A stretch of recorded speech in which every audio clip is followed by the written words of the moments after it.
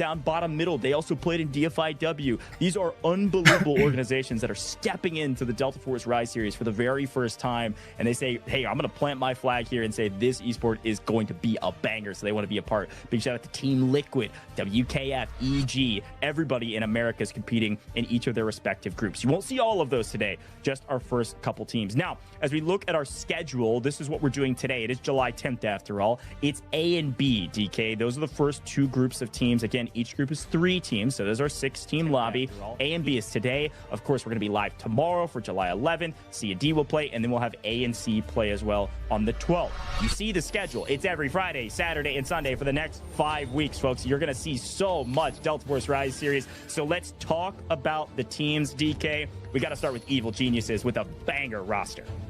Yeah, and I mean, they've got a decent chunk of hours on the board as well. We'll be seeing their preferred weapons and, of course, the operator class that they decide to play with, the ones that they are the most comfortable with. It is interesting to see Articuno going for the SVCH, one of the very pop of weapons that we have currently available in the game. But of course, they're not the only team, right? We've got WKF here as well. Again, also, Asvel's coming through on us. Interesting to see the kind of change up that we have with what weapons they choose to favorite. I mean, EMEA is just jam-packed with M7s. There comes our first M7 now for the America side. Favorite weapon not available. Says I'll take any weapon you give me and I will gun you down. There are some stars on these rosters and we have so much to talk about and so many games to get through. I can't talk about all of them, but this roster right here is special. Nightmare, equal plays in particular, an extremely talented player that's been playing for a very long time. I casted over this guy in the alpha, picking up a guy like Farmer Lucas, who's put in 1,700 hours in the course of the amount of time he's been playing the game. That is a ridiculous number. And in general, I think this entire roster is a team you have to watch out for in this Delta Force Rise series. They're going to make some big waves. They know the game really well. But speaking of some of the top teams on the board, man, it's difficult sometimes to say there's a top dog before the competition starts. But if you could say that, it's SSG. Space Station Gaming has ridiculous hours, yes, but they also have the pedigree. The pedigree from this team is that 2 out of 3 of these players played for the Inc. roster that went to the global finals and got 2nd place out of everybody in the world. That is a really strong team. Watch out for Space Station Gaming. I mean, that's the kind of performance that you want on your side, right? That is going to help carry you forward. Interesting setup here from Megalor coming through with that compound bow. I mean, again, not too surprising to see that be the case, but I wasn't expecting 2 players back-to-back having the compound bow being their preferred weapon. But again, right, that is kind of this is the only region where I've seen that they really utilize that compound bow, right? It is something that is completely different in comparison to what we see on the other side. But excited to see exactly where these teams are going to look to America too. A lineup will be hopping over onto Group B as well. And I mean, these are going to be the performers getting ready to step out onto the battlefield here today. Really pumped to watch Nightmare, SSG, LSZ, a little bit unproven. Really big shout out to Jade Advise. I've been casting over that guy for like half a decade in multiple different titles. So cool to see him here in the Pro League as well with Delta Force Rise series. But you're going to see FaZe competing today. I've been casting over a lot of these scrims with a lot of these teams actually in Group A and Group B. So a lot of familiar faces for me. Let's talk map rotation though. It's a little bit different from what we did not too long ago for even the open qualifiers. Round 3 is tied prison every single time. No decisions made there. But round 7, a little different. Team in last gets to choose whether it's going to be Brackish or it will be Space City. Another big difference in round 2, if we're playing Brackish, you will see an airdrop and a Mandel brick. Really important note, it's going to change the map a little bit. You may see the airdrop abandoned, you may see people fight over it, but either way, you look at it, a lot to play for on map 2, and you'll see that same thing on map 7 if it's chosen. Let's talk operators though. DK, you and I always talk metas. We don't have to get into the weeds with it right now, but the big thing to remember is that teams can only choose each of these operators twice throughout the course of the entire competition until map 7 when they open up again. Yep, they're going to have to be very decisive and very strategic as to who they choose to play going forward because, I mean, stepping onto our first map, again, you don't want to necessarily use the operator that you are going to be needing once you get onto either Brackish or heading over onto Space Station. So there's going to be a very difficult decision that has to be made rather coming through from our squads. But I think especially for the first map, I think Raptor could potentially be an option that they are going to be vying for. But then again, I'm curious to see at what point they got to look to maybe opt in for Morse. Yeah, I think there's a lot of conversation around meta, and I'm pumped to just see what America's doing. There's this fun conversation we always have, and plenty of other titles too, where the EMEA region and the Americas region play quite differently sometimes. Sometimes Americas could be more aggressive. They play slightly different operator choices. In general, our meta is that Tempest is the most valuable operator when it comes to Mantle Brick rounds. And then when you play maps like Zero Dam and Brackish, usually you're going to see a lot of recon or intel operators like Raptor, just because there's so much open spaces. And then on Space City, you got to prioritize smokes. Those are kind of like the big hits. And of course, we'll get into the weeds as we get into the games. What I love about the Delta Force Rise series is that all of our players are on camera, DK. Yes, we're online, but it feels like we're in person.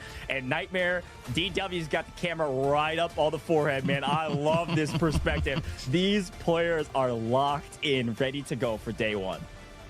Yeah, I mean, you can't miss the moment, right? It's just like, you know what? You want to see my face? Here it is. Look at it, observe it, and soak it in. And I mean, we got to be looking at all our players having the opportunity to show a few emotions as they go through the paces here today, and really looking forward to seeing exactly who's going to be bringing in that heat. I mean, because most recently you were casting on the scrims that they were doing, right? At SSG, they were just backing in the pressure there, but I'm curious as to whether or not that is going to change coming into the proceedings here today, right? Because I mean, I'm using EMEA as reference, right? Looking at what they did in the shows and the open qualifiers, things changed up quite a bit once they actually stepped out onto the field.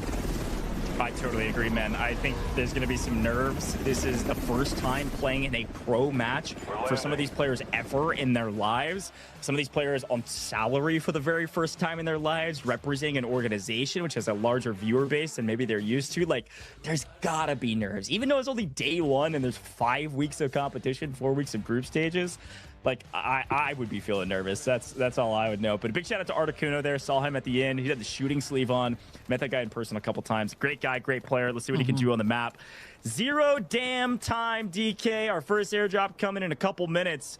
Let's see who starts off first with T1 spawns. It's going to be SSG and WKF, looking like they'll be swinging at admin first. Yeah, they're going to be going for those hot seats, pushing straight on forward. You can see FaZe also picking up a few of those scouts along the way, as they are also now in a hot pursuit. They might actually be going for the wall breaker approach here. Not sure if that is going to be the strategy they'll be looking to attempt or push for, but teams pretty much going through the motions. We do see LSZ also going for that very southern positioning right alongside EG. So both teams getting ready for a bit of a fight here up in Visitors. Yeah, I love it. I think admin is going to be a hot spot, but EG not full sending into the fight over here at Visitor Center. Like you mentioned, they will fight, but let's quick look at loadouts there, and everything was mostly standard across the board. You can see the operators on the left as well, and I love his perspective. You can play by the way, fun in a red off screen, but here on main, a lot of Raptors, as expected. A Raptor, I think, on every single team. A couple Noxes, a couple D-Wolves, mostly standard across the board. I mean, we even see a double D-Wolf coming through there for the side of Nightmare, right? So they've got some plans. They are getting ready to play with some upsets. So excited to see just exactly how they're going to look to utilize that. But yeah, pretty standard, pretty meta setup coming through across the board. Now it's down to how they can utilize those operators and actually leverage the skills to get themselves, firstly, that economy that they're going to be looking for. I mean, one quick note, while we still have the screen up, actually, I do see a Luru being used by FaZe. You don't see that often in Zero Dam. Like, sure, has a ton of value on a map like Zero Dam. Just using Aluru's rocket to actually for intel is nice. But Aluru is super valuable for Mantle Brick rounds. Zone off with incendiary. So I wonder if that's a mistake or a cool play that I'll be looking to FaZe to kind of make big waves in this first map. Or maybe they're burning Aluru for no reason. Yeah, I mean, at this point, it's just pure speculation. What's not speculation, though, is what SSG is doing, right? They've already been able to secure themselves 1 million in assets in this round so far, and that is a pretty strong start as they've just been farming it up. But, of course, Articuno just doing a little bit of that scouting to see exactly where the opposing side is, and unfortunately for them, right, LSZ right on their doorstep, so they're going to have to be super calculated with how they move through this visitor center. That's a good shot. These two teams are going to stare at each other for a while. Don't want to make the first mistake.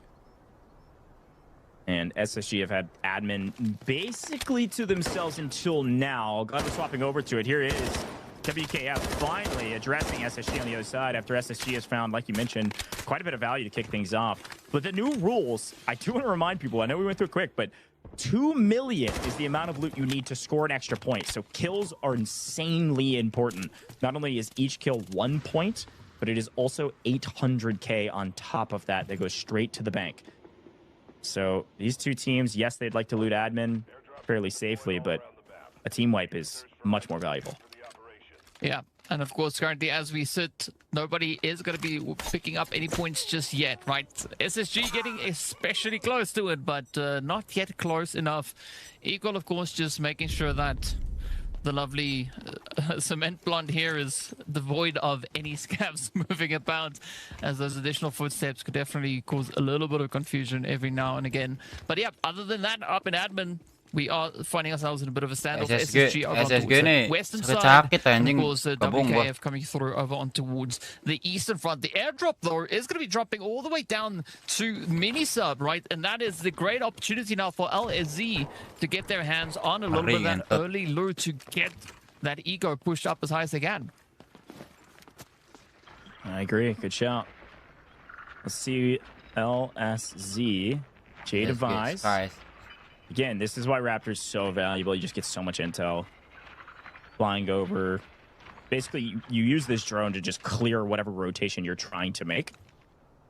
Especially if you think somebody's in that rotation. All these players have played Zero Dam. I mean, they all had like almost 2,000 hours each or more, and they've probably played Zero Dam several thousand times at this point. So we know where all the spawns are. First airdrop should be dropping in, though, right on top of LSZ, and they've got it free and clear. So the way the airdrops work, for those that haven't seen these, is we'll have 2 of them. The first will be some, hopefully, good loot. There is some RNG to it to some degree. The second will be even more valuable, potentially, depending on the RNG that you pull out. Now, I say RNG in both. Why? Because in the first one, you can either pull the AWM or the M82, which is what LSZ pulled. So each of those ammo rounds, obviously very valuable. Also, the gun itself, extremely valuable, because it's nearly a one-shot these days. AWM, a lot of the same. The second is going to be a bunch of gold or red items. So even more RNG in the second airdrop. We'll see if anybody goes there. Yeah, and you can see that weapon being worth quite a bit there. Is LSZ already up to 1.1 mil. But now we jump right back into the hot seat right here with WKF to see whether or not they are going to look to get aggressive over towards SG. And so far, Space Station actually holding pretty steadily, right? They're not really pushing over towards that eastern side, but it's going to be WKF now looking to open up this can as they push straight on forward.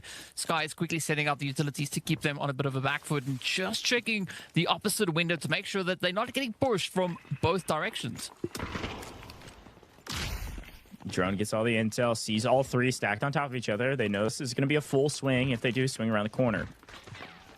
This will be the first real engagement we've witnessed if one of these teams commits. Unfortunately, with an angle like this, DK, I just think the first team to make the move will probably be the first team down. Sometimes it's, yes, a battle of skill, but it's also a battle of who makes the first mistake. Usually dictates the winners. We'll see. Well, as you can see, SSG not trying to be that team to make that first mistake, trying to keep themselves very well and distant from the engagement brewing here from the WKF side. But, I mean, both teams kind of just trying to figure out what is going to be that angle to take, right? They are bringing in a little bit of caution, and that's kind of to be expected. But curious to see just how long SSG is going to be able to kind of hold this position, because FaZe is moving up, right? They're making noise, and FaZe, they have that whole western side to explore and get a good strategic position over on towards SSG. Another drone comes out, sees all 3 there. I will say something that you don't see. You might see them pop into view on the minimap shortly. FaZe is wrapping. There they are in X-ray. You can see FaZe blue. They're not in the building yet, but they are wrapping on admin, trying to play third party. If this goes on too long, could see FaZe get into the mix here in admin if they can make the full cross, if they want to.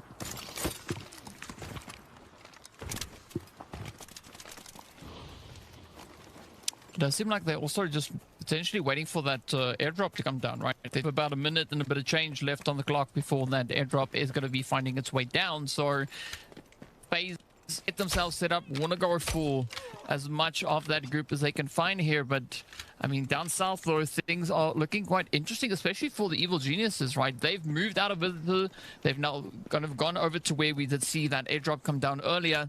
As we know, it is empty, so there's not really all too much for them to currently grab over towards that position.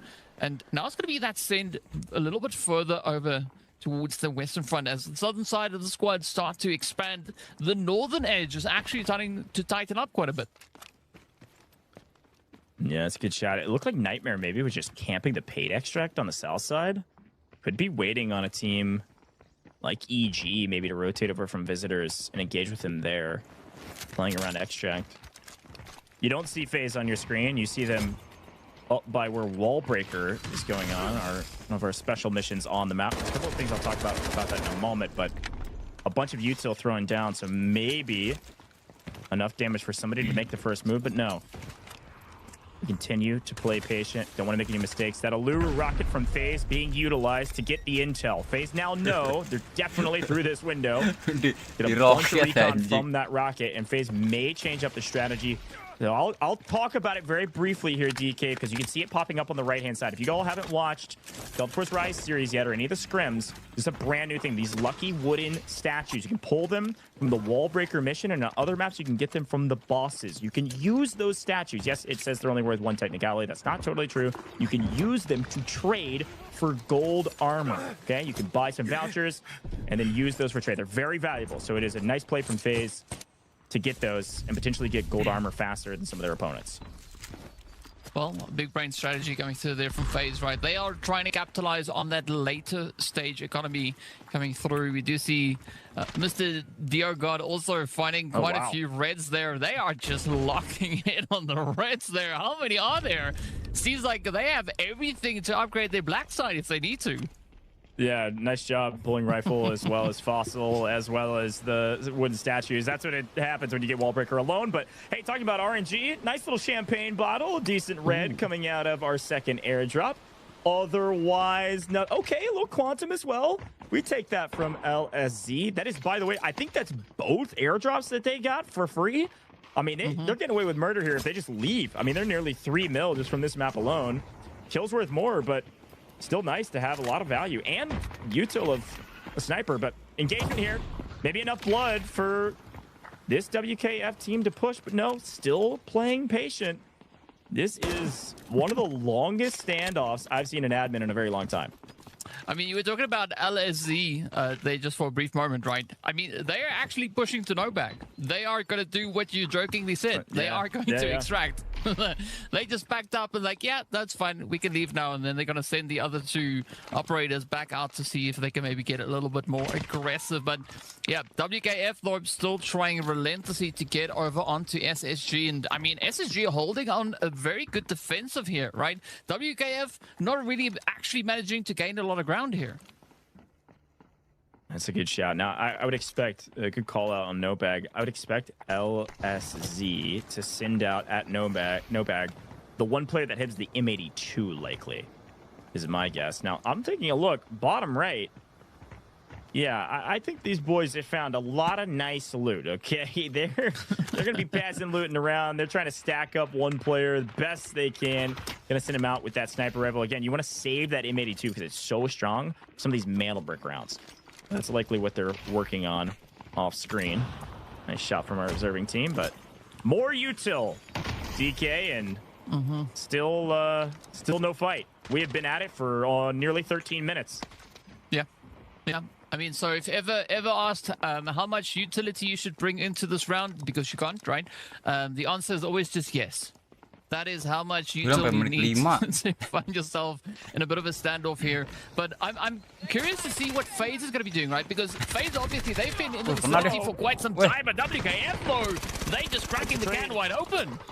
It's a trade back and forth and too easy. Shooting straight, too easy. He's making it easy. WKF got the first blood, but then lost 2 players. It's going to be C-Bots by himself. Now, one member of SSG is weak and the other is down. So he's going to challenge Ego. 1, 2. No, can't even get the cleanup. Maybe, just maybe, he had the wherewithal to go for the finishes instead. Some extra value, but instead tried to be the hero. And unfortunately, we'll go out with 0 on that one, DK. No kills. Everybody on red timer means they're still knocked. It's not an official kill. WKF, after all that work, unfortunately, full wipe with nothing to show for it. And the funny thing is that Gilzal almost didn't take any damage, right? Like, he almost didn't lose a single bit of health there. You can't say the same about the armor that he's got on, but I mean, wow, a good position that he found himself in there. And now it's all going to be up to what is going to be happening with the rest of the lobby. LSZ, they've sent their one player out. They have been able to profit the profits that they were able to accrue in this round. Now it's time to focus on aggression, right? Now they can push forward, they can go for those kills and add themselves 800k per elimination coming through. Yeah. LSC in a really strong spot. From now they were able to get onto the map and then just go play spoiler. You can hear the elevator has been pulled by just in the nick of time. If you can compare those timers, the elevator extract has 3:48 on it. Our match timer is 3:55 when I called that time. So that is what, a 7-second difference on whether or not that elevator extract was going to be able to use it, not.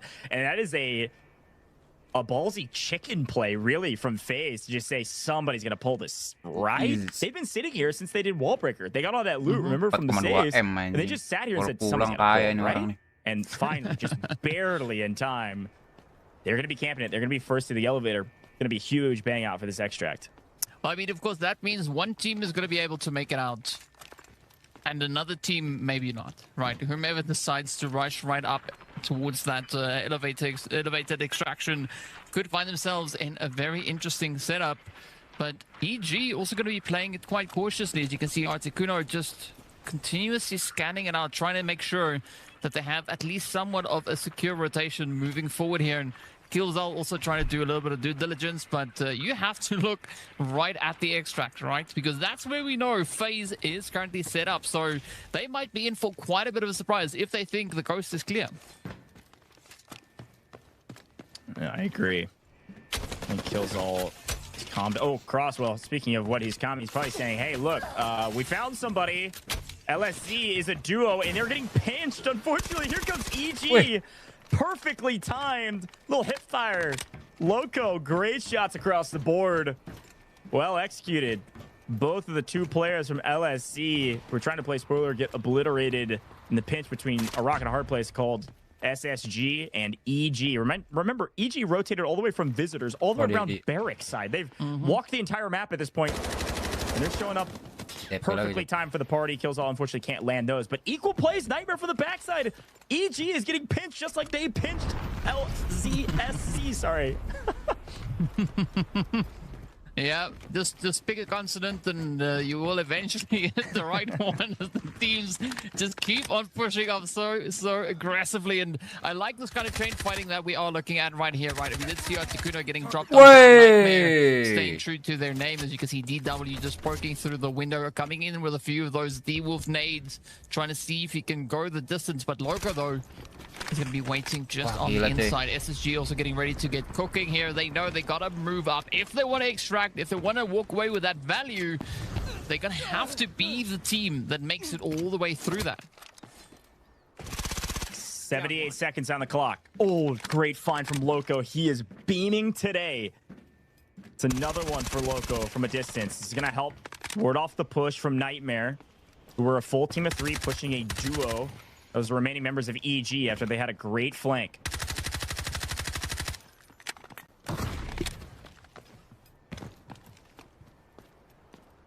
Util doesn't quite land. LSZ down, the only team besides WKF out of here. Easy also answering back. Great shots over the top on Muo. Muo, it's a trading of blows left, right, and center. DK, I don't know who's going to come out this alive, but now Loco's going to have to be a hero.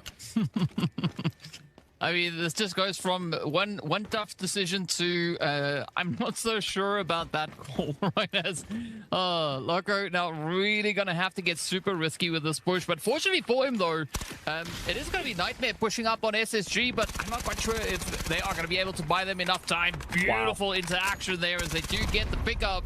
And in the meantime, FaZe are potentially going to be the team to take that extraction as they are the only squad left, and off they go. An effortless play coming through from FaZe. Yeah, FaZe just skipped the extract, and here in the final seconds, Loco's just looking for any kill he can get his hand on. What a wild map here in Zero Dam. It's been fun to watch Zero Dam over the course of the last several scrims leading up to the Rise series. Almost every time I've seen Zero Dam played, it's extremely aggressive. People are throwing kills left, right, center. People are getting wiped within the first 5 seconds.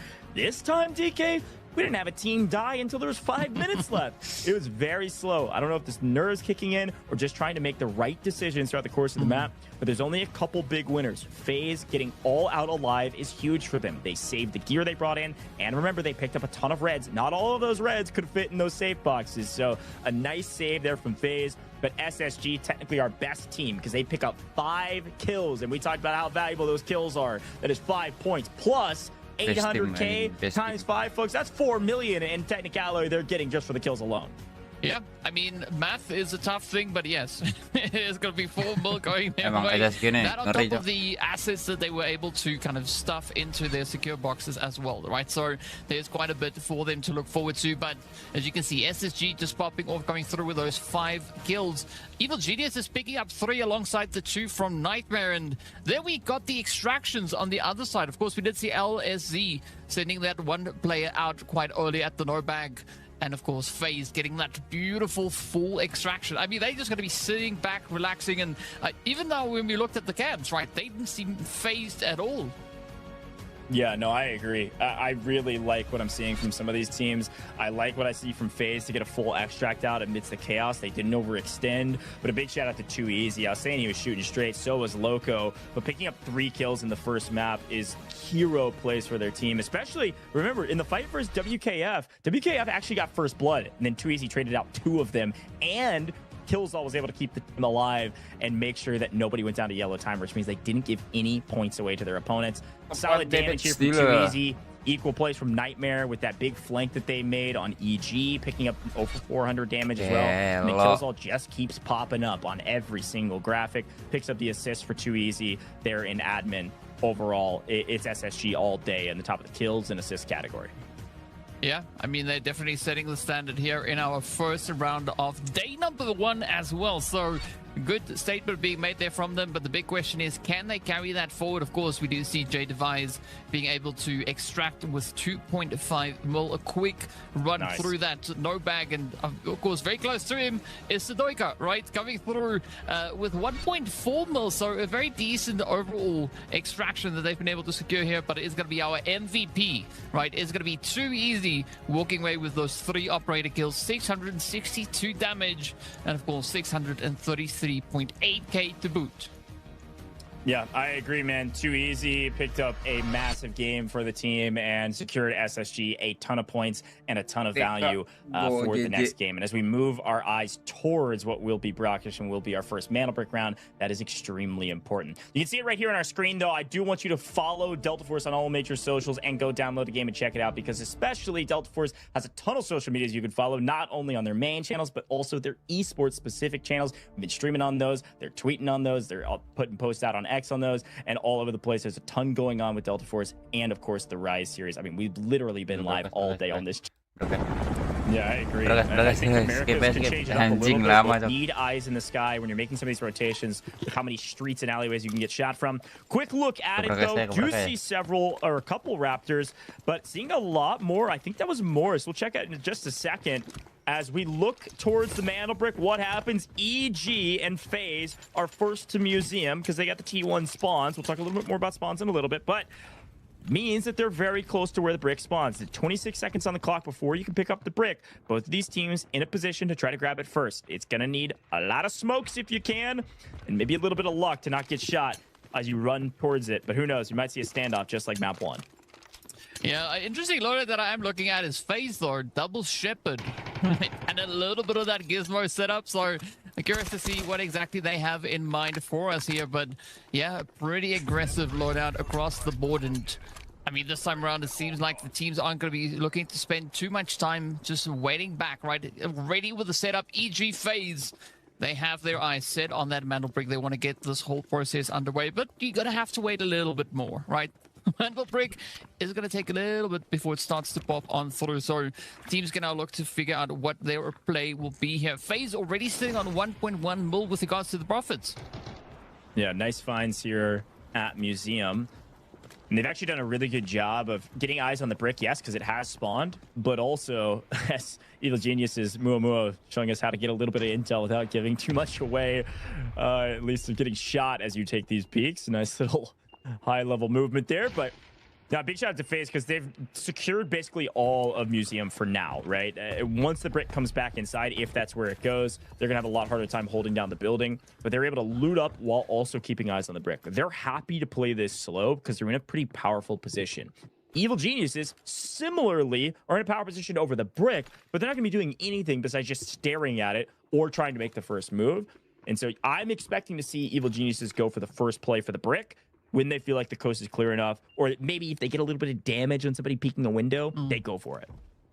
Yeah, I mean, we do see FaZe also burning one of their golds, but as you said, right, they had those wooden statues that they could use to kind of exchange for that, so they will actually potentially have an extra to go at that. So an interesting play. This could definitely provide FaZe with quite a bit of that confidence to contest over towards the mantle brick right here. But I mean, in the meantime, also we are just awaiting that airdrop to come on down.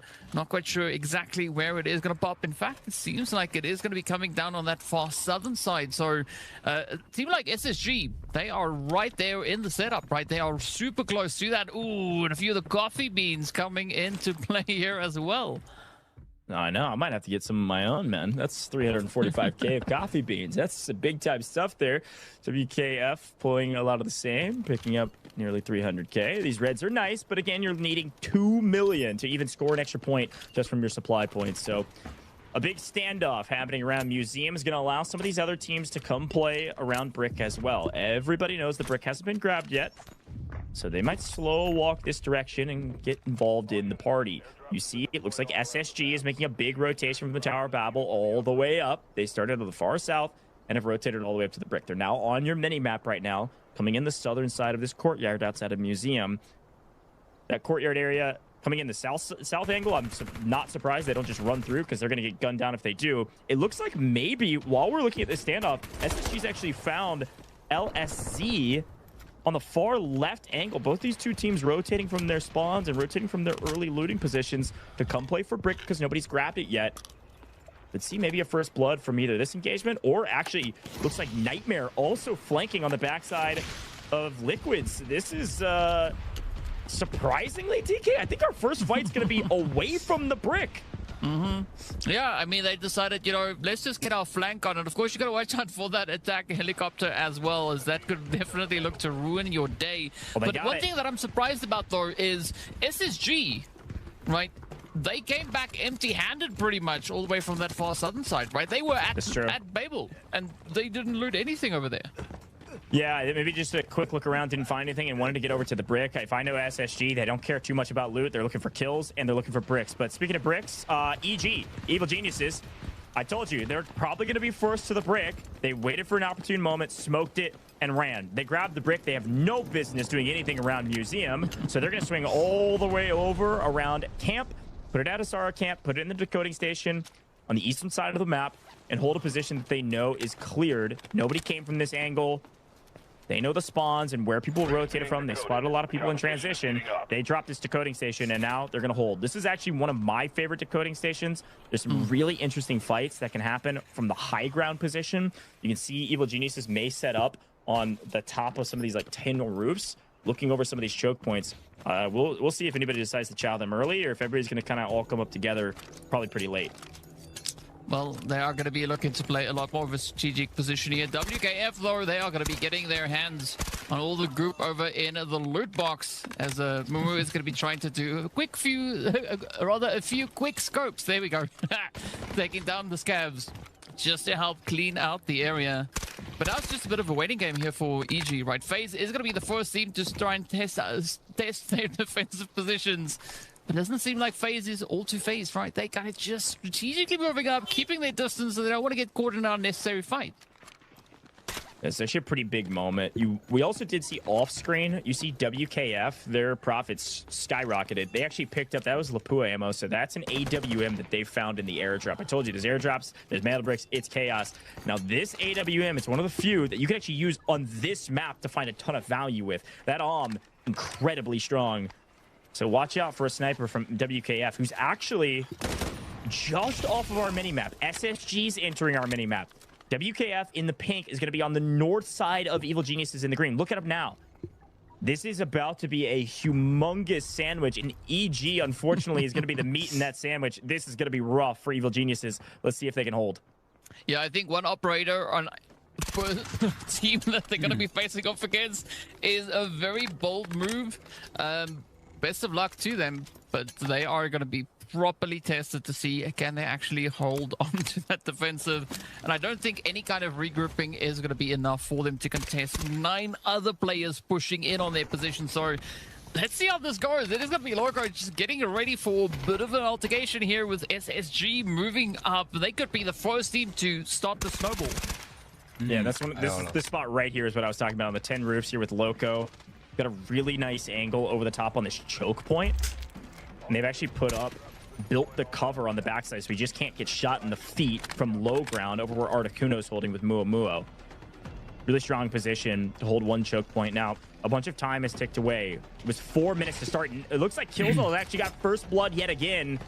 SSG have taken down Snows from FaZe. FaZe now a duo, trying to figure out if they want to try to still play for this brick amidst the chaos, or try to get the buddy up while SSG are rotating aggressively towards brick. You see yellow pouring in on the minimap as Evil Geniuses are under heavy fire from all of this utility. We got drones, we got all types of stuff. Frags, shock arrows. I mean, there's a ton of stuff happening all at the same time. Gizmos are going crazy is what that is. I see electricity. I'm thinking Lunas. We don't have Lunas. It's just all gizmos all over the map. Watch out for the spiders. Yeah, you gotta have a good bit of a deterrent coming through into this one. But I think this altercation, or the way this engagement is actually working out here for EG is not that bad at all, right? Because FaZe and SSG, they're kind of bumping heads, trying to be the first team to get over onto that mantle break. In the meantime, EG, they just got to find a few of those stragglers to keep that defensive line going. We do see everything now being thrown at them, and of course, again, it is such a difficult position trying to contest with that double Shepherd moving in from FaZe. 20 seconds. Airdrops landing at the same time, but all we care about is the brick right now. Evil Geniuses, I thought there was no way they were going to withstand the pressure of everybody else, but everybody else is just shooting each other. Evil Geniuses are going to get this for free, or is FaZe going to make a hero play? FaZe sticking. Snows gets on it, but he gets stuffed at the line. He had maybe half a second left on the steal, and Evil Geniuses get our first brick. Fortune favors the bold in map number 2. They grab the brick, they put it in the decoding station, and they're able to top the leaderboards regardless of what happens and only lose 1 player. DK, what a move from Evil Geniuses. Great composure amidst all that utility. I mean, what a big brain strategy, right? I now understand why you said this is your favorite decoding station, because, I mean, if you play the angle like EG did, it's just almost right. You can just plonk it down and let the teams fight each other, and at the same time you just got to keep that defensive line pretty dang strong. So yeah, big GG going out to EG there. But now let's see what the rest of the lobby is going to do, because now the focus shifts onto those kills. Right now you can get quite aggressive and look to find as much as you possibly can, and there's also still potentially an extraction available.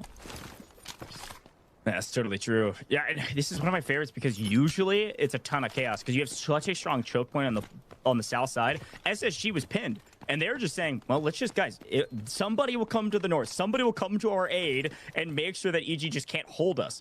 Nobody pushed. Everybody was too timid on the north side. FaZe tried to come up the stairs. WKF never came into the party at all. They were just holding north, expecting, I guess, to get a gift, or just not wanting to throw the game away here in map 2. But because of that, Evil Geniuses just won the filibuster. Like, they just sat there, it took the brick, and nobody really chowed them. They just had to kill 1 player. And speaking of killing 1 player, Poppy from LSZ finds the right angle on Skies, and in the meantime, they're getting shot in the back by Nightmare. The 3-team battle's happening off brick now, as LSZ is in a bit of trouble, and Meg is on the bow. Bowmaster reigning supreme, but he can't hit the second shot. In the util, proning out, dodging arrows left, right, and center. What am I watching? This is deltaforce, baby, but this is looking like a movie. Absolute insanity, and we just love to see it all happen right here on screen. In the meantime, WKF, though, they're going to be popping champagne as they are getting their hands on some of the reds there. But of course, now it is going to be those airdrops absolutely gobbled up by them, and they are having a field day. 2.5 mil in profits already secured. It's now going to be Megs, though, to be tested as SSG starts to push on through. I think the only unfortunate thing about this crossbow is that you just can't fire it off quick enough. And yep, here we go. Meg getting absolutely decimated as the push comes through, and out they go. Out they go. We see FaZe get fully eliminated off screen by WKF while that was going on. Liquids LSZ out of here as well. The bow is strong, but unfortunately, with this many gizmos on the map, those little spiders are going to find you hiding in all these corners.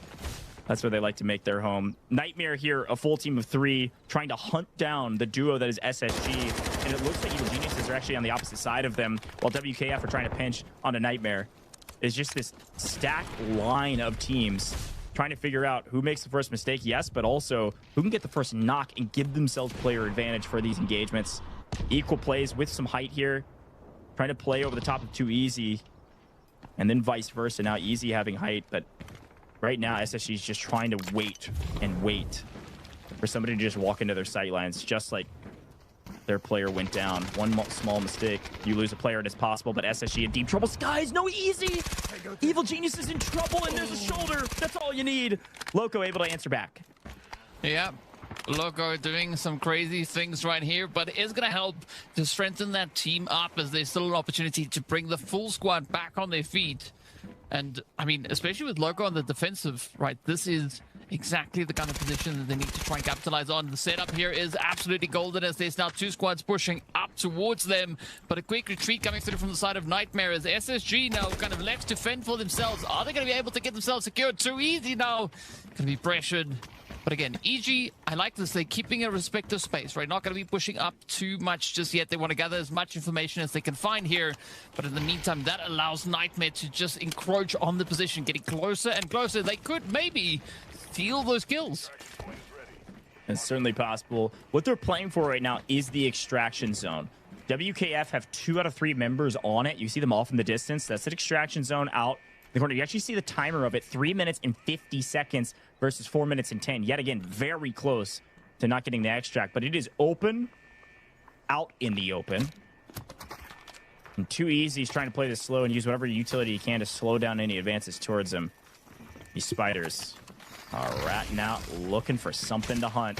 Here comes the EMP. 2 Easy in deep trouble. Loco's not missing. Loco truly is that guy. A nice swing from Evil Geniuses and a nice pickup. They not only get the brick, they wipe SSG, who is technically in first place. Things are looking great for Evil Geniuses. The question is, do you know? Yes, now you do. This is why you run a Luru. Gotta have that intel. Evil Genius is gonna swing on this. They feel like they have the advantage. They got nothing to lose.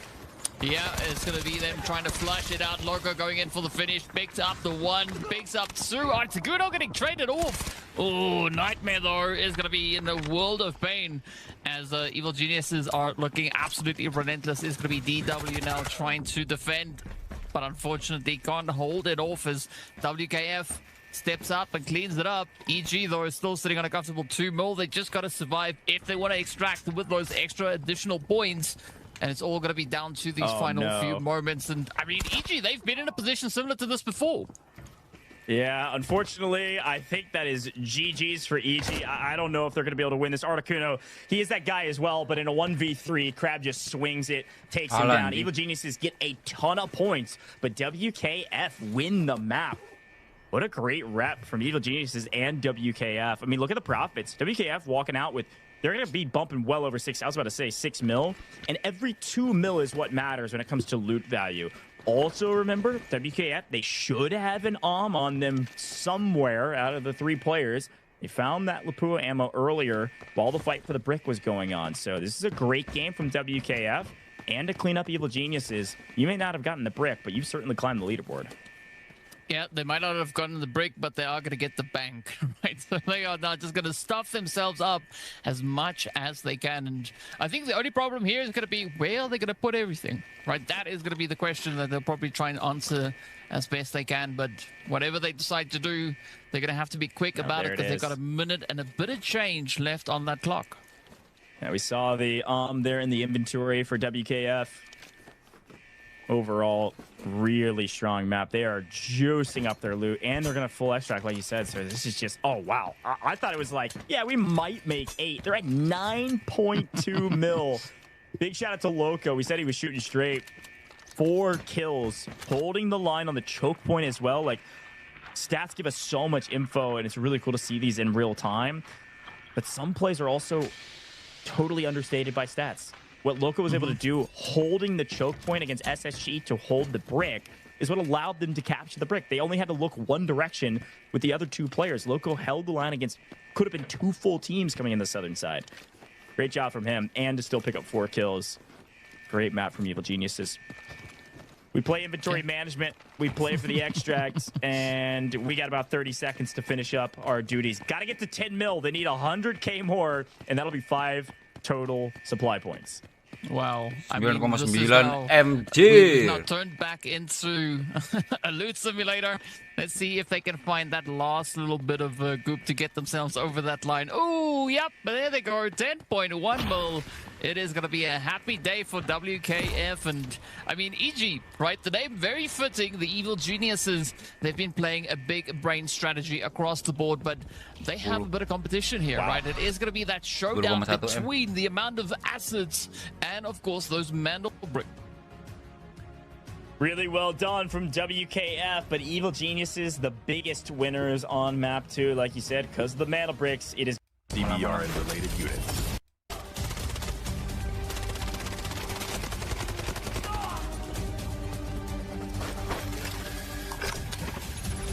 Freeze right there.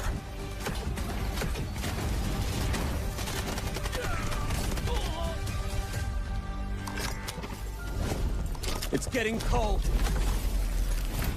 N2 is equipped with a modified grenade launcher, capable of firing up to 6 LN2 grenades. Upon impact, each round detonates and releases a burst of cryogenic gas, dealing area damage and significantly impairing enemy mobility. Sustained hits can fully immobilize targets through extreme low temperature exposure.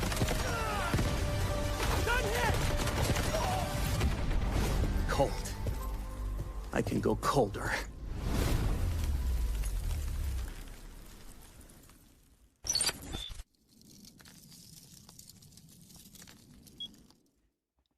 Emang the best anjing.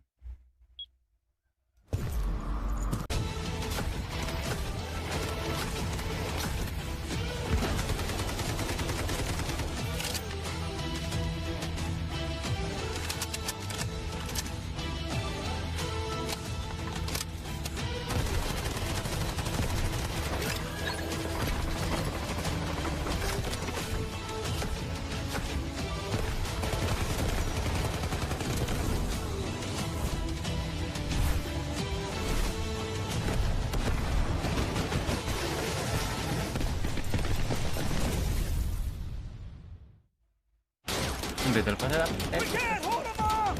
Fall back! Move! I'll cover you! Good to see you, operators. Another. Let's move!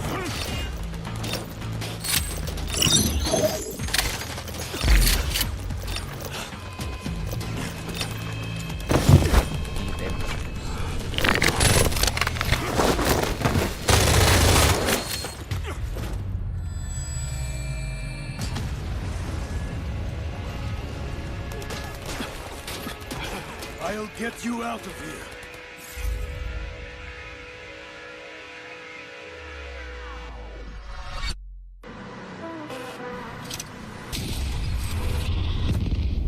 The enemy got the mantle bricks.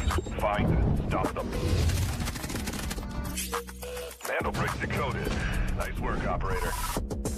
The Time to strike is now. Do not let me down, operator. Decoding has begun. Defend the area.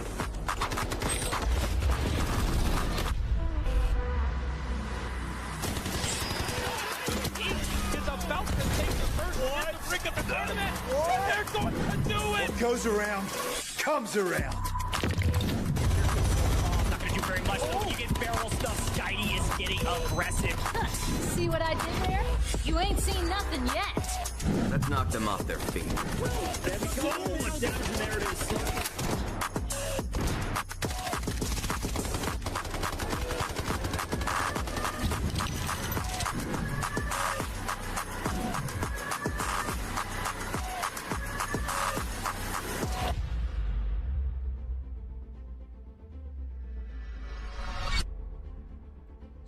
Juli sampai 9 Agustus. Rise series, Udah man, saatnya week 1, defensi. and Crab is making sure that his clip Ini. is going on the timeline because WKF Namanya had a fantastic last match. Series But the biggest winners were America. Evil Geniuses. They are the first team to get the metal brick, which means they're the first team on match point.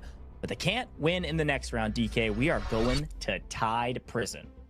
Yes, sir, and that means, of course, there's not going to be a single Mandel brick in sight. It is another, and of course, the final eco round to come through. But looking at the leaderboard, the Evil Geniuses, they are ecoing their way to the top, sitting with that Mandel brick quite comfortably in their bag. 12 total squad points.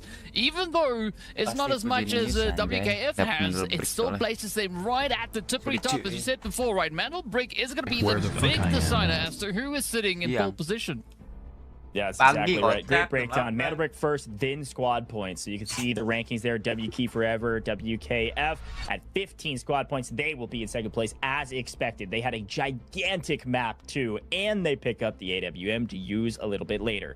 But we go to Tide Prison, folks, and things are going to change pace. It may actually feel a little bit more similar to Zero Dam at the way it played in Americas, because as we look at our operator pool, we know what we're going to be seeing. Mr. DK, we're going to be seeing a lot of Noxes and a lot of Hat Claws.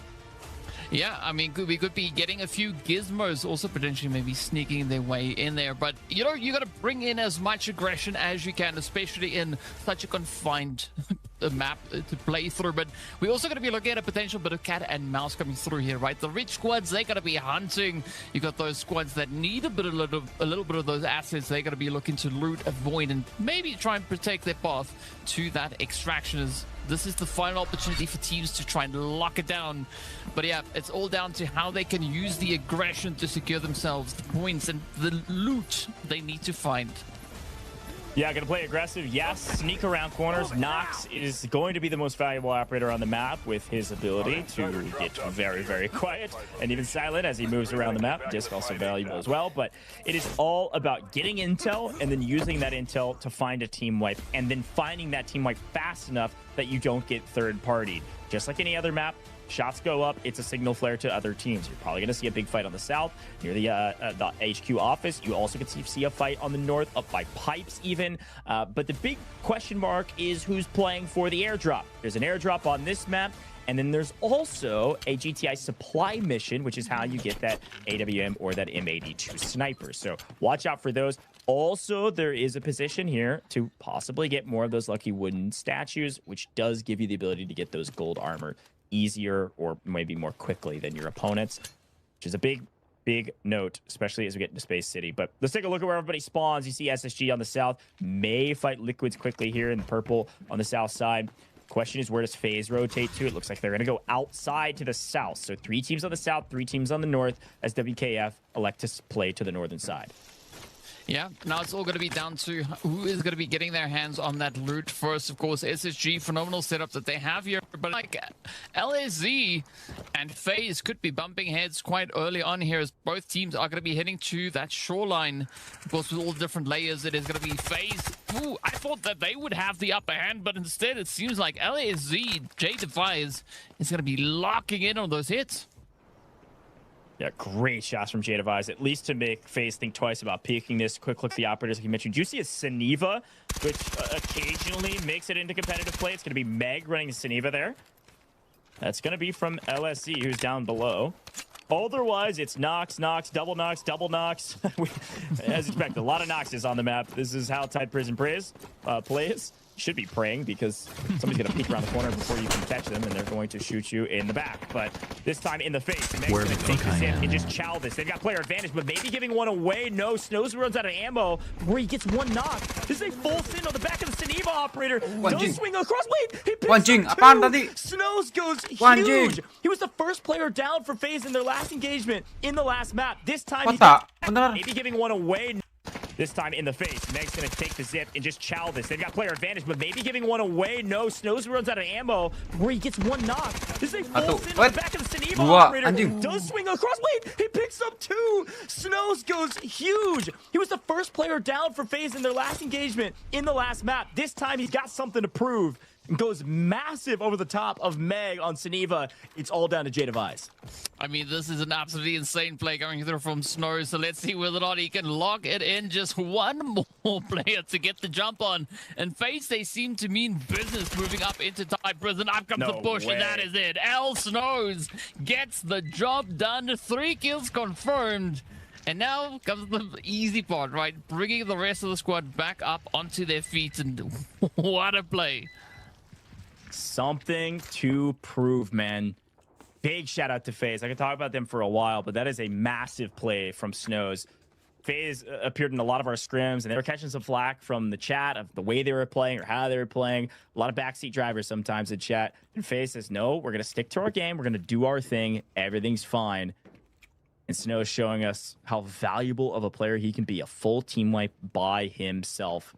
Picking up 2 reds here or off camera from a couple different teams. Profit matters, but kills matter most. FaZe picking up reses. Big moment. We do need to remember, though, besides Snows, both the other 2 members of FaZe have been to yellow timers. So you see those players go down again and get fulled. They will not get back onto the map. But here we watch EG chill and just relax. Slow things down for us. Yeah, I mean, sometimes that's what you got to do, right? Just got to take a step back, relax, take another breath, and then figure out the next bit of insanity that you are going to look to attempt here. And, well, for the time being, it is going to be SSG just working their way through the main part here, just looking for any potential opportunities to gather as much loot as they can. But it does seem like already quite a bit of the approach that they're taking there has been looted up. And of course, we did see FaZe taking that exact approach a little while ago. So curious to see what FaZe is going to look to do moving forward from this point onwards. But now Nightmare, again, just making sure that they are free to loot as they please. As you can see a lot of these sonars being deployed, and that's actually really good at gathering the information to know whether or not the position is clear. Definitely hear those footsteps from our side, so I know the players hear them as well. Stacked on top of each other. See what loot we can pull in the meantime. For the side of Nightmare. Some more coffee beans, DK's favorite. Mm-hmm. I hope it's good, though. That's going to be the big question, right? I'd love to taste those coffee beans. Like, I mean, I hope they're, like, really dark and strong, and because if they are, then I would approve that. Then they could stay red. If not, then we might have to work on getting stronger beans. Okay, all right, I respect that. I'm a black coffee drinker myself. I like it strong. Listen, I'm looking back on FaZe's stats through the course of some of the scrims that we saw them play in. This is kind of their map, man. They had over 8 million assets in their last scrim, 6 kills last time they played Tide Prison against some of these same teams.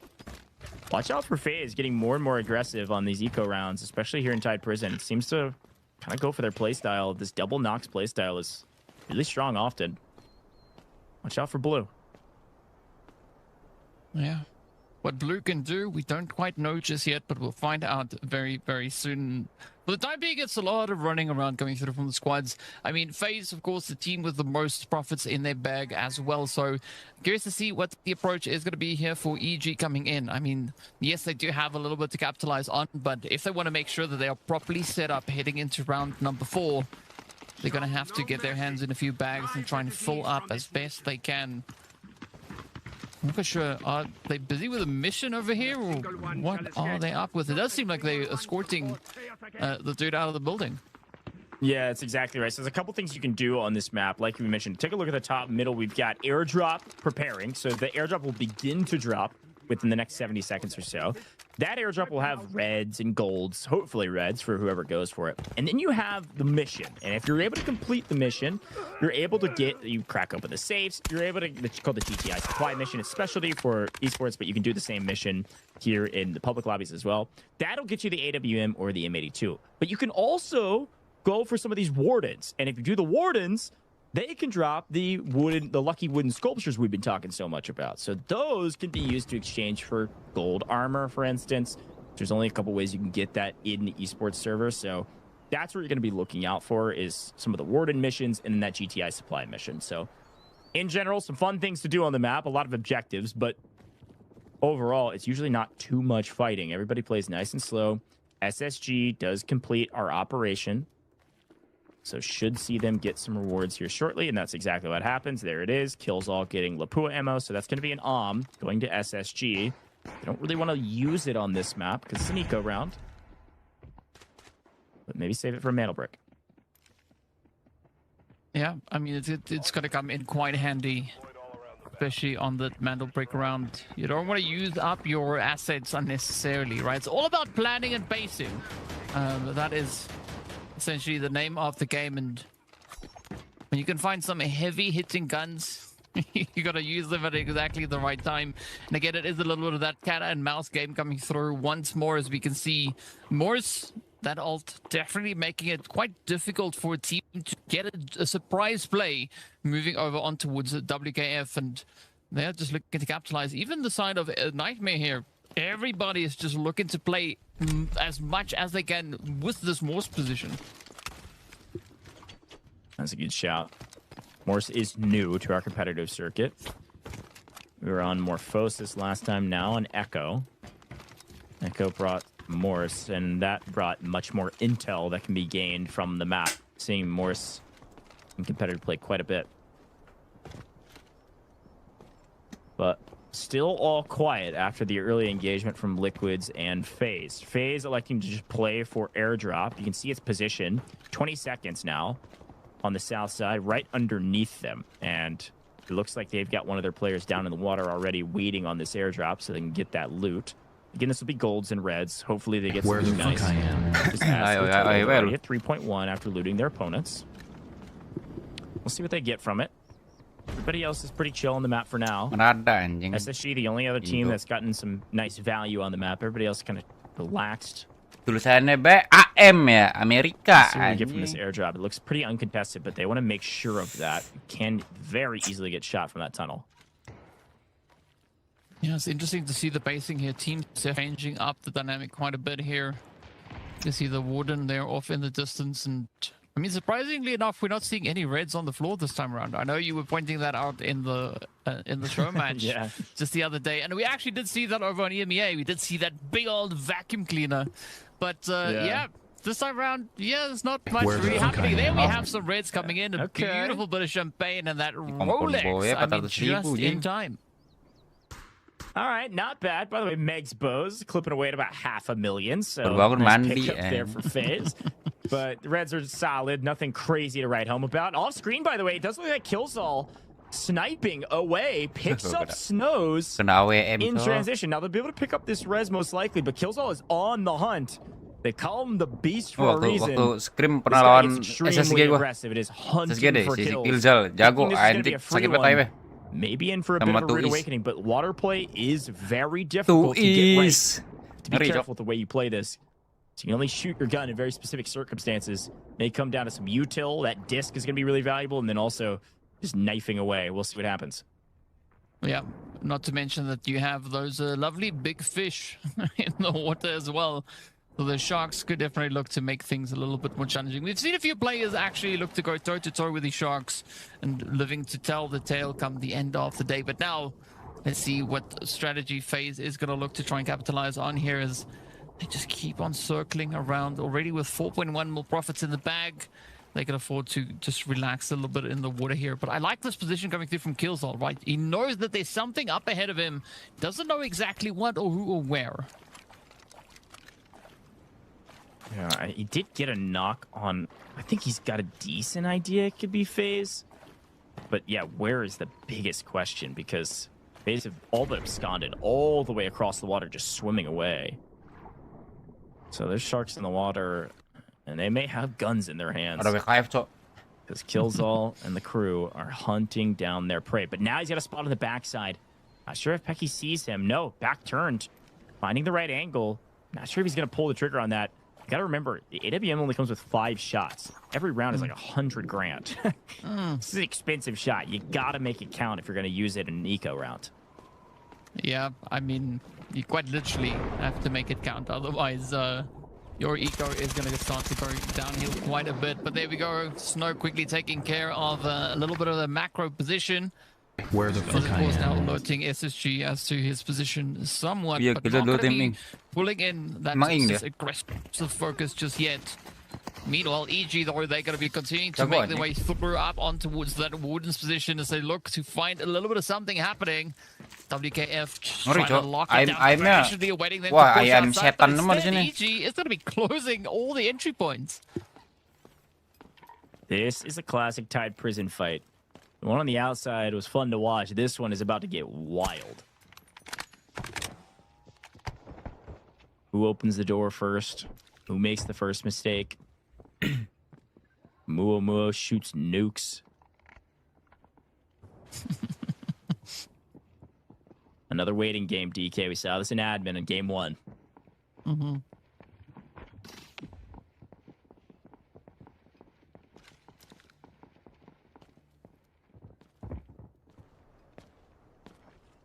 Yeah, Muo knows that there's something's up, right? He's just trying to buy as much time as he can. Tim e-sport luar negeri udah pada the rest of the EG squad, udah pada ngalir ke they're keeping a very close eye on that water extraction.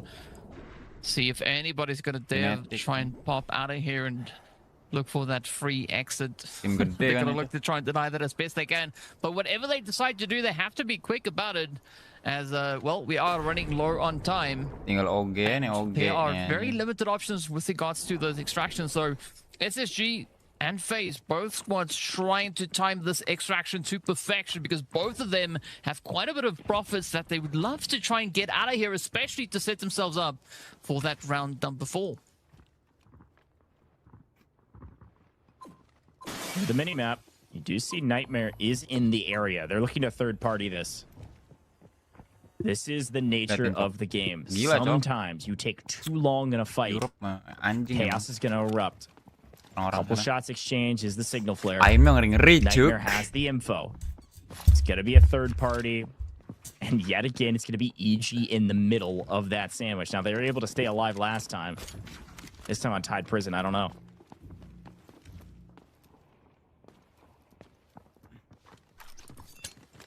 Well, we'll see pretty soon whether or not they've used up all of their luck or if they still have a little bit left in the tank here. But it's going to be Crab also now looking to just get a good read on what is going on. SSG, though, is going to be the first team up on the extraction point. As they get it secured, they do spot out FaZe, and this is not the extraction of play that FaZe were hoping to get in this round here. But SSG, this is the opportunity to really try and capitalize, and they could even maybe find an extra bit of bank here. Ooh. They've traded 1 for 1. Easy, maybe going for the resin. Wah, pulang anjing. And they get the out. Whoa, great timing. They pick up Dio. Remember, Snows was last alive. So when Dio gets knocked in fold, there's nothing you can do. You can't get anything back. They miss the extraction. And they can't even revive their buddy. SSG get the kill, and they all 3 get out. Remember, if you're on the extraction and you're on red timer, if you're crawling, you still extract. Sneaky plays. You're so focused inside. I didn't even look at the game clock and see there's 2.5 minutes left in this map. We're running out of daylight. Di sana jam berapa ya? Space Station Gaming might be the only team to full extract. Yeah. Mo anjing, mo in the bag. It is going to be salah bae lu. Mandi dulu. Dah. Buset nih ya kawan nih ya. To see, can they get aggressive and try to capitalize on those kills? Because they still have quite a bit of a way to go. And I mean, that holds true for everybody else in this lobby. The extractions definitely being an option that they can't really look to play for. So now it's just use as much of that aggression as you can. And I mean, there's an absolute plethora of players still remaining in this round. Running out of daylight, though. Everybody's got to be looking for kills right now. Maybe you could send somebody through the water. No bad. You could save a little bit of profits. Maybe if you're phase, you go for something like that. But for now, we're looking for kills. Reminder, every kill is 1 point and 800K. I cannot emphasize that enough. 1 point is the same in supply points as 2 million technicality that you find on the map in profits. That is a ton of value, let alone the 800K you just get on top of that 1 point. So teams are going to be fighting here in the last 60 seconds. They're not worried about extracting, not yet. At least not right now, especially when they got a full team of 3 and they've got some prey in their sights. But who's going to actually strike first? Somebody's going to have to make the first move, and it might be Nightmare. FaZe shot in the back by EG. Loco getting paid for a free kill. Sudoka last alive for his team. Going to have to be the hero. While Nightmare swarms on WKF. We swing over to Nightmare. What are they doing? They find, yes, 1. Where's the second? WKF still have 2. And they're deep in the flash, deep in the smoke, deep in the util. Crab trying to land anything he can get his hands on. He can't get anything. Nightmare have, yes, 1 down, but 2 full up. It's going to be Evil Geniuses fighting the last remaining member of FaZe. It's Utter Chaos breaking out in the last 60 seconds because there's nothing else to do. You got to fight. And Nightmare getting better. At least probably the most value from it. But down go FaZe finally. WKF do get 1 player out. And DK, Evil Genius is the only team with full 3 alive. But there's only 15 seconds. Yeah, I mean, is anything going to happen here? Potentially, maybe, right? The TTK is going to come into full swing here. As you can see, Loco locking in. Gets the 1 in the back. Gets 2. And now can they get the full wipe? Wah, satu lagi, Cok. So hard to Ya, get the full anjing. wipe ongoing, but unfortunately, the timer says no, right? You can already get so close. And EG, again, trying to capitalize on as much of that carnage as they can find here. Final 2 minutes, utter chaos. Because there was nothing else to do besides just somebody's got to make the move now. You're up against the clock.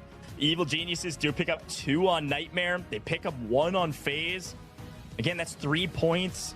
Ini siapa cowok sih ini Momo nih? Mil just from those 3 kills alone in the final 2 minutes. A great move yet again from Evil Geniuses to close out the round in style. And they will pick up best team because they had a kill earlier. 4 total kills between the 3 of them. Yes, hardly any assets gained because, well, frankly, they didn't make it out of the map. But still, did well. 4 kills, 4 points, 3.2 mil in total. Won't quite make it to 2 supply points, but still a solid map. Yeah, and I mean, of course, they're the team with the most kills in this round as well. So that is going to just keep on banking for them. And I mean, this is the strategy, right? If you can't get your hand on a mandal break, go for those kills. Look to get as aggressive as you can. But of course, at the end of the day, SSG, they were still able to extract with that 3.4 mil in the bag with that 1 kill coming their way as well. So yeah, still making some money as far as they go. Yeah, I think at the end of the day, you could count your winners a couple different places, but it's SSG and it's EG for sure. You find a ton of value you're able to get out of the map with, as well as for EG, you just find a ton of kills, which equals that value mostly. So solid rep from both of them, but Snows picks up top Slayer, top killer on the map because he picks up a 3-piece by himself against that Liquids roster that gets wiped first. So a big rep from him, but then the top damage, Loco, is just putting damage all the way around the map. Only a couple kills, but it was still well worth it to do that much damage in those final couple moments because those points desperately are needed if we get into the tiebreakers. Yeah, you're going to have to try and find anything you can. Of course, taking a look at our assists here, it is going to be equal to sit at the top of that board, but up comes Killzal with a beautiful 1.9 assets earned in this round. WKF, though, pretty close to that. But SSG, they are just locking this one down. 3 million in assets between only 2 of their players. So a really good run for them right here on Tide. But now the big question is going to be, of course, well, we have our answer. It is a very equal play as none other than Equal himself to take the MVP for round number 3. 2 kills and 507 damage to accompany that. Great job from Equal Plays, man. Kadenya pada ngeri-ngeri, Cok. Ada yang kadenya 8, anjing. In the next round, as we go into what will be the Space City Marathon. My goodness, DK, I'm loving what I'm seeing from the Americas region in the first 3 maps. It is a little bit different than I thought. It was a little bit slower than I thought. But Mana Brick round on Brackish was a ton of fun. So I'm expecting a lot of the same as we go into Space City here in just a moment. What do you think? Yeah, I need to go get my popcorn. That's what I need. I need popcorn ready for Space City because it's going to be popping off. I'm going to need to stuff my face or something. It's just like, yeah. Look, there they go.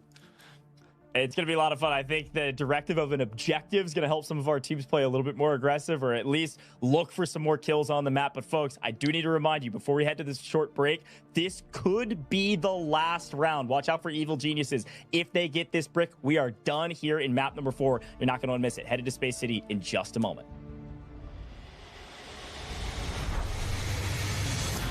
Two members now the odds are in their favor. 2v1. Everything getting spammed away, and MT getting a little. So hang on a second, NL. Look at that! It's an absolute swing. This and Elicious got him under here. Lines him up, even through the shot. You're a nut. The last remaining 3 BOB. They find 2 instant knocks, and Elm's gonna be hopping off that.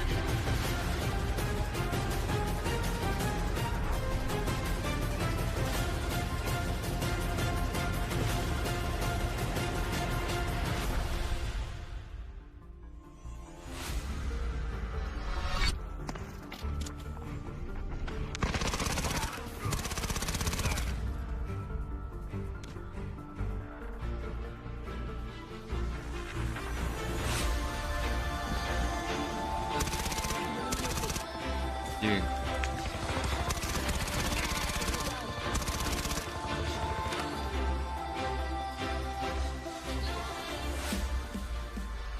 Welcome back to the Delta Force Pro Tip. Spacing is everything in competitive operations. While some regions prefer a slow, calculated turtle setup, the Americas region is defined by explosive, high momentum pushes that catches opponents completely off guard.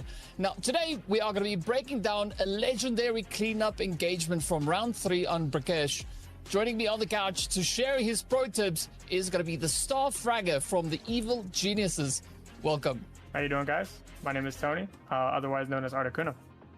So let's roll the footage, right? We are going to be dropping right into the action around 1 hour, 56 minute mark, where the fight inside the transit building reaches a boiling point. Well, so Articuno, the first fight ends incredibly quickly, right? But instead of slowing down, your team immediately shifts the attention into the extraction behind you, right? So what information were you working with that told you there was still another opportunity for you to capitalize on? Going into the round, obviously, we knew exactly what was going on prior to this. There's a lot of context clues that aren't shown just within this very snippet. We knew who we fought prior to this. We knew where the spawns came from. So we knew the general area of where the teams were coming from. We also knew there was a team directly on the extract fighting for it. And then we knew there was a team coming from the Babel spawn. One of the Babel teams was coming. So we knew at any point in time we can get shot from the side, but coming from the alley, we knew everyone was directly in front of us. So we kind of just isolated our fights immediately after the alleyway fight, and we shifted our attention that way. Let's talk about that transition, right? So from our perspective, it happens almost instantly. What kind of communication is taking place between securing that first elimination and committing to the extraction fight? Coming out of the alley, the reason why we transitioned so quickly is because it's not shown on the camera or shown on screen, but Mumu actually, my teammate Mumu, he directly gets a pick on the extract team. The guy is peeking over the Humvee, but over the fences, and Mumu directly picks him off, and then immediately gets another one towards the flight cases on the left. So knowing that, we knew we had an opportunity to just take our fight, but we immediately after that, we figured out there was a team or there was a player in the blue tarps directly on our right. So me and Loco, we agreed that we should isolate this one individual person, and that's exactly what we did. And then it creates an avenue of we have all the space towards the actual alleyway or on their extract, and that way we can kind of funnel ourselves in and we slowly make our way in. Watching this back, right, what do you think is the biggest mistake the other team made that gave you the opportunity to capitalize? I was definitely picking Mumu. That's an issue that a lot of people do. Some people are they want to get that first entry kill, and it is very important to get that first kill, and that's why I believe in Mumu. I believe in Loco to do those things kind of for me. I don't always have to necessarily do those things because it's extremely important. Getting the one-man advantage is always important in any engagement, no matter how many teams are in the fight. But in that scenario, Mumu actually got 2, so that, like I said, it gives us that confidence. It's like confidence and an advantage to strictly just run in if we wanted to. The final question for all the operators watching at home, right? If there's one pro tip that they should take away from this clip, what would it be? Decisive. It's always about working as a team, ensuring that you have everything covered for the most part. Try to get all the information you possibly have on a situation. Obviously, there's certain things you can't know about, like what gun someone's using, who's shooting where, who's shooting who. But it's always about having the information available that is given to you, because in the grand scheme of things, a lot of things are presented to you. It's just a matter of just collecting it and deciding on what to do off of it. With a flawless demonstration of aggressive target switching and elite map discipline from Never Lose, you got to read the feed, you got to clean those corners, and then of course never stay at the party too long. Thank you so much, Articuno, for sharing these pro tips with us today. And to all our operators at home, keep the pacing high, and we'll see you in the next pro tips.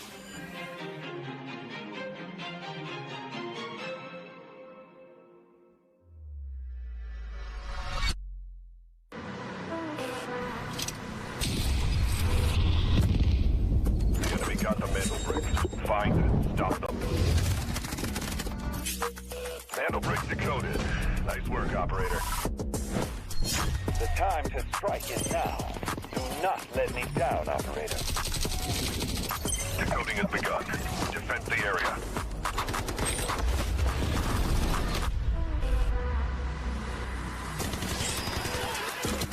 Is about to take the first brick of the tournament. And they're going to do it. What goes around comes around. Not gonna do very much. When you get barrel stuff, Skydie is getting aggressive. See what I did there? You ain't seen nothing yet. Let's knock them off their feet.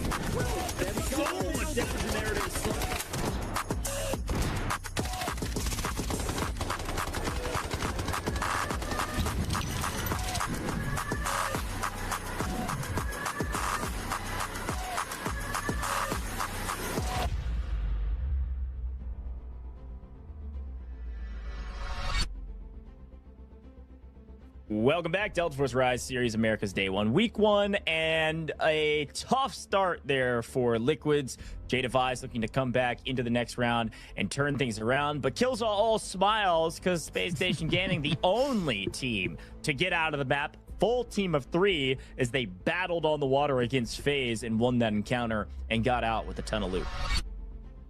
Yeah. So they swam to the top, right? Look at how much to the top they swam there. As you can see, the points trying to be secured. Of course, that puts them on a very comfortable 14 squad points. And I mean, they're doing some work out of here, but you know, there's one team that's just capitalizing on everything at this point, right? Kill points, squad points, and that's of course none other than the Evil Geniuses. Yeah, Evil Geniuses look really strong right now. I mean, first and foremost, they're at the top of the leaderboard because of the mana brick. You can delete everything on the right-hand side. It's all mana brick all day, right? They're at the top. But then you look at every other category, and besides supply points, their kill points are double second place right now. They have 17 total squad points, so they'd be at the top regardless of the mana brick. Evil Geniuses are doing what they want on the map, and they're doing it extremely well. I gotta shout out my boy Articuno. This kid is different. He's been playing this game for a really long time. He actually made an appearance on LAN in China. Big shout out to 60MG in the chat as well, who went there with them. A little bit of a different roster. They made some roster changes. They were under Never Lose. I saw that great interview you had with them. Evil Geniuses pick up a really good squad, and they're crushing it in day 1 here, TK. Yeah, they're doing a phenomenal job. There's not much that you can fault coming through from the side there of EG. And I think that loadout with Articuno, Loco, and Mumu, yeah, it's a winning combo for them. And I'm curious to see what they're going to look to do once they step up into Space City. But I think this is going to be another opportunity for SSG also to look to rise to the occasion, right? Because both the teams with the G's in their name, man, they are just bringing so much heat out onto the rounds that we've had so far. But the big question is going to be, which operators are they going to go for?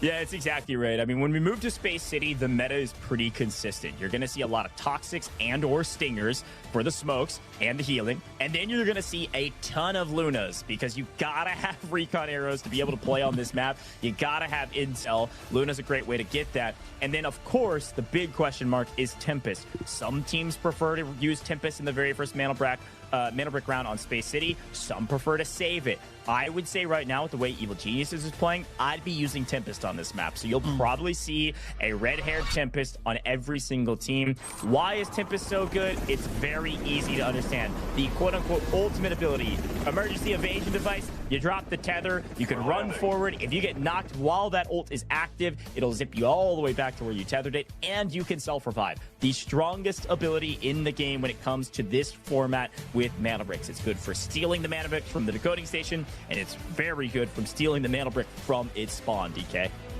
Yeah, that is definitely going to be the usage for it here, and so we'll see who exactly has decided to include that Tempest in their loadout. And of course, jumping straight over onto the side here of WKF, they have Tempest over on their side, and we do see quite a decent serving of that. EG, the only team out here that has decided to not go for that Tempest loadout. So curious as to what their approach will be, but it is absolute carnage right out of the gate. Yeah, lots to talk about with metas, but we do have to pay attention to Nightmare. That is the classic trap at Westgate. You gotta be careful with the dormitory spawn. They usually full send. What was even more scary about that is, remember, WKF have that sniper they picked up in the earlier rounds. They got a ton of loot, and they're bringing it out the big guns as we moved into Space City. Nightmare, luckily or skillfully, was able to smoke up and stay alive with a very difficult but tier 1 spawn. It does get them very close to the mana brick. They actually get to the center of map first, DK, so watch out for Nightmare trying to grab the brick at the very beginning.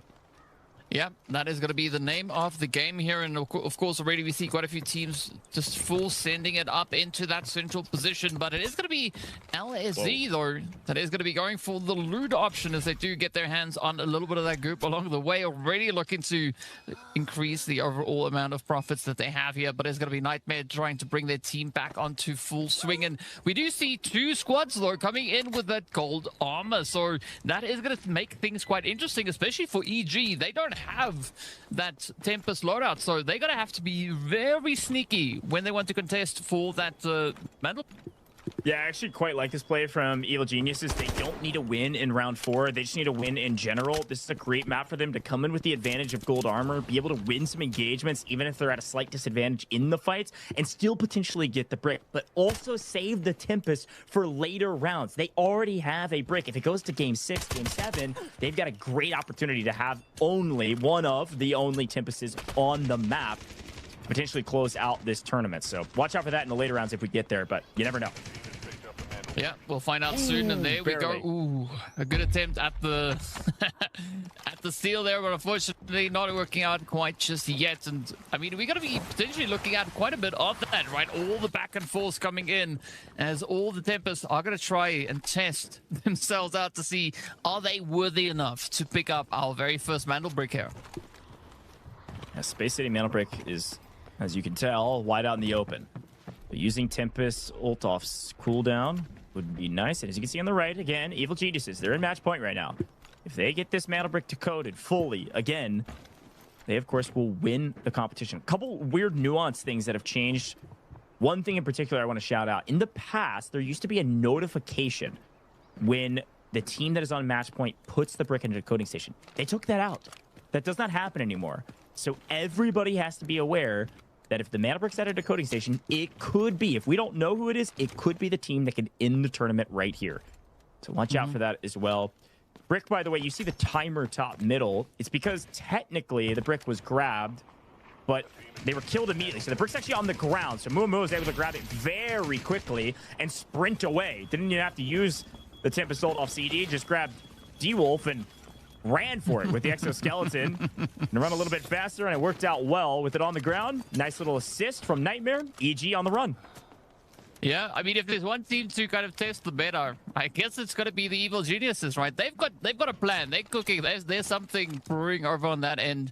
So let's see, can they be the first team to come through with a double brick play? Is it going to end right here on round number 4? We don't know quite yet, but it is going to be Killzone that is going to be defending that bridge, just trying to pop. Ada yang pakai sinepa, sure nobody's going to be testing the water alongside him. But Meg again. The confidence coming through from Meg, pushing in here with a compound bow against all these other weapons. I mean, come on. The Bowmaster Meg themselves. Sad to see Meg pop off. Desperately needs to, by the way, as we move into what could be the last game right now. This is a great play yet again from Evil Geniuses. We've seen this a couple times in scrims. This is the test workshop decoding station. It's not brand new, but it's newer in terms of the competitive format. Evil Geniuses was able to get the brick and run all the way over the bridge or under the bridge that they had control of. Evil Geniuses is nearly alone at test workshop. Everybody's gonna have to come to them, and Evil Geniuses have the high ground. While in the meantime, on main, SSG are in a bit of trouble. Try to smoke and run and help out their buddy. A nice bait there from Killzall to full send across while his teammate grabs the body. That worked out near perfectly for SSG. Yeah, some interesting angles that they've got going on right here. And I mean, Killzall definitely going to try and just push this a little bit further on. But now Articuno is going to be popping down that Morse ult just to gather information and see exactly where everybody else is situated. Well, in the meantime, while they dig underground, and now Meg is going to be put to the full test here, as there is going to be that full SSG send heading right in Meg's direction. Big fight happening here on main, but also off screen. Evil Geniuses are under a bit of pressure. SSG are going to sprint that direction as well. But you can tell, even on X-Ray, look at where Evil Geniuses are at. They're way back behind the truck. A strong position, but they had to abdicate from the bridge. A couple teams are pushing up here. You see FaZe. You see Nightmare. All underneath already and aggressively pushing. Evil Geniuses want to play this backside because they can cover the brick effectively without getting shot from a distance with a sniper.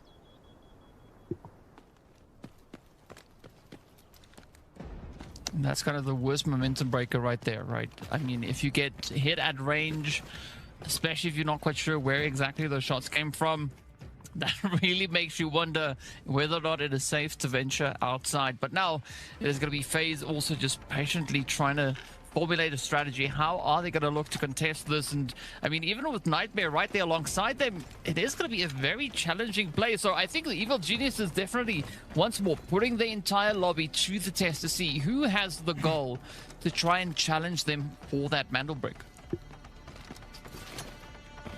This is a strong play from Evil Geniuses. They burned so much of the clock as everybody else rotated towards the brick. It is about to be utter chaos because there's only 70 seconds left. Loco able to put up a little bit of cover here on the backside of the truck, and it's actually going to be WKF first to the brick. Killzall landing a shot over the top of Loco and cleaning him up. With Tempest off CD, WKF, they steal the brick away and reset the timer, and Killzall and SSG have showed up perfectly timed to the party to cripple Evil Geniuses and make sure they don't win it right here. Well, let's see, can they fend them off? Can they hold on as the pressure is going to continue to mount here? WKF, though, good change up, but that is going to be forcing EG to reconsider their approach. As you can see those total scores, they have changed up considerably as EG are now down to 16 points behind SSG and WKF. Of course, that metal brick is what's keeping them up in pole position, but if WKF can secure the decode over here, that is going to be their ticket to reclaim, or rather retake, that pole position from the hands of EG. So if anything, EG needs to try and find a few plays, and Killzall is going to be challenging them, just rushing straight up onto them. Mumu and Articuno, oh, I hope you're ready for this. Yeah, they're going to try to pinch this. They've got some intel at where the last remaining members of Evil Geniuses are. They're also needing to pay attention to the brick as well, but they've got to hunt down these players. They can't afford to get shot in the back, and they know amidst the chaos, it's certainly possible. So on the hunt they go. The two remaining members of Evil Geniuses are proned out right on top of each other, waiting for somebody to step right above them. They pop up, peekaboo. It's whack-a-mole time, except the mole whacks you. That's what's about to happen for Evil Geniuses if they can pull this off effectively. It's all a bit of a waiting game. I'm not quite sure who is the one with the hammer in the hand, but we'll find out pretty soon. Mandelbrick still now getting into dangerous territory. As you can see, just under 2 minutes, almost 90 seconds left on the clock. And this is going to cause quite a bit of a chaotic push coming forward. But I like what SSG is doing, just trying to lock down EG's potential escape from this route here. Oh, they got him. Not going to be backing up, but now the information is there. But of course, right, EG, they also have their own bit of recon coming in. Yeah, that was so late that SSG got this intel. Killzall's still going to get to the brick. Nightmare backed off from this push, feeling the pressure from a couple other teams in the area. You got WKF above them. You've actually got Liquids looking over them in the purple. Nightmare didn't push up, and it afforded Killzall the opportunity to make a big play here. Here goes Nightmare, though. They may try to just immediately retake. Killzall's got a nice angle, but Equal goes prone just enough that he's able to steal it right back. So Nightmare in charge now and in a pretty solid position. As long as FaZe and Liquids don't push at the exact same time, Nightmare's going to be tough to deal with. But it does seem like SSG is up for the challenge here. They are going to keep the angles pretty tight. Not quite sure how this is going to pan out for them, though, as we do also have WKF now looking to contest yet again, moving forward. Oh, here they go. Setup is about to come for a full send. A quick, effortless play on towards that. Oh, on towards the Vandal Break. Gets it bagged up and out they go. And now the next team can look to step forward and challenge that once more. I told you, EED, baby. Emergency evasion device. Tempest ult so dang powerful. Killzall trying to stick it as well. Thinking better of the immediate retake. Backs up and actually takes enough damage where he wants to pop the ult and get back to safety. In the meantime, FaZe, Mr. Diogod feels like this is the perfect opportunity to steal it for myself. And he was right. Able to get it. Able to get back to safety. Yes. Good grief. That was a long run. Well timed. I think he's played that one out before. Yeah, it does seem very familiar to them, the whole strategy. But now it's all going to be down to who can bag it up next. Of course, just over a minute currently on the clock here. FaZe not going to be on that break to defend it, right? They've pretty much come to the conclusion that that is not necessarily the spot where you're going to get stuck into an engagement. But there's less than a minute left on the clock, and so whomever is going to look to try and contest that needs to do it right about now, because the EG starting to get themselves set up. SSG is still trying to pressure them, trying to lock them down. But I like how Mumu has been able to kind of navigate his way through this and keep on changing the position here. 37 seconds and counting. We'll stay online at the brick with their observers as we can, but it looks like Seabot's actually found Killzall with the sniper across the board. That's going to be the that he just used to put SSG down and cripple them. But only 24 seconds on the clock. Where's the brick? Who's going for it? Currently no one, and FaZe are not even near this brick right now. They may get it for free if somebody doesn't make a move. JDevice and Equal Plays are doing it at the exact same time. Who gets it? Equal Plays shoots him down. Equal Plays gets the steal as well. Nightmare able to have ice in the veins. FaZe were way back away, not even trying to win right there, just trying to get the reset from earlier. And they're like, is somebody gonna steal from us, or are they gonna all kill each other? We get a free brick? No, nothing's free when Equal Plays is on the board. Nightmare back in control, and we're at minimum timer, DK. Every time this gets stolen, it's gonna go to 90 seconds over and over and over again, and who knows, we may run out of game time. Let's see.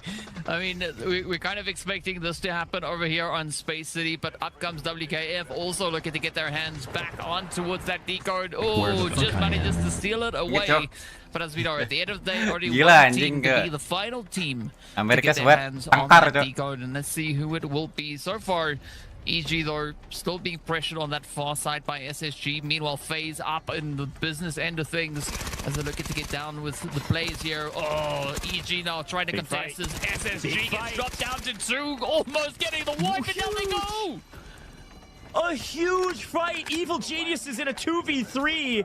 They lose Skies. They lose too easy. Killzall, the beast, last alive, and he's absconding. He can't fight them 1v2 right now, and he's got to pay attention to the brick. Killzall's been in this position before. A solo can be a hero as FaZe go for the brick and get the steal. Another 90 seconds on the clock. Everything reset for a moment. Everybody but SSG can take a breather. Liquids have lost 1. Evil Geniuses will not get their 3rd back. But Articuno goes gigantic with Mumu to get the 2v2 win and make Killzall run for the hills. Wow, what a game. Oh, man. Absolute insanity unfolding here. But, of course, it is far from over. We still have just under a minute left on that clock, and any team could be the next one to step up and give it a bit of a go here. With WKF, though, keeping it under lockdown, trying to see if they can find a way to get their teammate right up to pull the upset. Nightmare also going to be opting for a bit of an angle. Up they go. Oh, but FaZe playing onto WKF. Diogod picking up a beautiful spray, and now, no. Killzall is going to get found out. He does have his Tempest ult on CD. No, he didn't. He's got an X. He's out. Killzall is full gone. Evil Genius has wiped all of SSG, and Nightmare have reset our timer.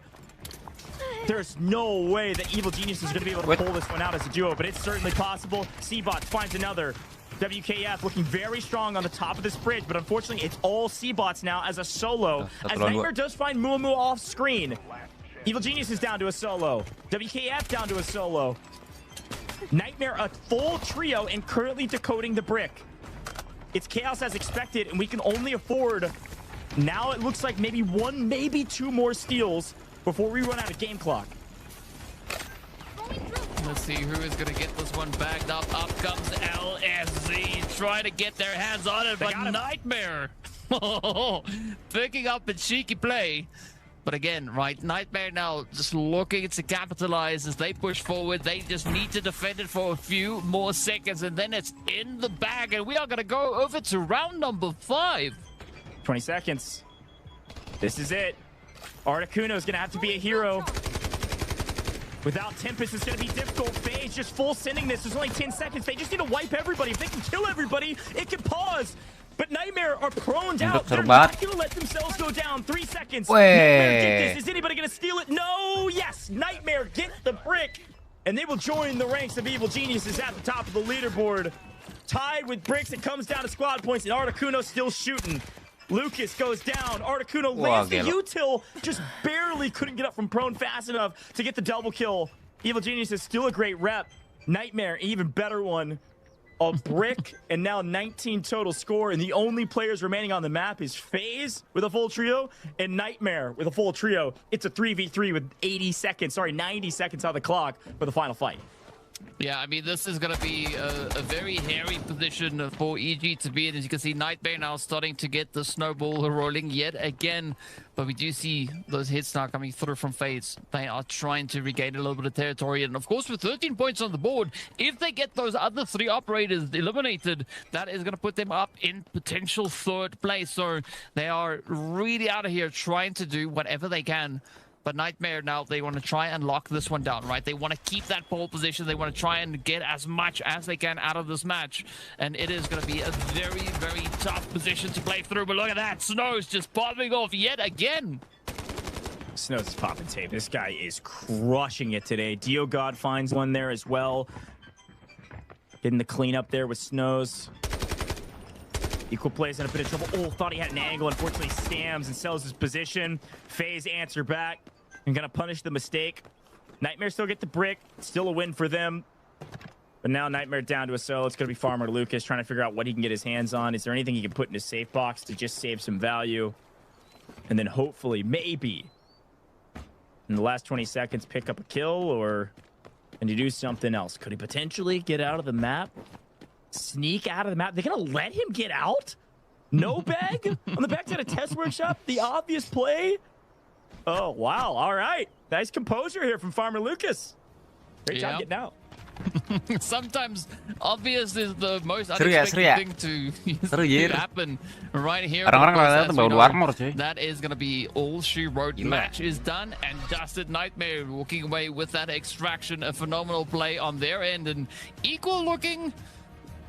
Yeah, pretty chill about it, right? Not happy, not sad. It's just like, yeah, it was definitely around. That happened. The kids in chat would pray for the equal plays, KM. So well earned equal plays, well earned. Farmer Lucas not only get the brick, but also get a player out and get several kills. That's a banger map for Nightmare. What we expected from them, man. This is a star-studded roster. I say this all the time. I've been casting over equal play since Alpha. This guy was terrorizing show matches back then. He was praying to go pro, and now he's here, man. Congrats. A great map for you. In day 1 of week 1 here with the Delta Force Rise series. 2.2 mil assets gained with the mana brick. Plenty of damage. 4 kills. That's a great map for the guys. Yeah, I mean, they went farming straight up there, and a pretty good run for them indeed. They were an absolute menace here. You can see Farmer Lucas being able to extract with that 2.2 mil as well, so a pretty decent surfing coming through on that end. In fact, the only player managing to get their hands on that extraction. I mean, FaZe tried really hard, but they really doubled down on the aggression, picking up those 5 squad kills. That is exactly what you want to have, but the most kills is going to be coming through from Meg, right? That absolute menace with a compound bow. That's surprising. I guess they got one on the bridge actually against SSG at the very beginning, and then were part of the reason Liquids were so weak, maybe, or sorry, their opposition was so weak, which was WKF on the bridge from Liquids was Meg. So big shout out to Meg there, but Mr. Dio God pick up the most damage, almost 1,000 damage, and deltaforce, my goodness. Great shots there. And then I was going to say, Articuno's got to pop up somewhere on these leaderboards because he had such a pop-off game. When the thing kind of turned upside down, they got the brick, sure, but everything went upside down and they couldn't figure out where to go. They just go prone in the back, rat out for a little while, and they chow together and they win a very important engagement to really cripple SSG from being able to play the game. But top asset earners goes to Farmer Lucas. Why? Well, he's the only player to get out of the map. So well earned from him. That's an extra point, by the way. That is, there's games, there's tournaments, there's seasons decided by a single squad point. So that one supply point that they pick up there at 2.2 from Farmer Lucas extracting is nice. Could win them a tiebreaker, but equal plays, gets the MVP because he picked up 3 kills and plenty of damage and was a big reason why their team was able to get the brick. Yeah, I mean, if it works, it works. So GG, well done over to the side there of Nightmare. Very satisfying performance coming through from them. But of course, now the big question we got to be looking at a little bit later on is how much has the rankings changed, right? Who is sitting at the top and who's just staring at them for the time being, right? Because next up, we're going right back to Space City to have another run and another attempt at that mantle brick. We got 2 teams on match point. It could be Nightmare. It could be Evil Geniuses. Quick shout, by the way. Drop a follow on all major socials here with Deltaforce. You can see their official accounts as well as their esports accounts. And also go check out the game because, look, we love the pro scene. We love the Deltaforce Rise season series, but also Season Meltdown is fantastic as well. Final shot. If you're on Twitch, you can go down to the panels to find that website that DK was talking about. Brand new Deltaforce esports website, the Deltaforce Rise series website. You can go check that out. It's in the panel on our official Twitch account. You can click that for Americas or EMEA. But folks, we're going to take a short break here in the booth. When we come back, it'll be back on Space City. 2 teams can close it out. And of course, we got to take a look at that leaderboard, so don't go anywhere. Two members now the odds are in their favor 2v1. Everything getting spammed away and MT getting a little so hang on a second, NL. Look at that, it's an absolute swing. And LG's got it, they're here, lines them up, even through the shocker and nuts. For the last remaining 3 BOV, they find 2 instant knocks. The Helm's gonna be hopping out for that.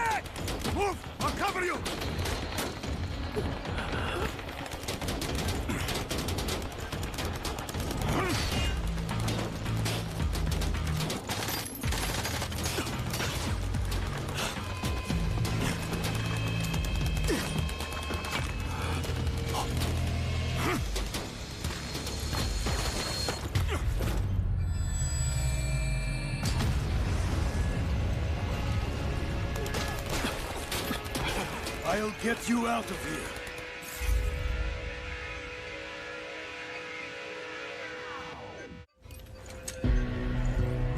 For some, success is measured by bodies in bags. Maybe that's it then. But to me, it's measured in hearts that keep beating.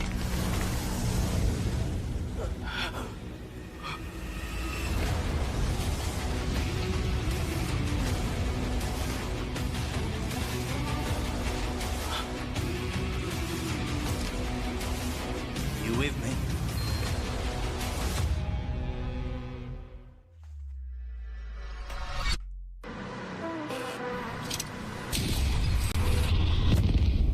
The enemy got the mantle bricks.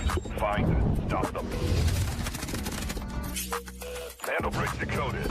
Nice work, operator. The time to strike is now. Do not let me down, operator. Decoding has begun. Defend the area.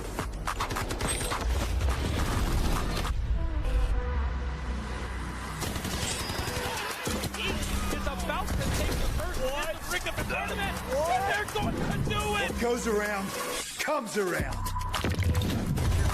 Oh, not gonna do very much. When you get barrel stuff, Skydie is getting aggressive. See what I did there? You ain't seen nothing yet. Let's knock them off their feet. There it is.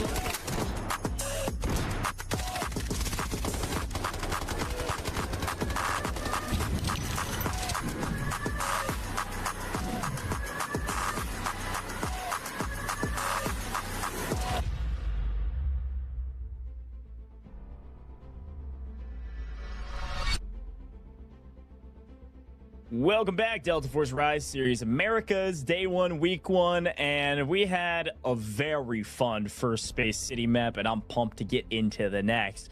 But it was nightmare all day at the very end of the Mantle Brick. Crazy trade. I mean, it was literally like a merchant's booth, man. We were trading Mantle Bricks left, right, and center. That thing went all over the place. Everybody touched it. At the end of the day, Nightmare ended up with it, and that'll put them up at the top with Evil Geniuses, tied in squad points and tied in Mantle Bricks. Means we go to kill points as the next tiebreaker, which means Evil Geniuses are still on top, barely. Yeah, barely, but EG makes it look easy, right? And of course, it's all going to boil down to what the round number 5 is going to have in store for us as the, well, this could be the end of the show right here, right? If EG or Nightmare step up and they get their hands on that Mantle Brick yet again, it is going to be tickets for the proceedings here today. But of course, that is not going to deter the rest of the squads to try and get their hands on the Mantle Brick as well. SSG, though, doing pretty decent, right? 15 overall squad points is what they have. So only 4 more points to try and kind of even up the standings. But it's all going to come down to how this next round plays out. That's exactly right. Back to Space City we go, and we'll go again to Space City in round 6 if we get there. Let's talk operators quickly, though. We got, of course, everybody still has a Tempest available. Evil Geniuses still hasn't used one yet. Keep that in mind again, especially as we get to Game 6. When people start running out of their Tempest, Evil Geniuses still might have one. Other than that, any quick hits here from the operator category that you see?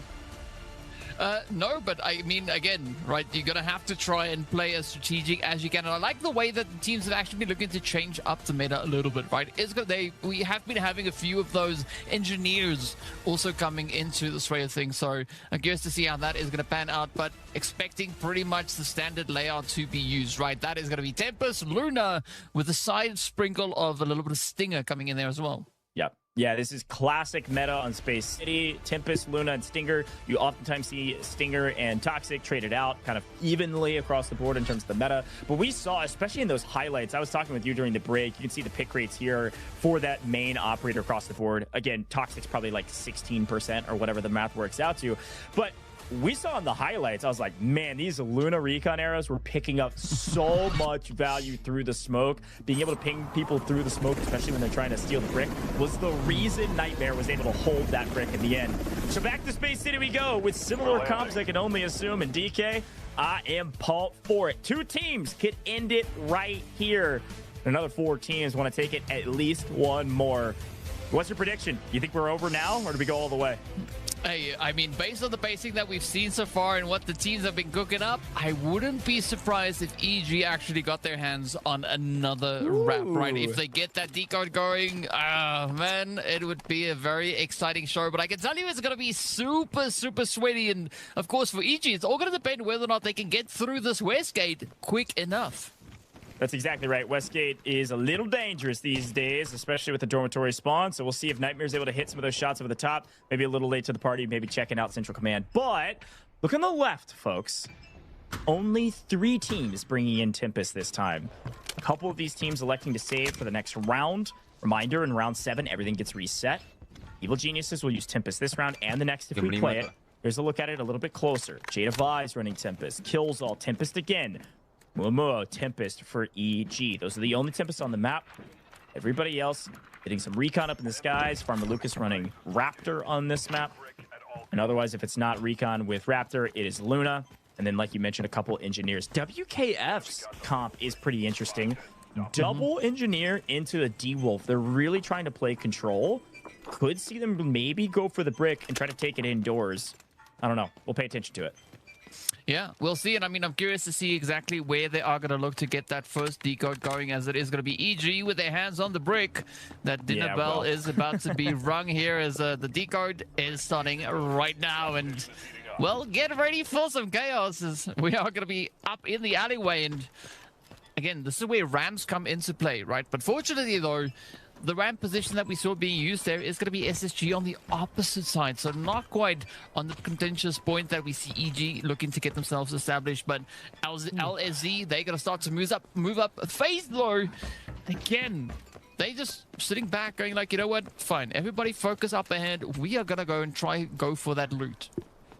I do want to point out that we've played 3 Metal Brick rounds now, and all 3 times Evil Geniuses have grabbed the brick first, and all 3 times they have planted the brick first.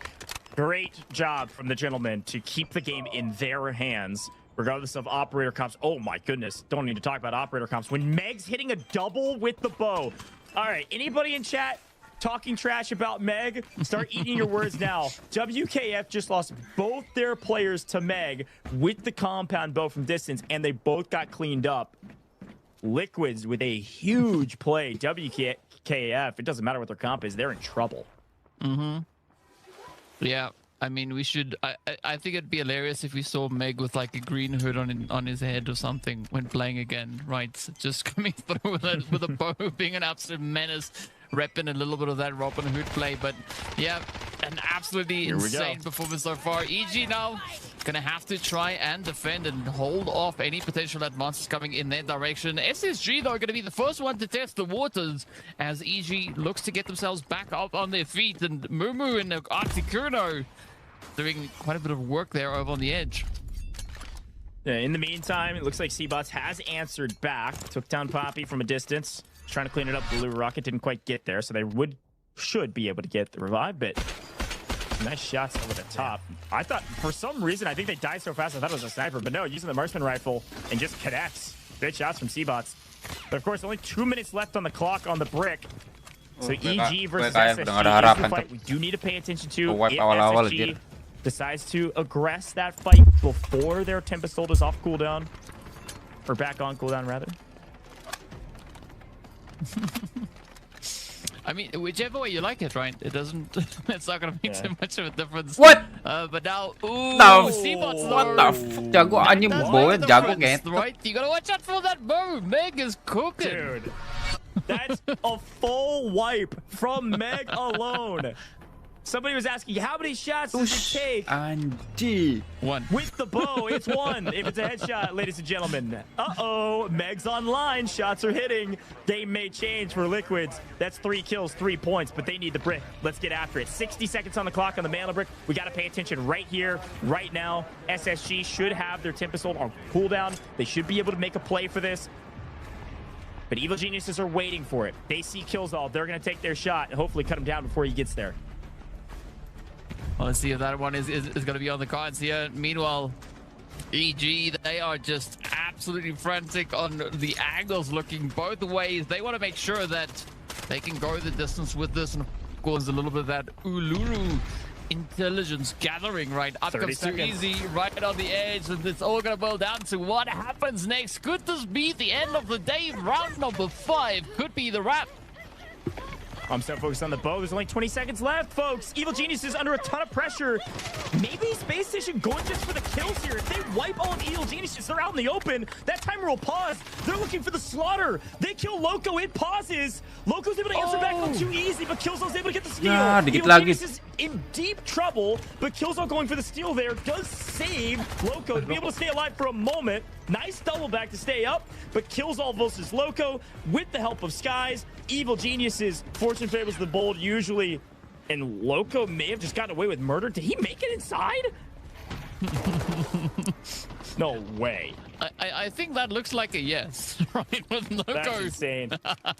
I mean, that guy is absolutely on fire when it comes to getting out of a sticky situation. But, I mean, Elsno is also going to be looking to pack some heat as they start to push on forward. FaZe now starting to light it up, looking to build that momentum.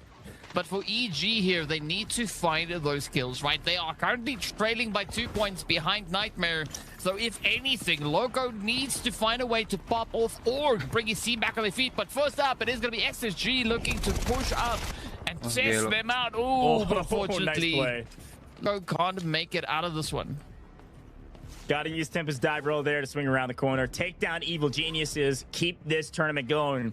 If it wasn't at the backs of Space Station Gaming, this tourney would be over. Nobody else even played for the brick. Everybody was concerned about kills on the outside. Only SSG forced us to go at least, well, maybe another round. Nightmare still here and slowly but surely making their way this direction. They're the only other team that could close things out right here, and Killzall is shooting right now. What a shot to get DioGod very weak, but does want to stay patient. Doesn't want to scam here, especially when they have control of the brick and the decoding station. They can take a breath and prepare for this phase push.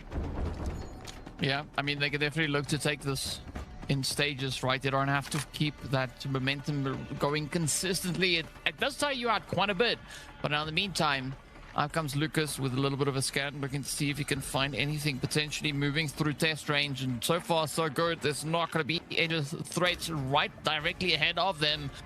But SSG, though, they still have the decoding station under lockdown. So let's see whether or not anybody is going to look to chase that position, because the only threat to that was EG, and they're out of here.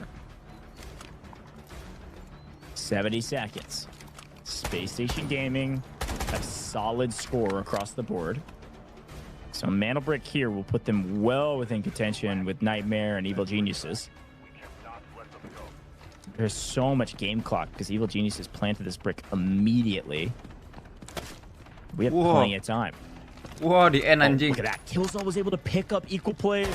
I talked about the efficacy of the man. Finding that shot across the bow and putting equal plays down to yellow timer. They will pick up equal.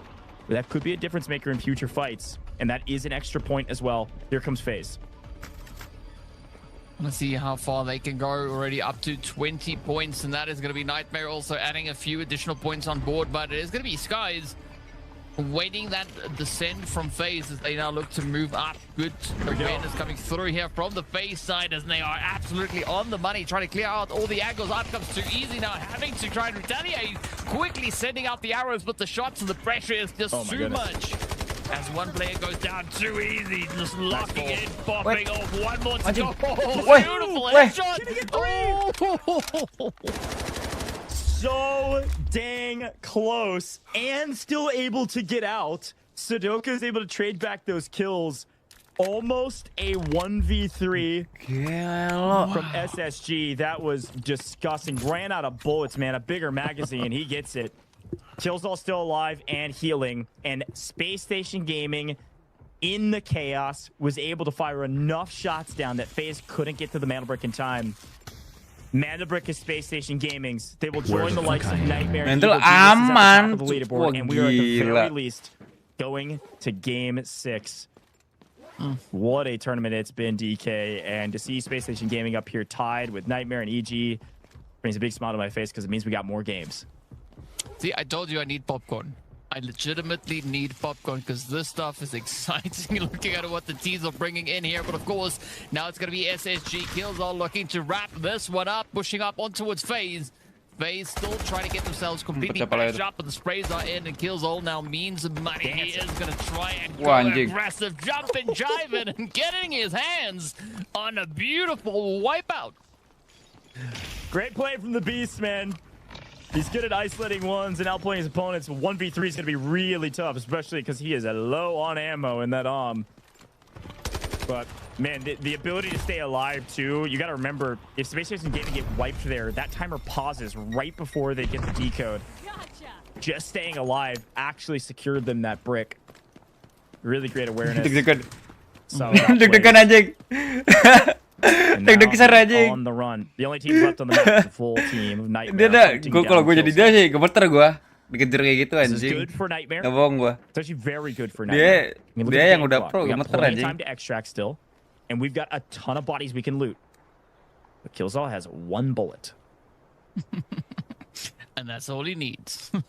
Let's see if you can land the shot right. This is when it matters. And of course, now getting marked by that quick scope there is going to make things a little bit more challenging. He's going to be properly tested to see he can survive the onslaught.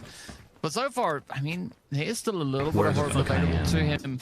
He, of course, has that backup weapon, right? Not just the AWAM, he has a bit of backup, but he needs that, especially now with Equal looking to contest here. Gila. Oh my god! What? What an Eagle Chow! Gila lu. He does get killed in the back, but hey, gila nggak that's tuh? an extra point. Anjing. Ini orang Killzall ini ngeri anjing, nggak bohong gua. He was able to make that play over scream the built cover too, by the way. Lawan dia ngeri anjing orang ini. Great shots. Killzall is teed up right now, and it is paying off. That's an extra point. And again, right now, it is coming down to tiebreaker, so that extra point could be the difference maker. Also, that was Equal Plays, who had already been killed by Killzall. I told you that yellow timer would matter when he hit his shot earlier. There's only 2 players now from Nightmare that can extract.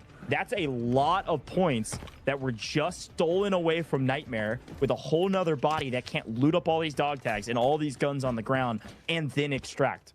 Huge play from Killzall. I mean, absolutely insane things coming through here. And now it's all down to see how much assets they can find here, right? Can they capitalize on enough bank to make those points count for them? Because as we can see, they are currently only 2 points behind. And I mean, based on the amount of loot available to them, there is a chance that we could definitely see Nightmare closing the gap and making the next round a very challenging play for 3 squads, right? SSG, Nightmare, and of course those evil geniuses.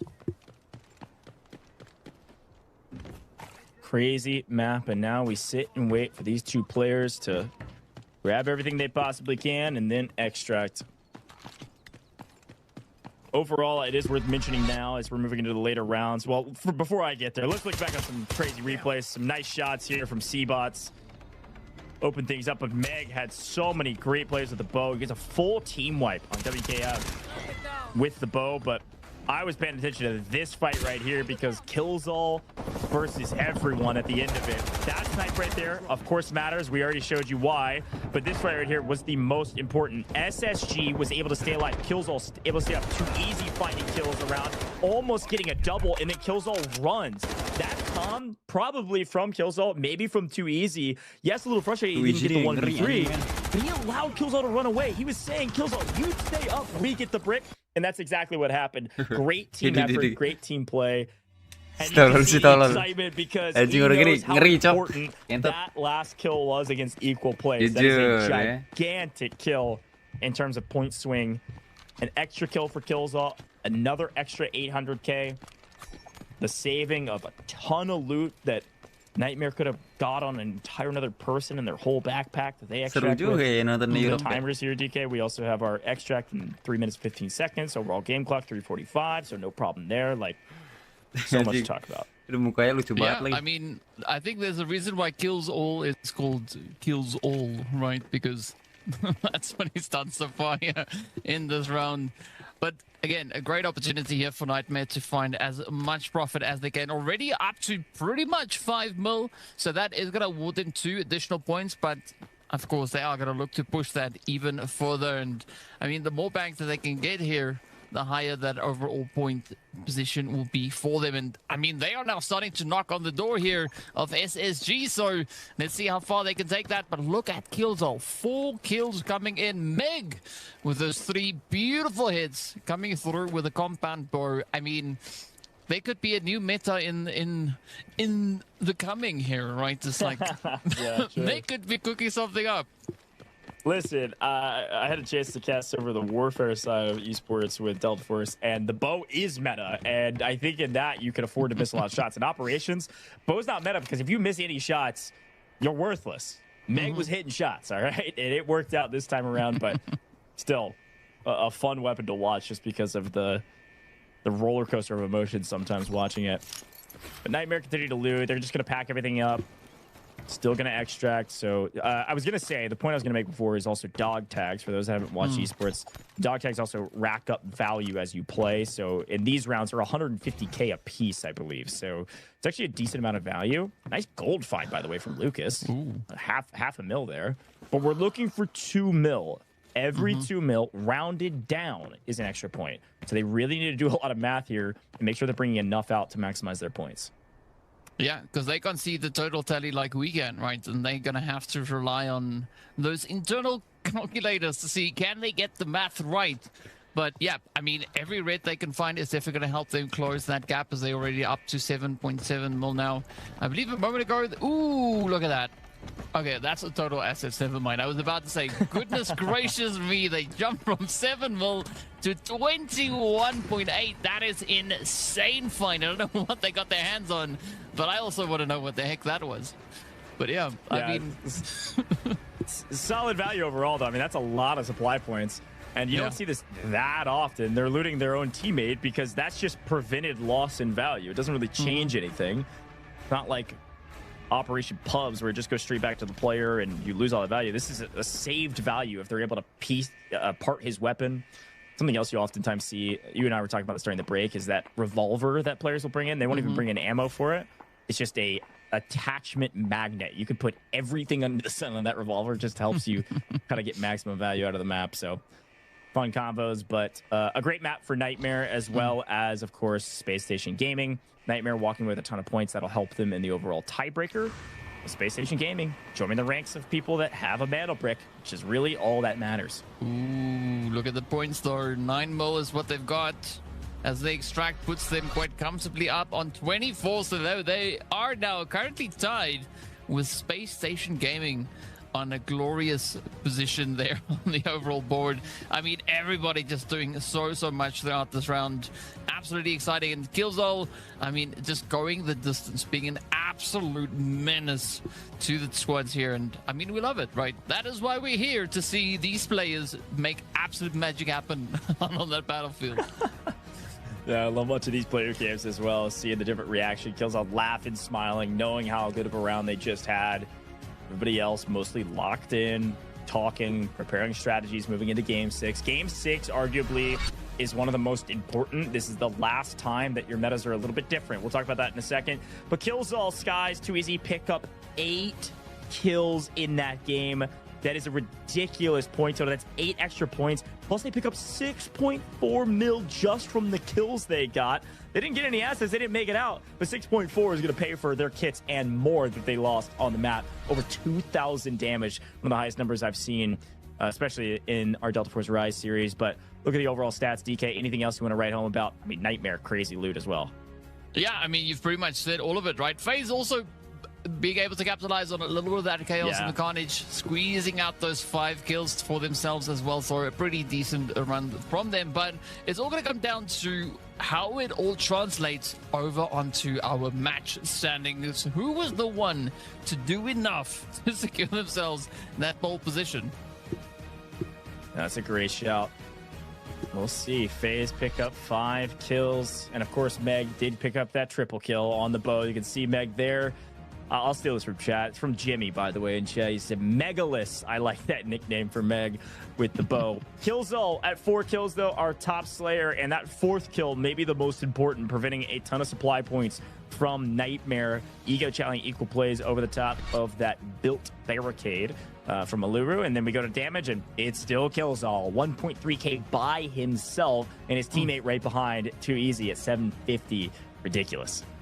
I mean, this is where, you know, the snipers definitely come in handy quite a bit, because, man, that just packs quite a bit of a punch. And, of course, Killzall also walking away with assist right here alongside Mr. Dio God, who's been able to secure only 2, but is going to be sitting up in the pole position for that. And, of course, next up is going to be the assets, who are going to be our big owners. And it's none other than Deathwing coming through with a glorious 4.9 mil extraction. Yeah, a great job from Nightmare to make sure that they have their wits about them after Killzall got 1 and still get the kill on Killzall, who was the round MVP. And then, of course, Nightmare was able to get out. That's a lot of loot.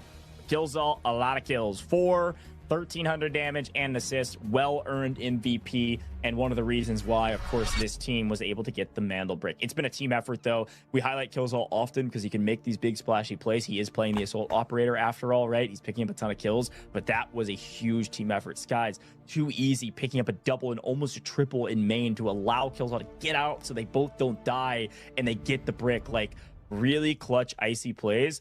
And this is why I was hyping up SSG at the top of the show, DK. I knew it was a matter of time before they got the brick. These guys have scrimmed more than anybody else. They've put in a ton of work. They got second on a global stage with a similar roster, 2/3. I mean, they're looking like they're in final form, and it's just day 1. So we got to pay attention to Space Station Gaming. But of course, it's still 3 teams with the Mandel brick and 3 teams that could win in round 6. I don't know. I'm putting you on the spot, DK. Do you think it's over in 6, or do we go to game 7? I believe that there's a high probability that it could possibly end, right? Just looking at how the teams have been playing. And I mean, just going to say, Killzall is with the right org, because that play was out of this world. I like it. Space Station Gaming, join the ranks at the top. We'll see who stays at the top, though. Will it end here, or will it end in 7? We'll be right back after a very short break. Two members, now the odds are in their favor, 2v1.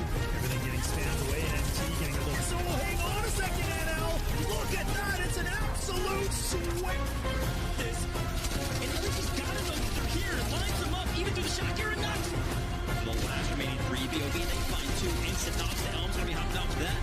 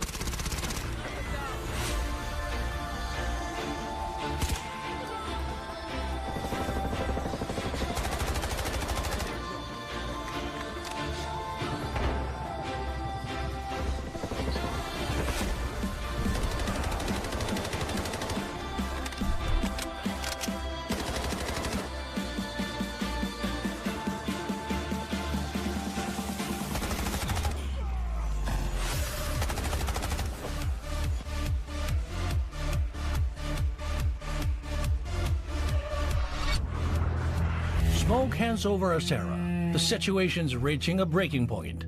Time to bring in the experts. Team Rainbow has touched down in Asera.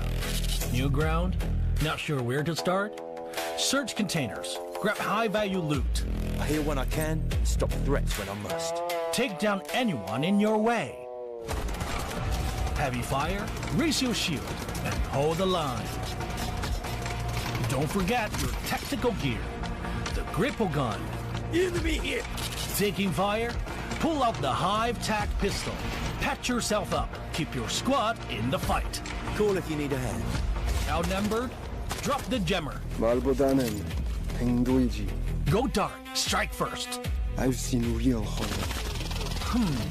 Looks like they were waiting for us. No pressure. Trust your aim. Learn the map. Stay with your squad. Team Rainbow brings tactics built for close calls. In Delta Force, that means sharper plays, smarter fights, and operator-on-operator mind games. All right, it's go time. Extract safely, and everything you learn comes with you. New operation, new look. During the event, Noxus Vigil Bundle, Geneva's Montaigne Bundle, and Stinger Stock Bundle. Pick any 2 of the 3 operator bundles for free. More collab rewards awaiting. Open an Alpha pack and try your luck. In Asera, the right weapon to turn the tide. Black Eyes, one of Rainbow Six Siege's most iconic weapon appearances. Get a new Delta Force tape. Complete event missions and choose one of 2 Black Eyes collab bundles for free. Join the event to claim the MP5 submachine gun Black Eyes, plus more rewards. Wait, what's this? Team Rainbow left something behind in Asera? A collectible drone you can deploy. Deploy it and see what you can uncover. July 10th to July 23rd, play to earn the K437 assault rifle Domineering. Looks like we're fully loaded for this operation. That's the full rundown on the Delta Force Rainbow Six Siege collaboration.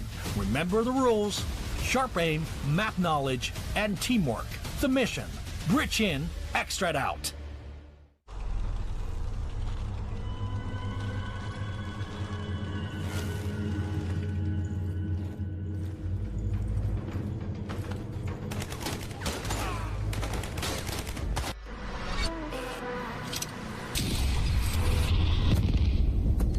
Got the mantle brick. Find it. Stop them. Mantle brick decoded. Nice work, operator. The time to strike is now. Do not let me down, operator. Decoding has begun. Defend the area.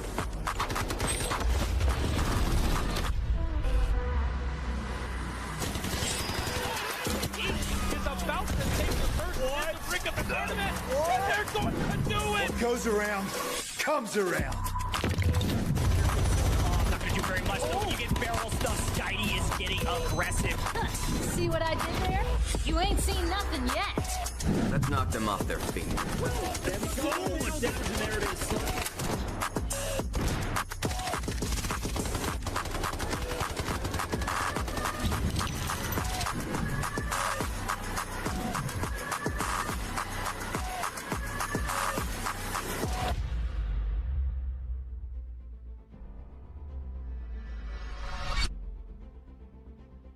Welcome back, Delta Force Rise Series, America's Day 1, Week 1, and Space Station Gaming. It may not seem like it on Killzall's face. He was excited earlier because they got the Mantle Brick. They got 8 kills. Ridiculous map for them, but it was Nightmare, last team on the map, getting a ton of supply points. So I'll be very curious to see what this leaderboard looks like. Wow, I thought it'd be close. Wasn't sure it'd be this close. This is the second time in a row we've looked at this leaderboard, DK, and we've seen a tie in the squad points category. Yes, sir, indeed. And of course, I mean, it all can still change up, right? Any one of the 3 teams currently with that Mantle Brick in hand could be the one to take the show here today. So it's all going to boil down to what comes through in round number 6. But at the same time, any one of the other 3 opposing squads, right? FaZe, LSZ, as well as WKF, any one of those could take their swing at a Mantle Brick as well. And that will take us all the way to round number 7, and then it's going to be everything on the line to see who's going to be bagging the most points here for our very first day in the Delta Force Rise Series Americas.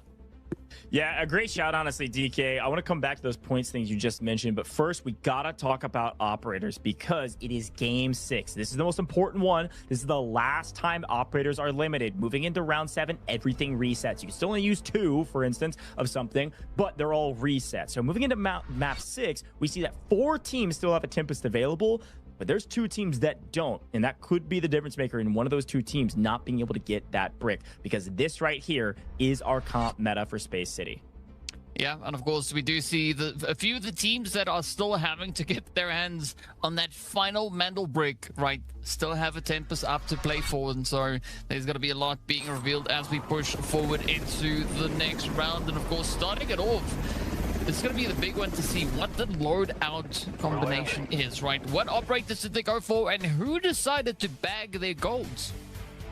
That's right. Map number 6, a big one. 3 teams can win it. 3 teams can push us to map 7. It feels like a coin flip because oftentimes it is.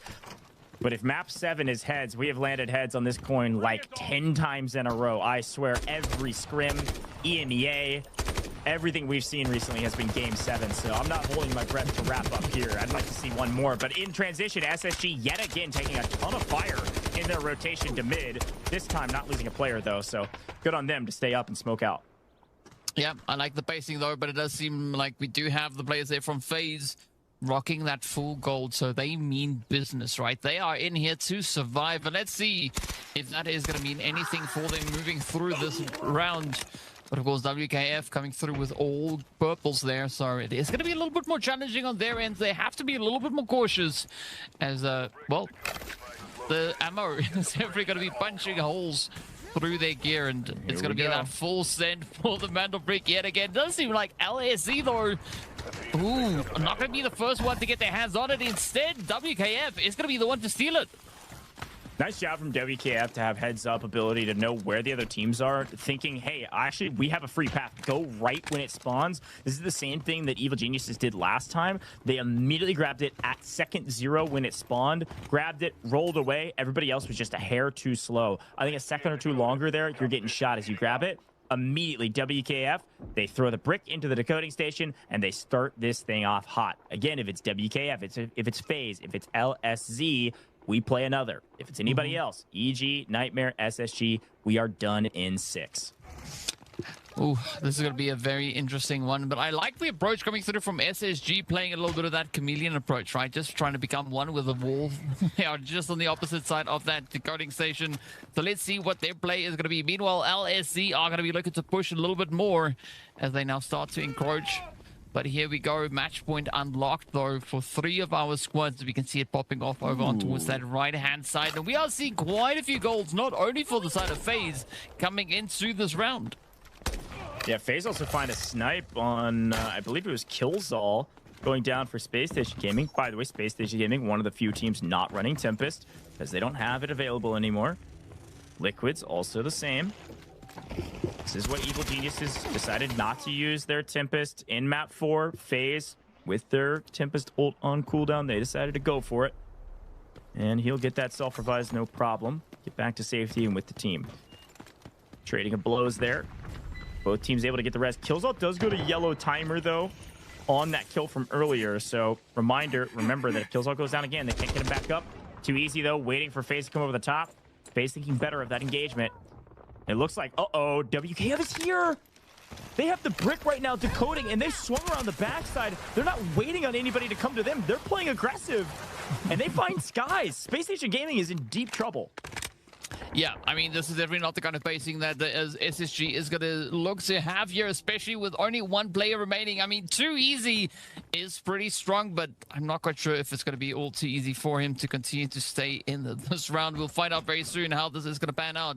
But Nightmare doing absolute hard work as well, as we do see them sitting quite comfortably with those 25 points on the board. WKF, they are going to be looking to sneak their way through, but let's take a look at that. It's going to be Peaky just going absolutely crazy, looking at the hits, and doesn't even seem phased with getting that kill.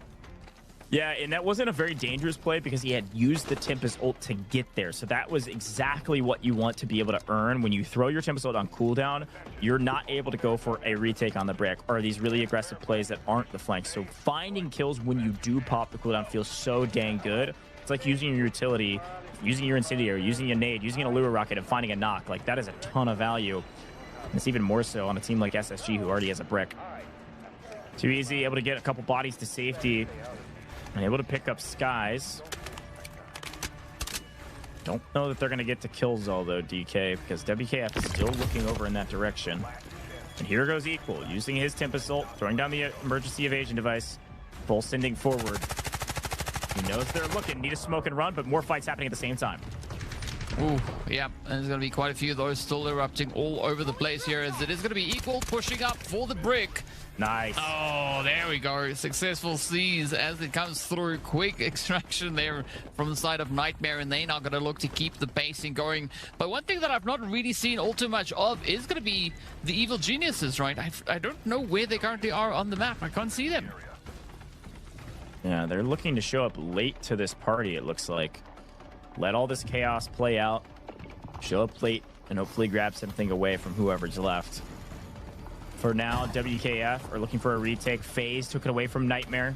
Everybody using Tempest to get here, grab the brick, and get back to safety. A good play, and in the meantime, Skies has actually been allowed to revive Killzone. That is SSG fully back on their feet. Which is a bit surprising, but of course, everybody had to pay attention to the brick. Everybody wanted to reset that timer.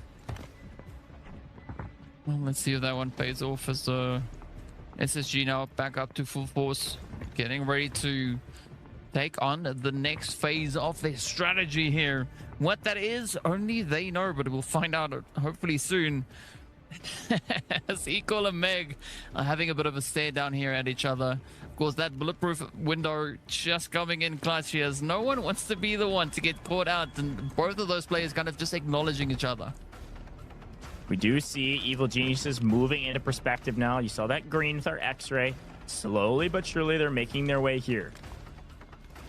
Not in a rush. 90 seconds on the clock feels like a lifetime when it comes to Delta Force. For some of these teams that are pretty far away, if you actually want to play for the brick and not just count on somebody else to steal it for you, you got to get a move on. I think especially with the fact that they don't know who has the brick currently decoding, that is going to bring a little bit of that uncertainty into the mix here as well. So talk about pressure, these teams are facing quite a bit of that, and I mean it's up to 3 squads now to see if they can get their hands on that break. But for WKF, this is exactly what they want to have to put them in contention here as well. But ideally, they would love to get a few more additional points on as well, right? Squad points is going to be another key decider when it comes down to these ties. So let's see if they can maybe find those trades. But oh, here we go. WKF, though, going to be potentially losing their first. I think they're smartly just backing off, thinking they can't win a 2v3 rather than just holding the decoding station. They're going to allow for a steal because they don't need to rush it. And their third has snuck inside, so they could play for the res here if they, instead of playing for the brick, play for their teammate. I actually quite like that play from WKF to try to prevent Nightmare from wiping one of their members. But Nightmare are on the hunt. They not only got the brick, but now they are pushing this direction. They're going to hear that res going up, and Seabots is holding it. It's been pretty strong recently. Let's see if he can make a big play, trying to get to safety. Revive does land. He's going to be very weak. Seabot's playing over the top. Nice heady over the top. They do. Oh, no, they don't even trade. Nightmare just on a tear. They obliterate him. They're all gone. WKF. I thought it was a smart play. Turns out they gave away the brick and they gave away their lives.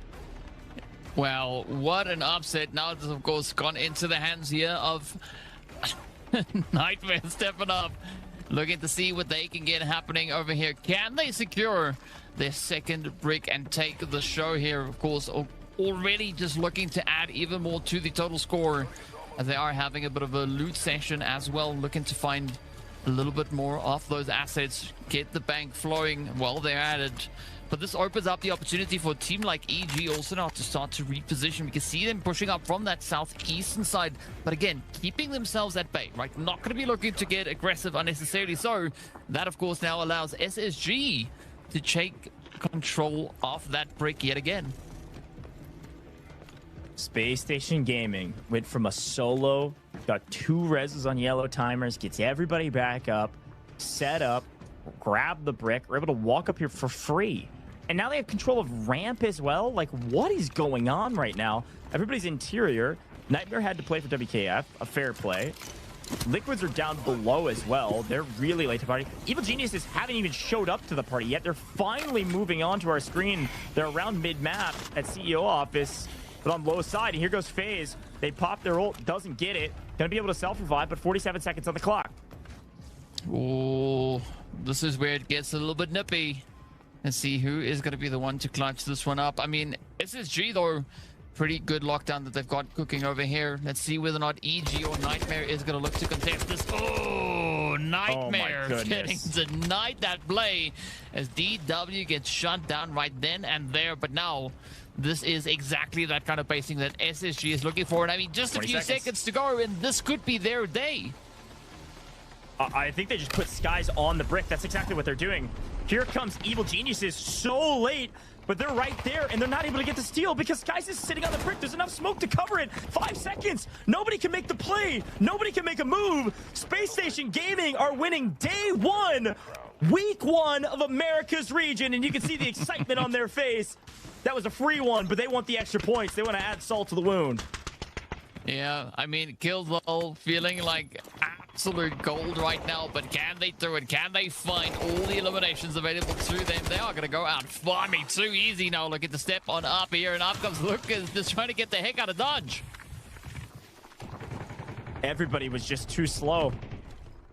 Every other team wanted every other team to do their dirty work for them. You had to make a move. Nightmare was able to get their res. And just a small mistake, over-peeking a window, over-peeking that door on the far side. They lose their player and they can't move in time. Farmer Lucas, though, they want the kills. Second place matters, folks. Third place matters. We need the points. This is day 1 of week 1. You got to go out on top. It's going to be Space Station Gaming, but there's a lot of other points going around the map right now as everybody's trading blows and everybody's just shooting anything that moves. Because every point may matter when it comes down to a tiebreaker. Nightmare versus Evil Geniuses, but Evil Geniuses out of this lobby. It's looking like all Nightmare in second place. And then a tiebreaker down to the bottom of the leaderboard between FaZe and Liquids also may matter. Gonna be a pretty tough fight here for Liquids to try and get themselves back into contention. They still have 6 points to go to catch up to FaZe, and unfortunately there aren't 6 operators left in this round for them to try and take out, so they're gonna have to settle for the position they find themselves in right now. Meanwhile, Nightmare gonna try and do everything they can to bring the numbers back up potentially, but look at Killzone again, just on the money, coming through with the hits, and I mean, they are just out here farming points at everybody's expense. Yeah, I mean, these moments matter. You need points, and Killzone playing Deny right now. They get first no matter what, right? But there's also money on the line, too. There's a $50 bonus for every kill, which is ridiculous, especially for a guy like Killzone who's picking up a ton. And some of these other teams that maybe are threats to them, they want to try to negate some kills from them, negate some points. So maybe they drop in placement and lose a couple points on our overall leaderboard. We'll talk about this group staging points and how it all works again at the end, but a lot of points for the first, a lot of points for second, and it lags off from there. Killzone wins another one. We lose Liquids, we lose WKF, we lose Evil Geniuses. And we're down to 3 teams, and FaZe is a solo. Yeah, I mean, oh, got him. And that there is a Bazinga play, right? Absolutely clutching it up. But I think the only reason why Meg got taken down and why Killzone got that play was because Meg wasn't wielding that crossbow, right? Not the crossbow, the compound bow. You need the bow. That's the only way Meg is going to look to dominate. Meanwhile, Nightmare now looking to bring everybody back into the fight. And there's only 2 more operators standing between them and that empty lobby. But of course, FaZe, though, not going to be backing off of this fight just yet. Now let's take a look back on some of these crazy plays. I mean, this one right here won them the game and won them this match. They opened up on Nightmare. Nightmare is a duo. They couldn't full send at this fight, and the reaction from Killzone says it all. A huge moment. And then Nightmare just started farming the lobby. Farmer Lucas finding several kills. But it was just total carnage between FaZe, SSG, Nightmare, Liquids, body after body. These points matter, though. Again, I think we look back on what's gone on through this whole competition. This is the first time I would say the Evil Geniuses made a pretty big mistake. They thought other people were going to do the dirty work to slow this game down, force a couple steals so they get there at the end. Everybody's weak, and they can come play trash man, clean everything up. Take out the trash, get the brick, and walk home. But they were just too late. And because of that, they're going to drop all the way from what was the most dominant team. They're dropping to third 100%. Nightmare has 34 points right now, regardless of whether they get out or not. Yeah, they lose some, but they're not losing 17. Yeah. Yeah, so, I mean, I think that kind of just creates a bit of expectation for EG coming into their next days of play, right, to try and better this overall performance, because, yeah, you can't really afford to drop the ball like we've seen there, right? You got to keep on it, and you got to keep that consistency going. I mean, FaZe also going to look to just get that extraction secured as, well, they want to bag with those 26 points as much as they can, as you said, right? Every single point is going to matter here, irrespective of how you are able to acquire those points. But now it's down to Nightmare and SSG to see who's going to be the last team standing at the end of the timer. We've got 2 minutes and a bit left on the clock, but this is going to be that showdown. Ooh, Nightmare looking to capitalize on a few points here. Yeah, we take those and get anything. Oh, nice shot. DW takes down 2 easy. Kills all. The last player for SSG. Dip, dive, duck, and dodge. You got a lot of things coming your way, including a couple players. Already had an amazing map. I just don't think there's a way you're going to get out of this one for free. Down he goes. Space Station Gaming are out of here. Nightmare stand tall. All 3 remaining at the end, and they will assuredly get second place in day 1 of week 1 here in season 1. The Delta Force Rise Series Americas. First day, man. So much fun to watch. That'll be it. They're going to loot up and just double check DK that they are in second, but there's no question they are. I don't think even if they tried everything they can think of, there's no way of them going up to first place or even getting relegated down into third, right? So they're just making sure that there is no chance of them going in any which direction, but it's all going to be up to how much they can fit into those safe boxes before the timer runs out. That is going to be the main focal point here for them, and of course it does seem like their priority is going to be a combination of dog tags and a bit of ammo. 100%. Those dog tags are 150k a piece. Those go nicely in your safe box as a 1-slot item. Not too bad at all. While we've got a moment, I've been talking about that point system. We briefly went over it. There's a couple key notes that you brought up that I think I want to remind people of. Mandel bricks are an extra point in your group stage point totals. So you get 8 points if you win the first, or if you win your match. You get 6 points if you get second in your match. You get 4 points if you get third. 2 for fourth, 1 for fifth, nothing for last. And then every mandel brick you get is also an extra point. So first place actually is walking away with 10 points because they get the double mana brick. And then second and third are getting that extra point as well. So this is why it's super important that you pay attention to tiebreakers in the group stages. It's not just winning all your matches, albeit that would definitely get you to the finals on week 5. It is also winning your tiebreakers, getting your second places, your third places here and there when you're not playing perfect. And again, I think that's the one mistake in Evil Genius's game was this last rep. They end up falling in third, which takes them from 4 to 5 points with their mantle brick. And that is a miss of several points, 2 to 3 points that they could have had for getting second. Yeah, I mean, that's just going to be putting so much more pressure on them. And of course, as we know, yes, this is only the first day, the first match, right? We still have 11 more to come. So there are going to be multiple opportunities for teams to really just crank out as many points as they can get their hands on. So every single point you can find, be that kills, be those mandel breaks, be it anything, you're going to have to try and capitalize as much as you can, because come the end of week number 4, only a few played teams are going to be allowed to go directly into the finals. The others are going to have to crank it out through the survival stage. That's exactly right.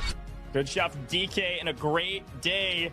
A lot on the line for these players, in Space Station Gaming come out on top. They don't start on top, but they certainly end on top. A great day from them. Great day from all of our competitors. Nightmare pick up 8 kills, by the way, as a team in that last rep to assuredly get second place.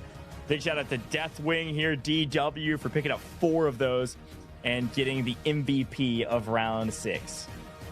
Yeah, very well-deserved play coming through there from Deathwing. Just pushing all the way through. But speaking about which, though, Goj, there's a little bit of something happening right now. I think we've got an interview already ready to go with our winning team. Excited to bring them in here and see what they have to say, because Space Station Gaming certainly proved that, well, Killzall, listen, just scrap everything I was going to say. My man, welcome back. I think this is a competition. But, brother, I mean, how many times have we been here where I get a chance to interview? Can you hear me? Yeah, I can hear you. I think. Oh, beautiful. Okay. How many times have we? Yes, this is only the. That would definitely get you. Udah pasti anjing, udah nebak gua. Waktunya main.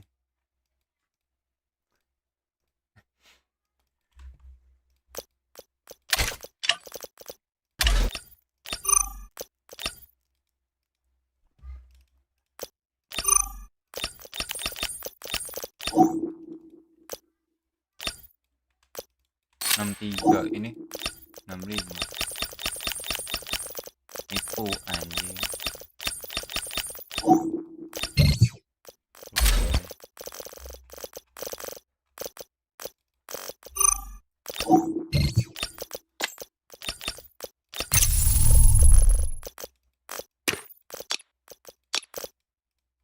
Cuks.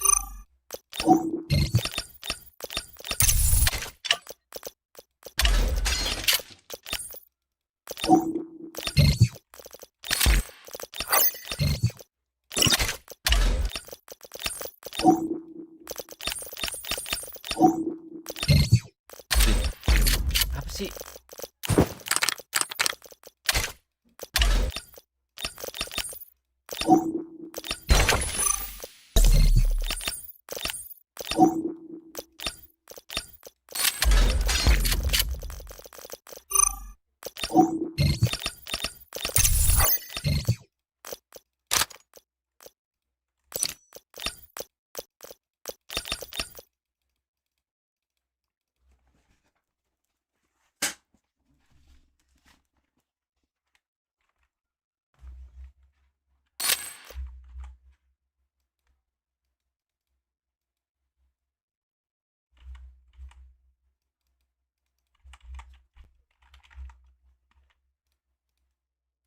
Bentar, baca dulu.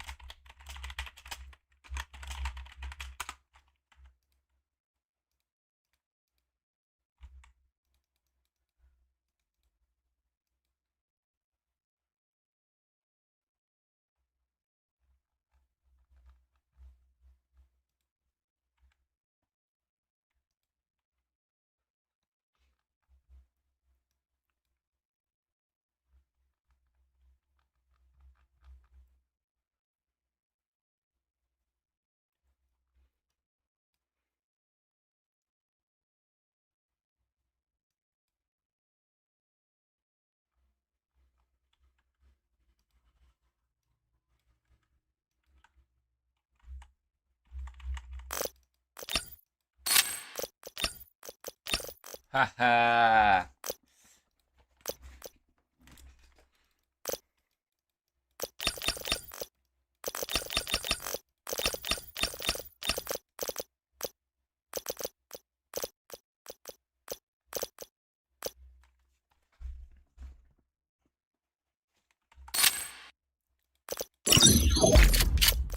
One tuh yang main siapa ya? Si Mike mana?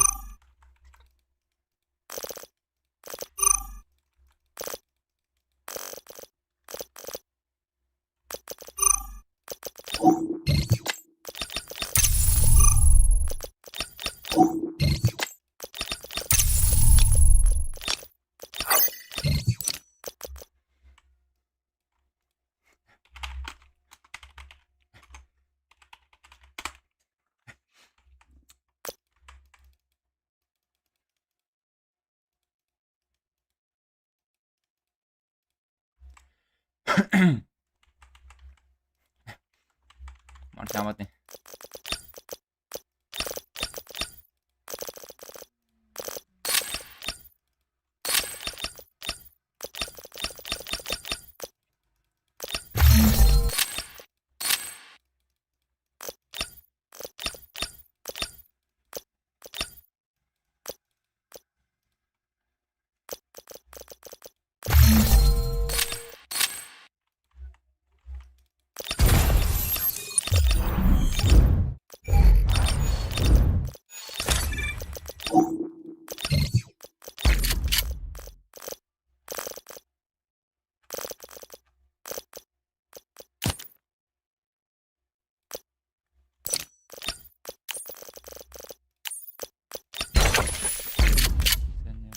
Diskusi seakan damai, selaya berkelada.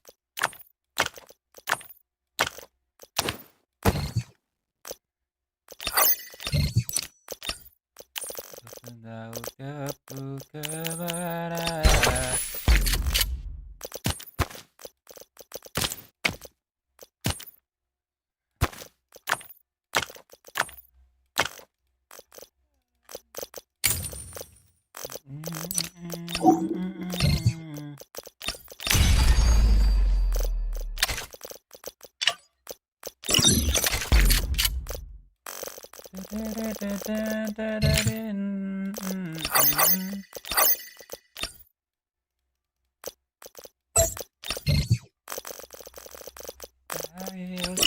Sayang.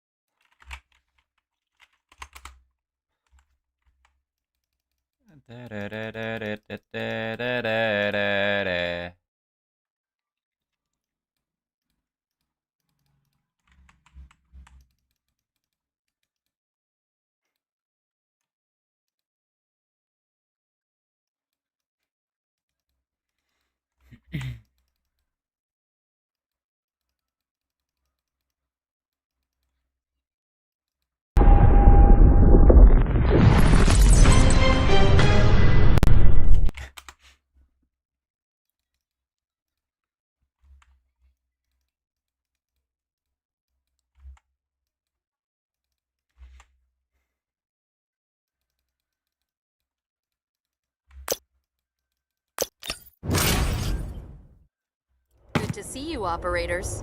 It's another beautiful day in a... I'll do my best.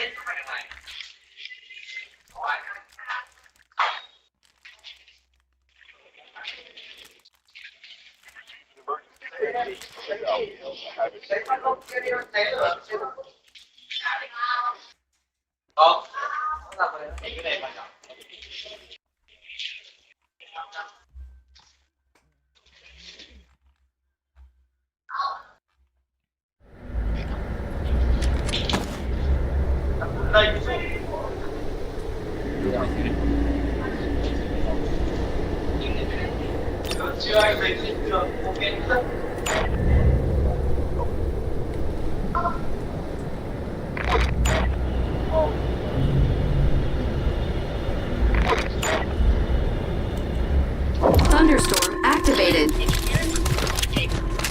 TikTok. Ketam nih anjing. I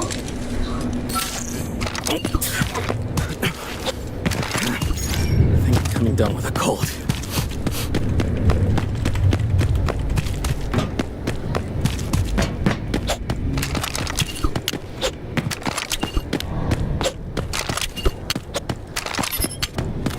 Ngerti Inggris anjing.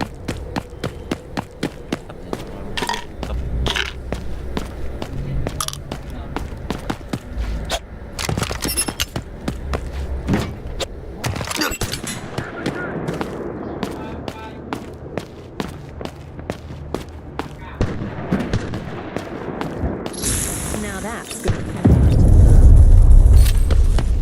Enemy here.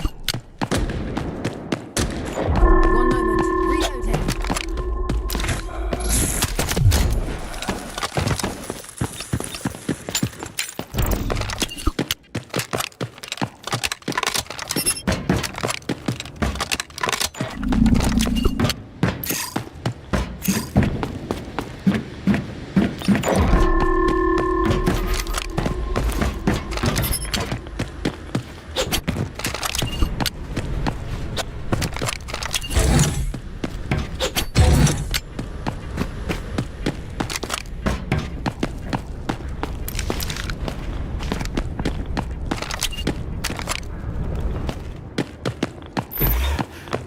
Want to build a snowman?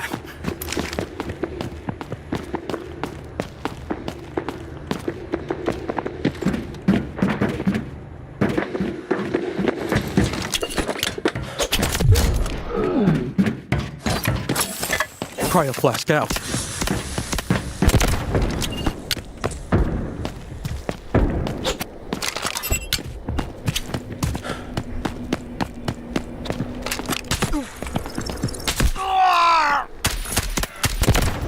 Maintain thunderstorm suppression.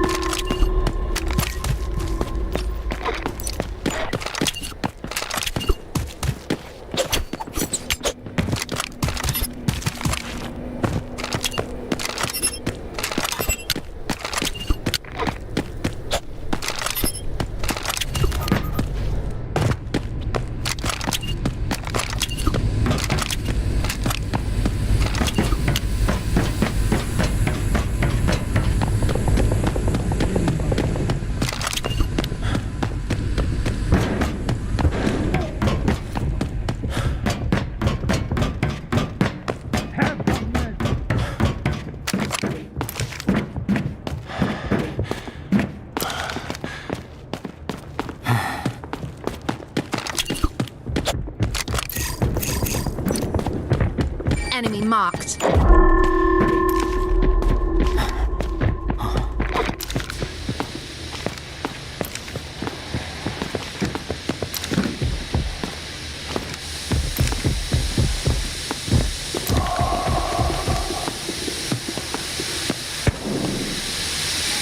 enemy.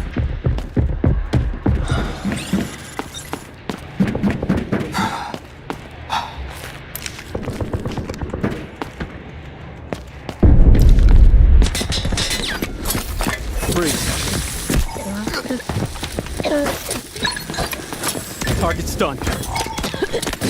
Enemy's frozen. Pretty cold, right? Maintain thunderstorm suppression.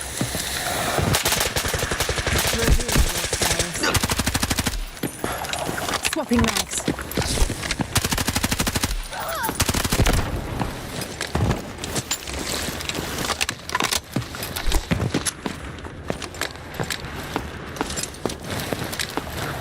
Requesting permission to loot.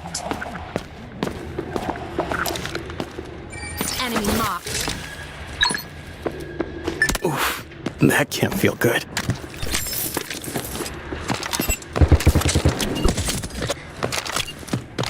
I'm reloading.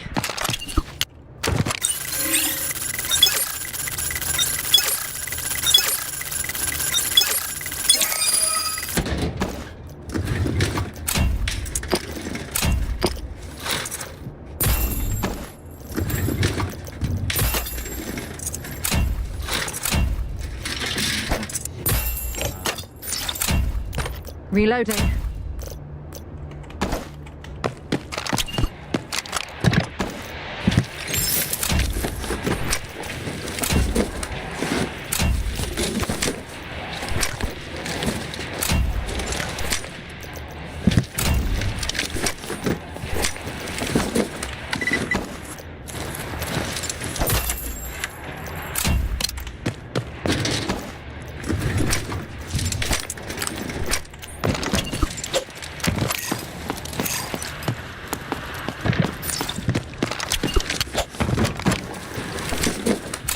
Here, take this.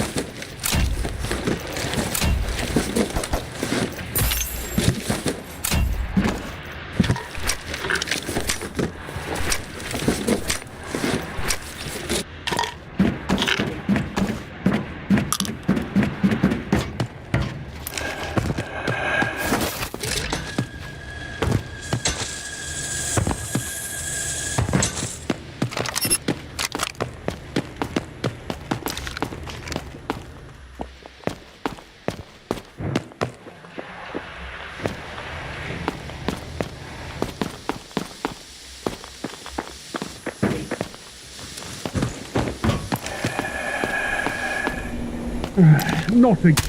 Seriously? Maintain thunderstorms.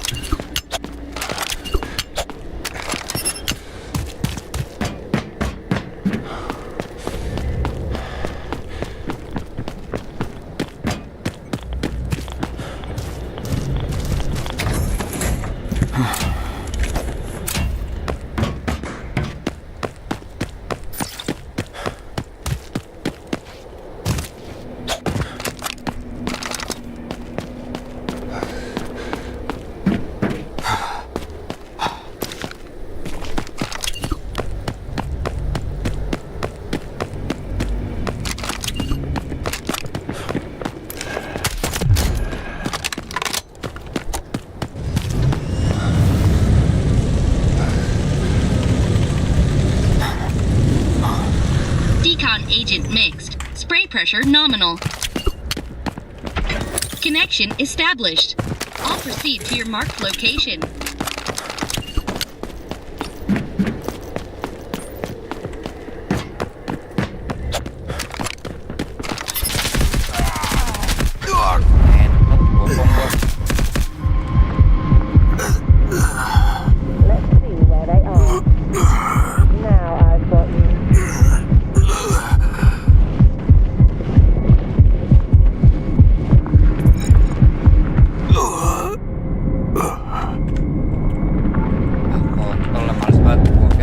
anjing.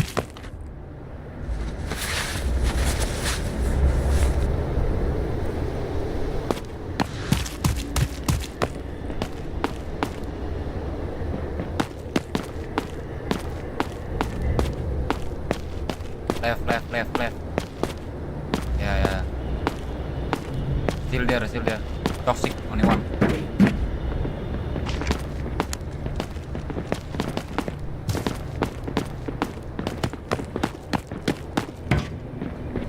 On the left. Yep. Report. Hostile activity in my sector. Tango down.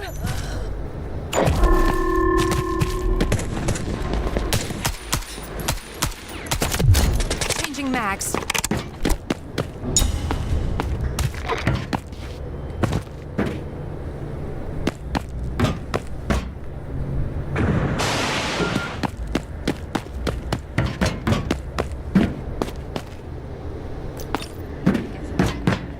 Hey.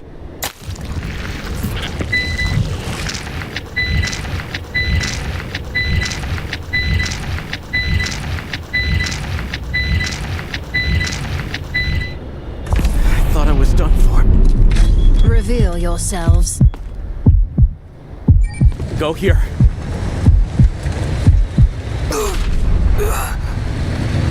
Executing command. This way.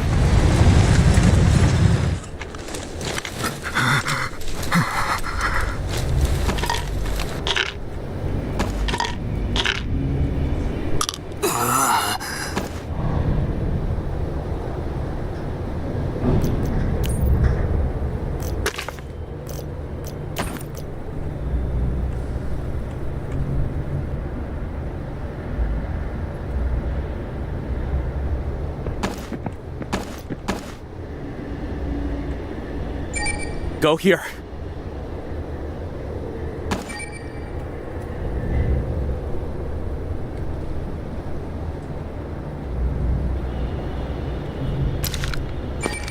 Let's go.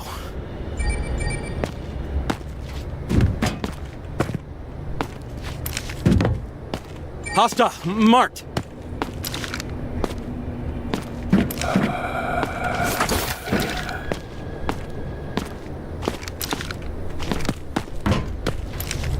Let's see where they are.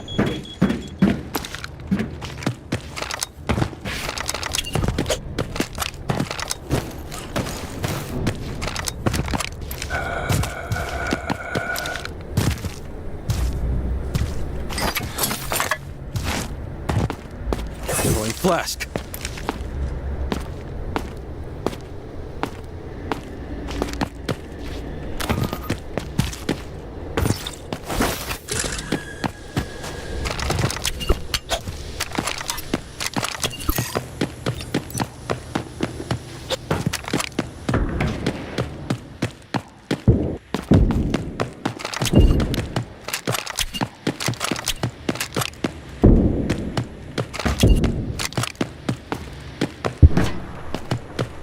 Marked an enemy.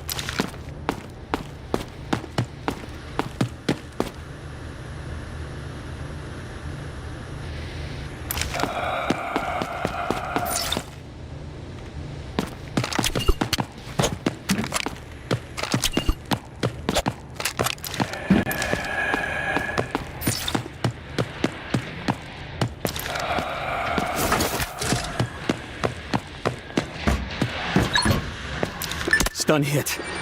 Enemy there.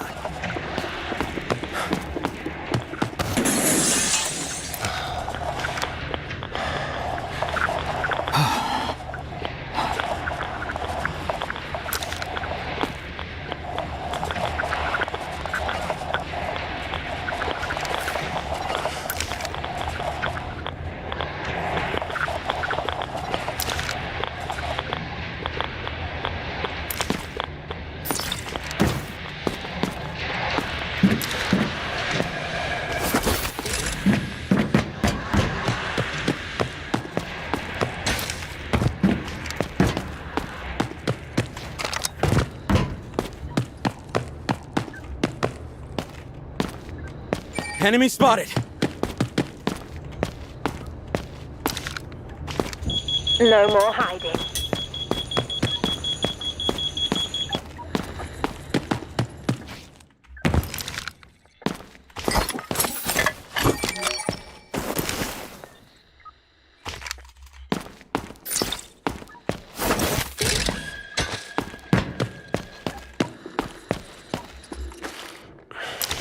Enemy, there!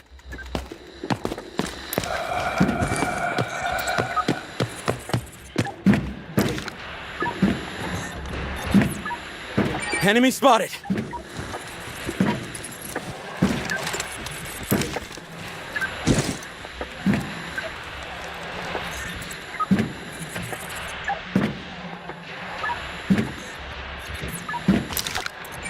Never mind.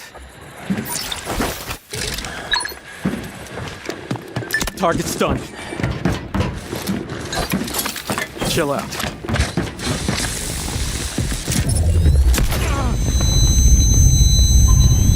Reloading. Cover me.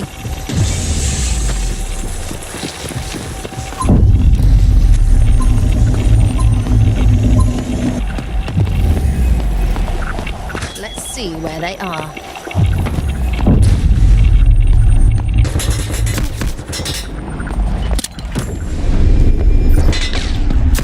Let me out! I'm reloading.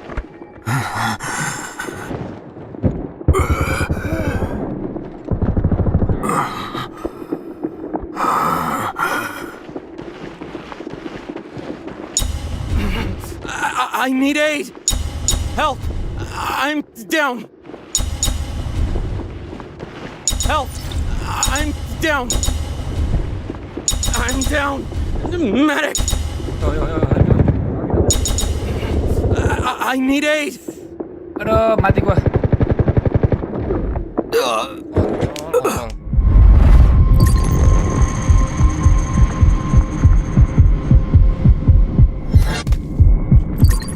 Nah, nok sakadong nih kontol.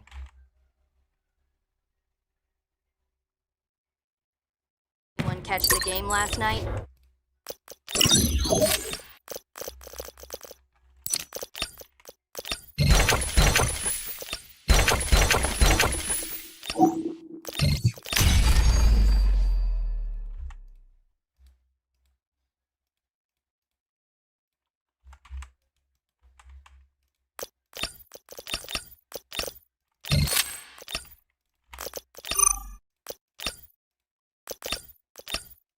Ah, 800 M anjing, mainnya akadong retard, cok.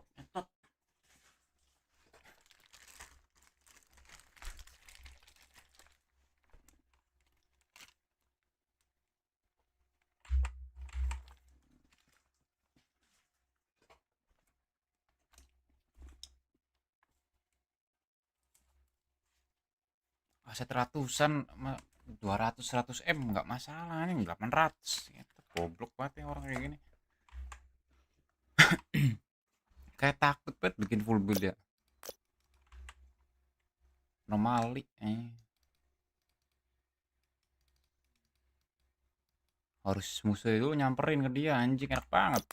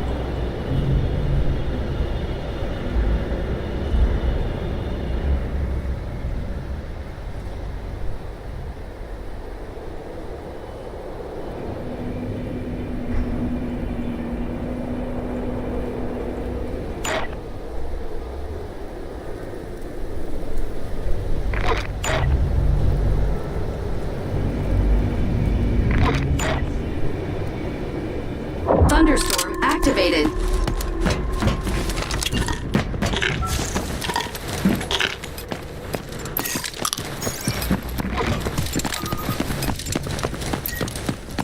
Safe here. We should take a look.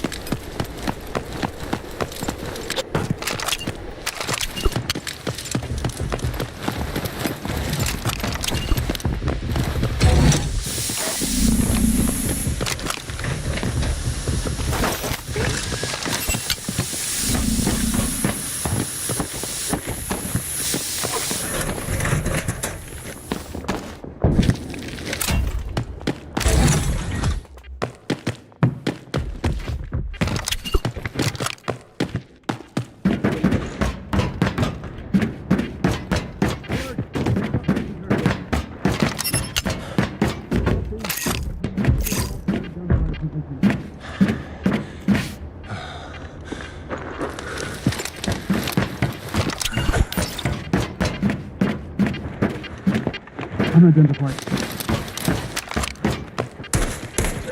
Reloading.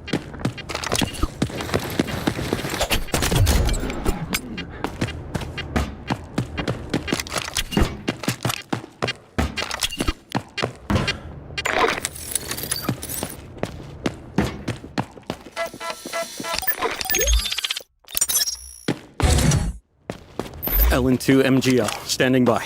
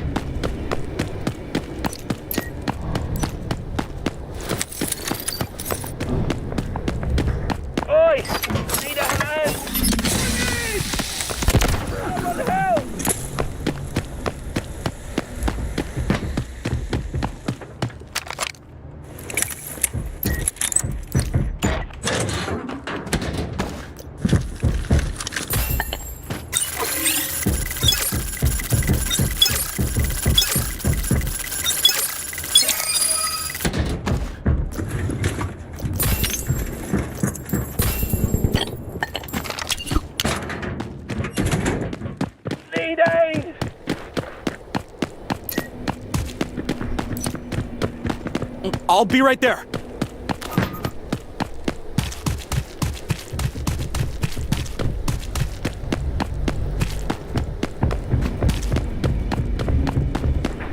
I've got you now.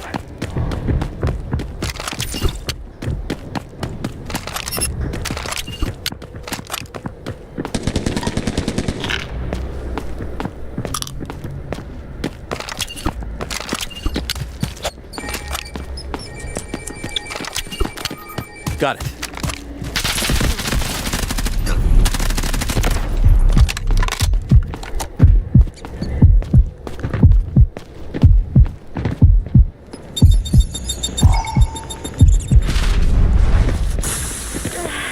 I need help. Throwing cryo flask. Banget anjing dua orang goblok. Dua Luna kontol. Nipu lu ya. Beda tim anjing yang gue lawan.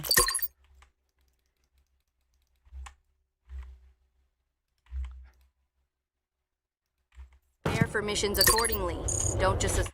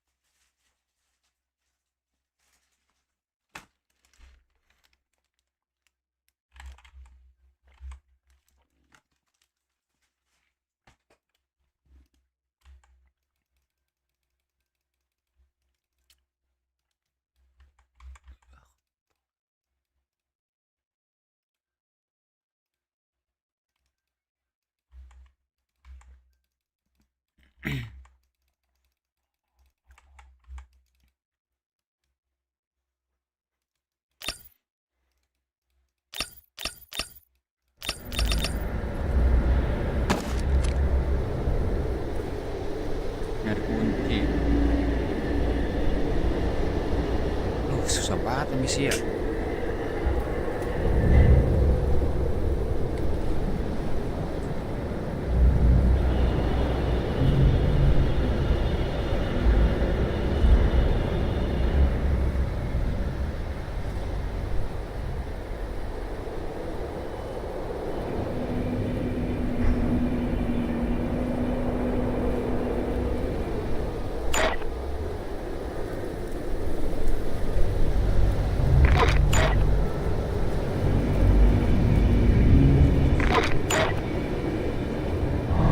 Thunderstorm activated.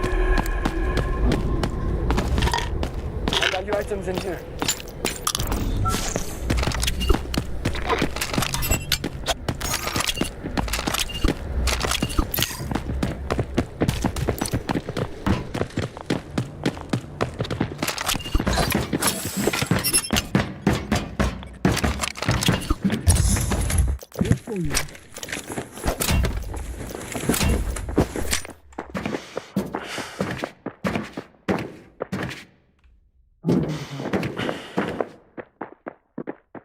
Trouble's coming. Maybe there's something good here. Nothing. Seriously?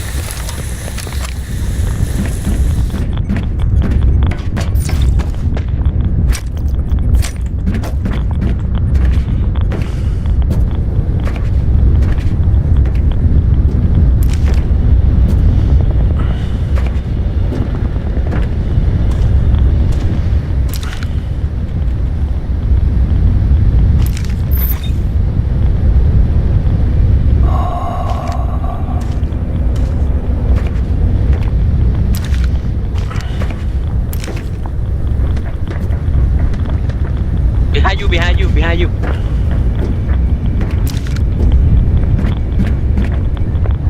Contact! I need backup!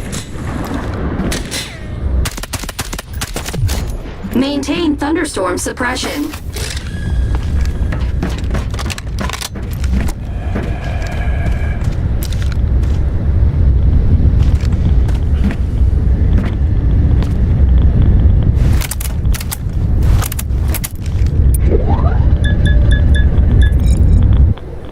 Warning.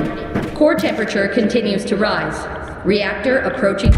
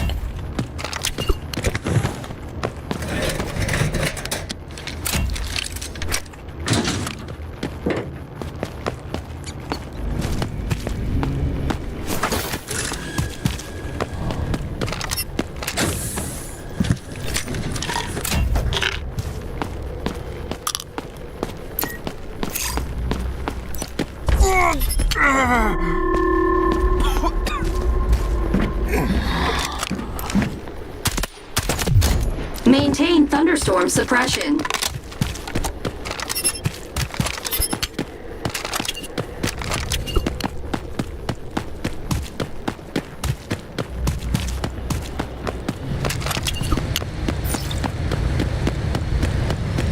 Unknown signal detected.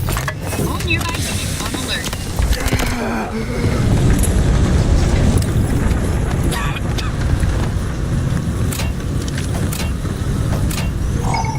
Go here.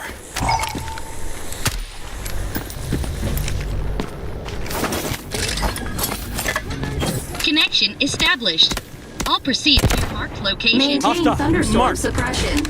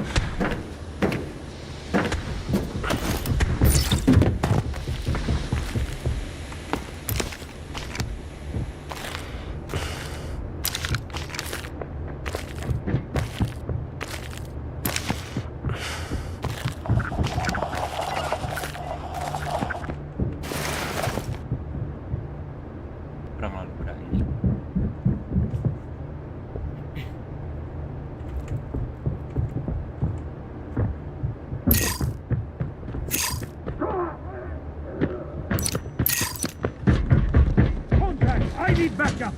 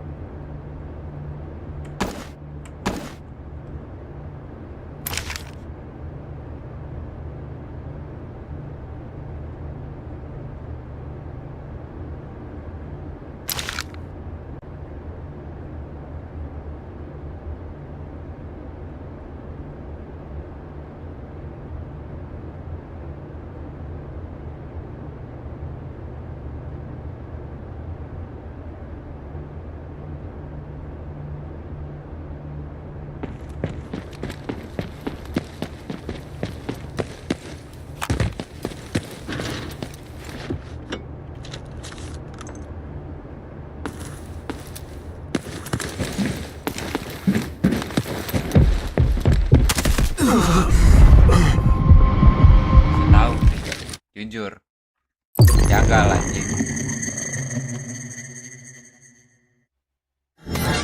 Salah lagi.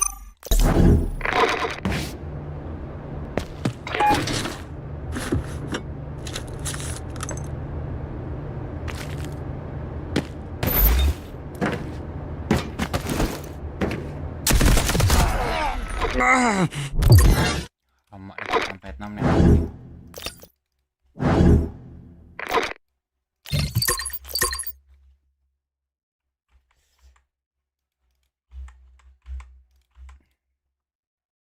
It's the sun when you have 100.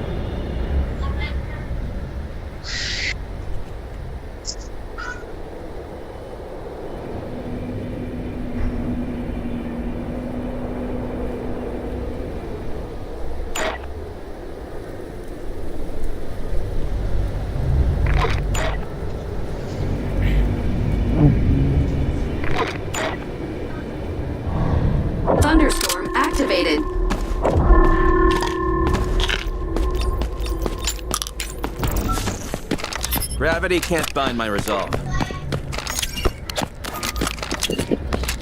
Enemy located.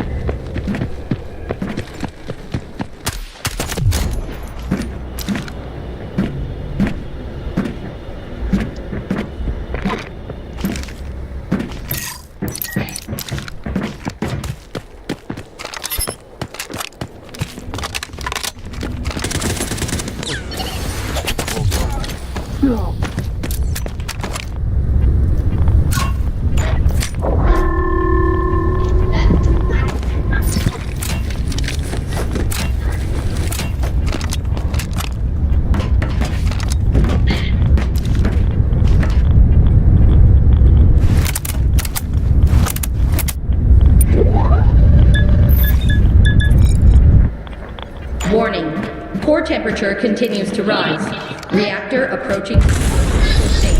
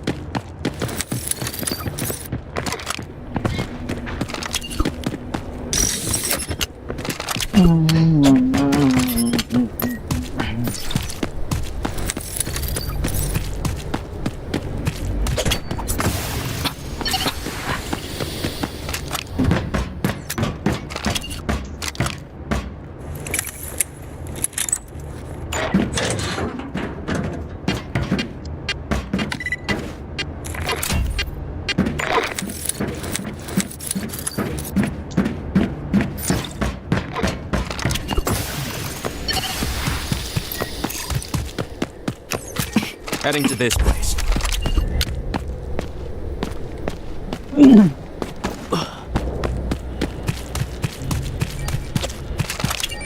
This way.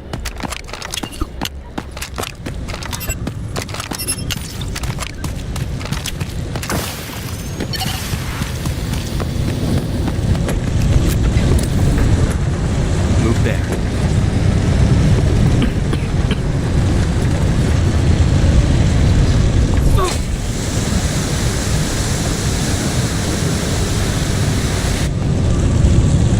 Take this point.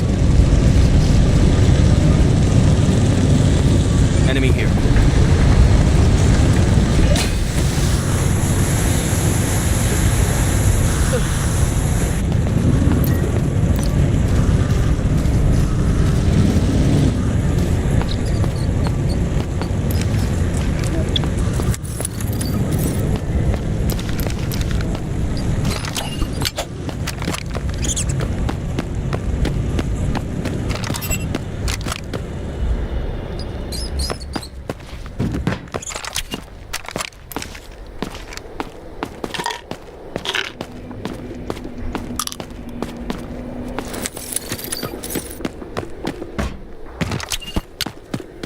High value items here.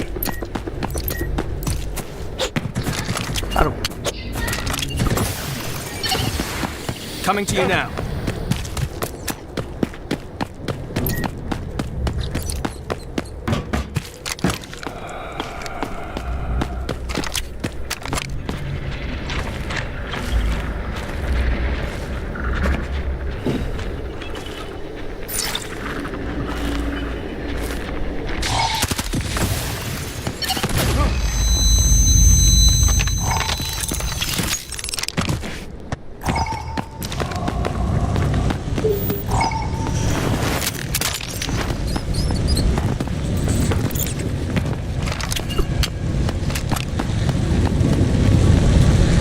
Heading to this place. This way. Executing command.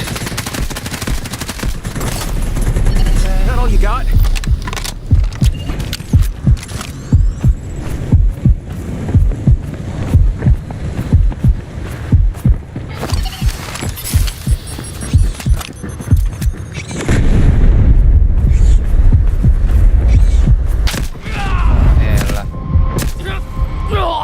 kadang mulu lawan gua anjing.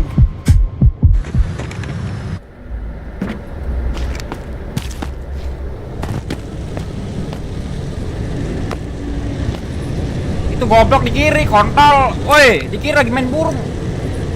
Aduh. Buset, nggak lihat nih, Cok. Mobil di kiri, anjing.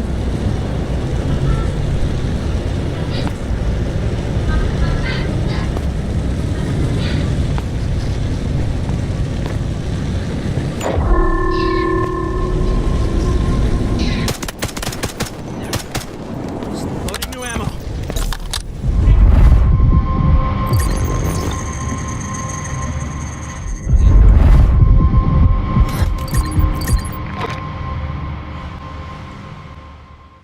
Aduh.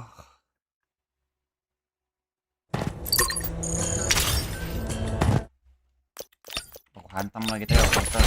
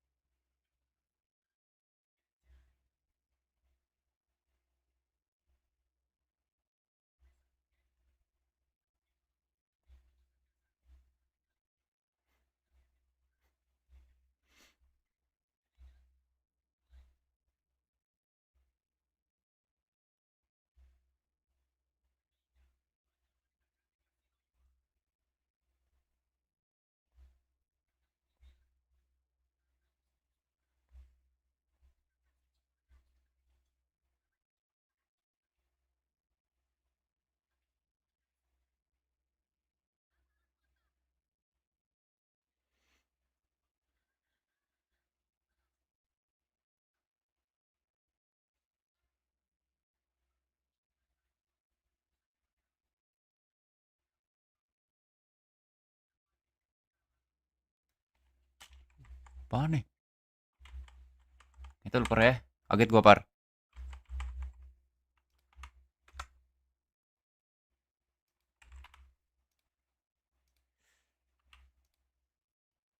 Gua kira suara dari mana, Par? Buset dah.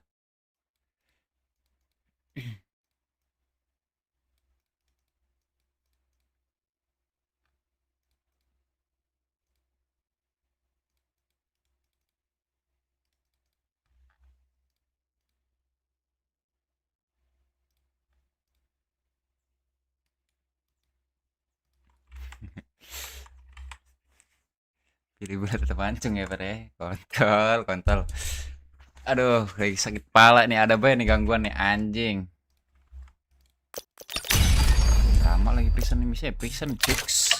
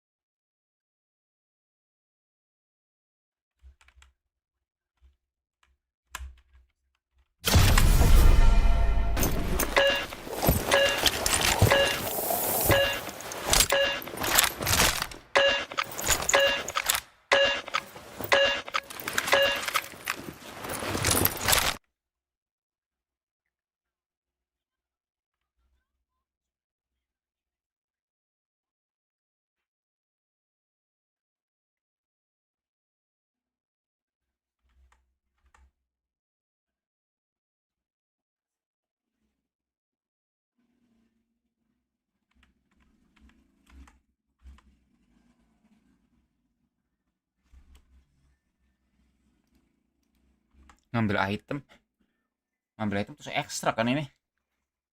Backpack.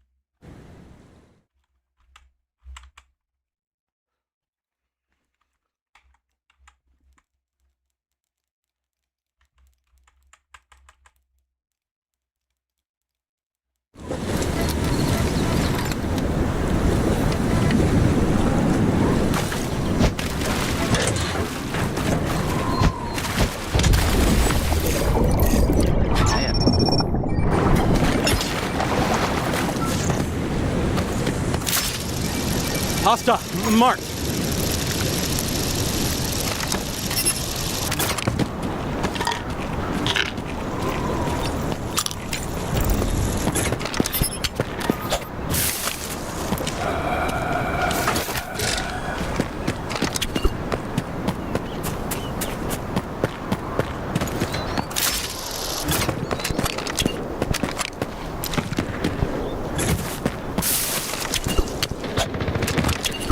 Enemy spotted.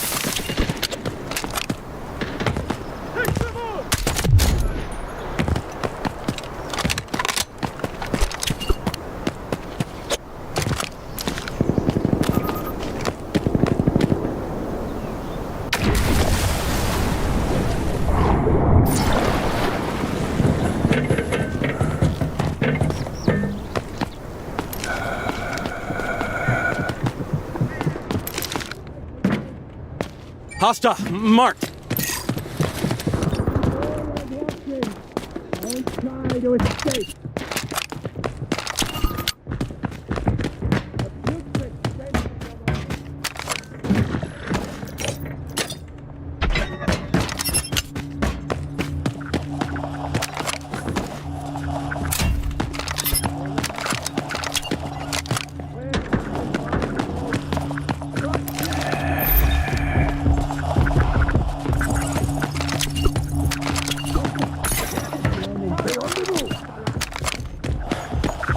Enemy spotted.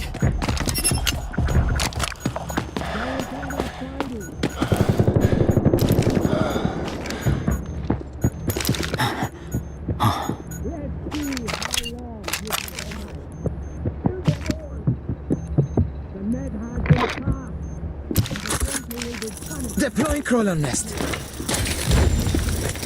You can run, but you can't hide. You got him. That can't feel good. Freeze.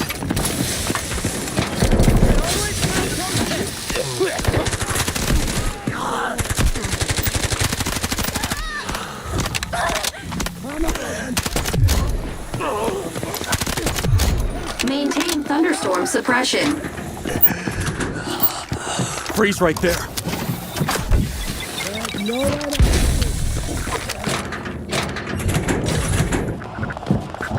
Come on,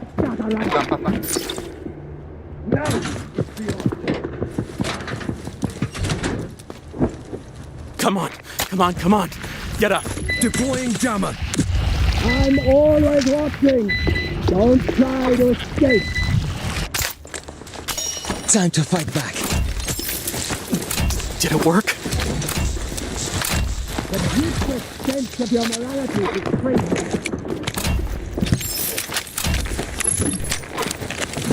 Sending jammer. Smoke break set. Come out. Take a look at this. Don't bother fighting. Insubordination will.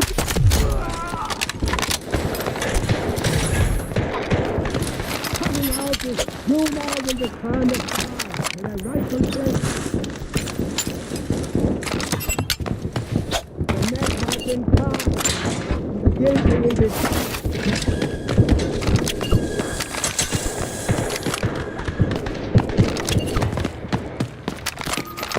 Cover me. Reloading.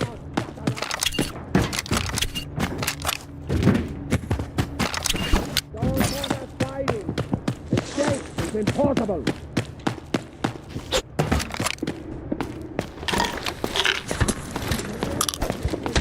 Enemy spotted. Go here.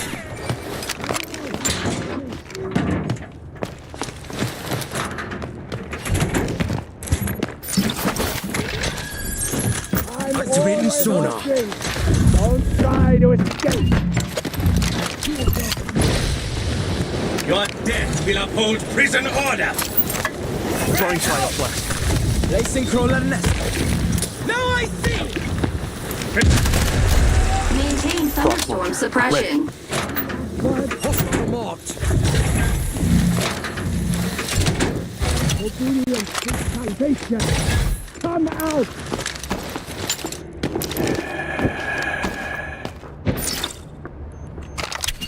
Let's see how long we can hide.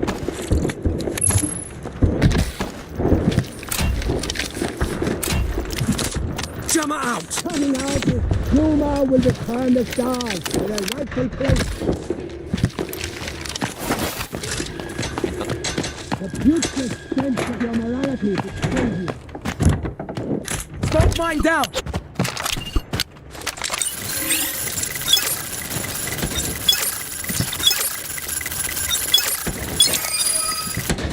I find you. What you must do.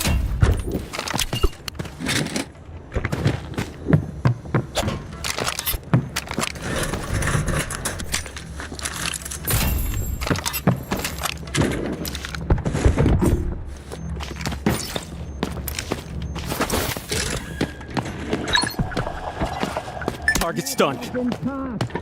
And the danger is coming. Hoyan jammer. This way. I hear gunfire. New ammo.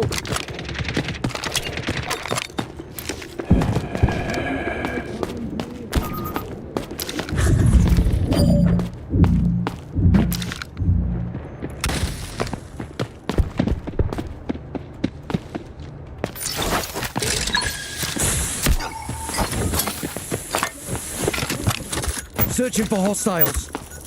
Got a reason. Deploying jammer.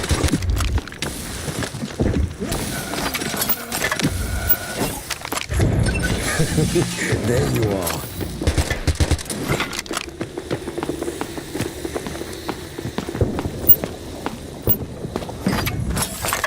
Throwing blast. Let's build a snowman.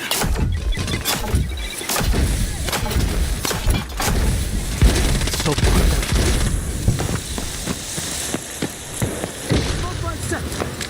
Hostile marked. Hoying flash.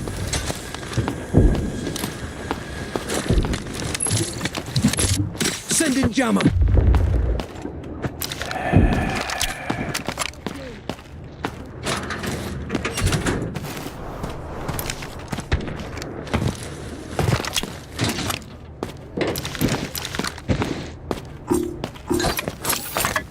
Cryo flashed out.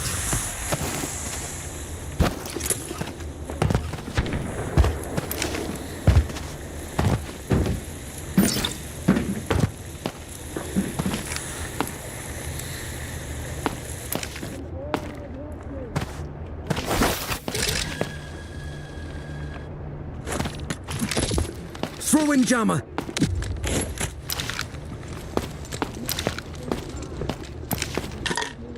Enemy there.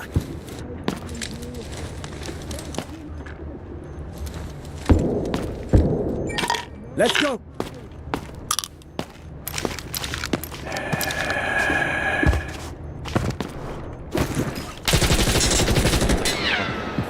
Enemy spotted.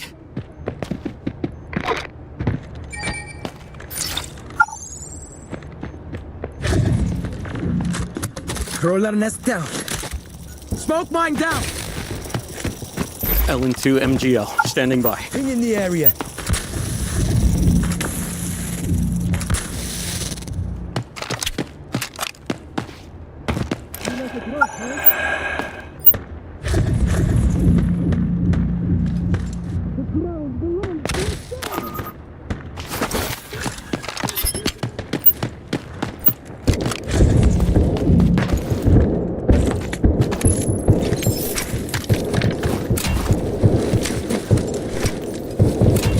Anyone want this? Deploying smoke bomb.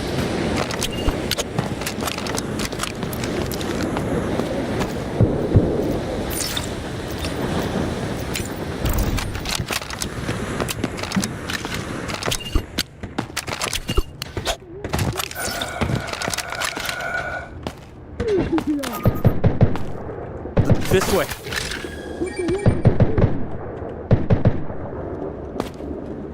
Hostile marked.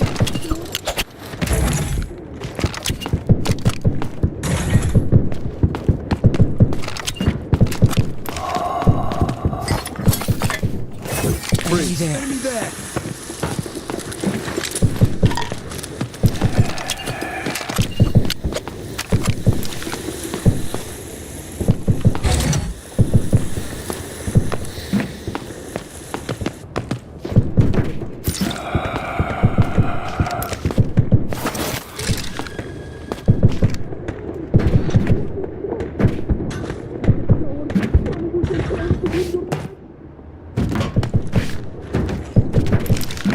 Placing smoke bomb. Jammer out.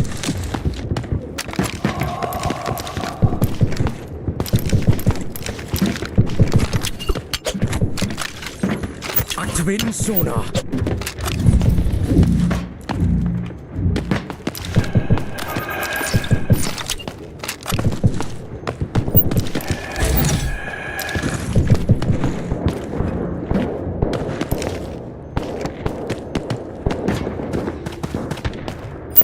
Enemy spotted.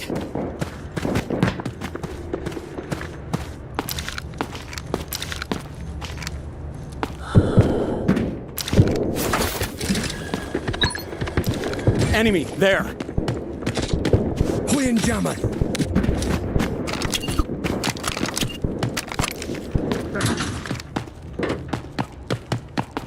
I hear gunfire.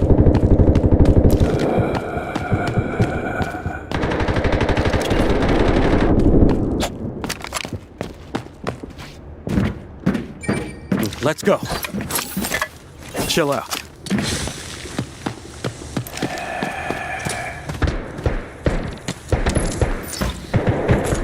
Deploying jammer.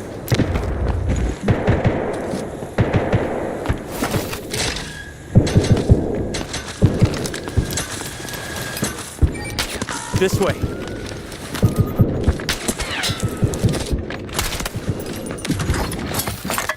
Throwing flask. Throwing delayed flash. Don't find out. Scrub. Don't scrub.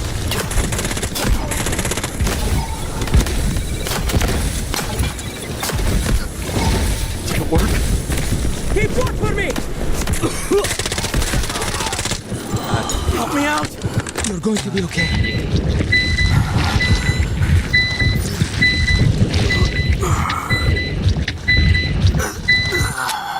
Thank you for not leaving me.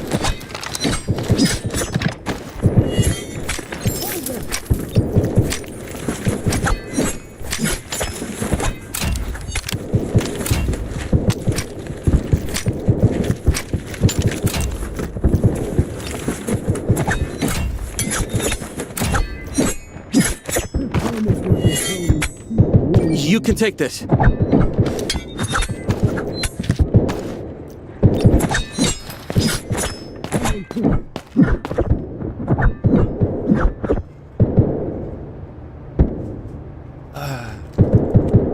Loading new ammo. I hear something.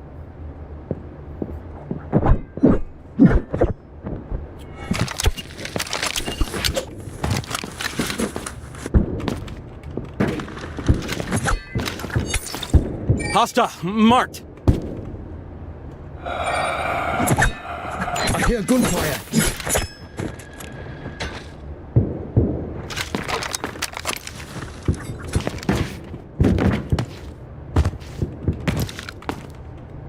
Bring it on. Sending jammer. Frost launcher ready. Sebel banget.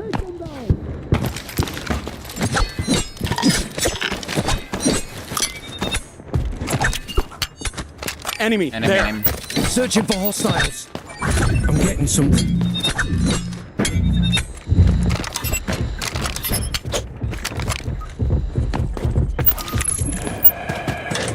No more secrets.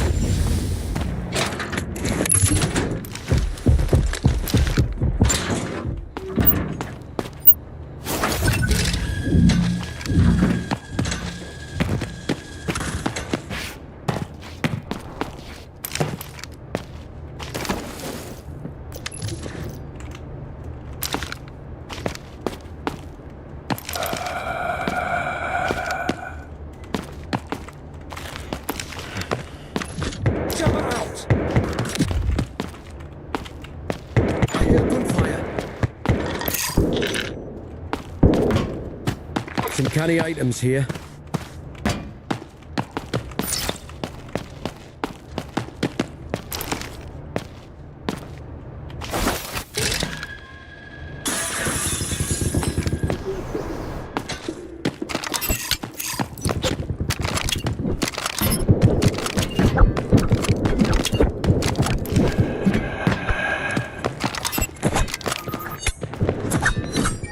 Go here.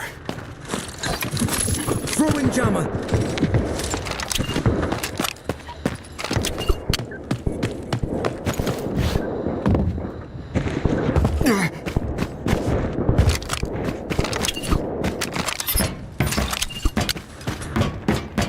You'll be nothing more than a footnote.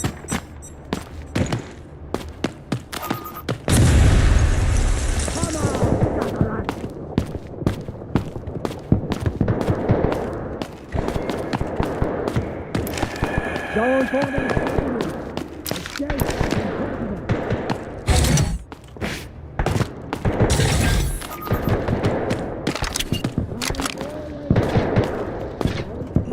Enemy spotted. Marked. Enemy spotted. Literature is the food of the wild. Enemy there.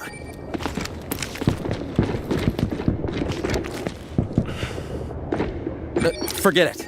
We've got you surrounded.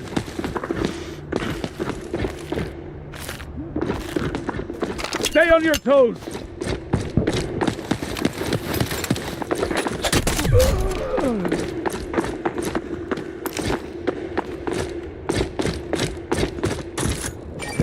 This way. Bring in the area. Maintain thunderstorm suppression. That doesn't feel good. Cryo flashed out. Wah, ngentot.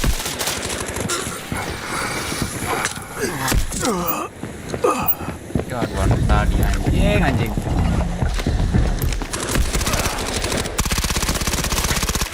Reloading. Watch my back.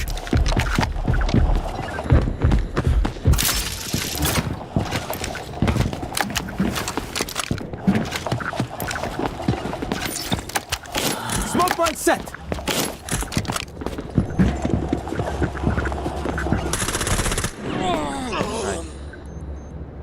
I'm not leaving you here. Oh my God.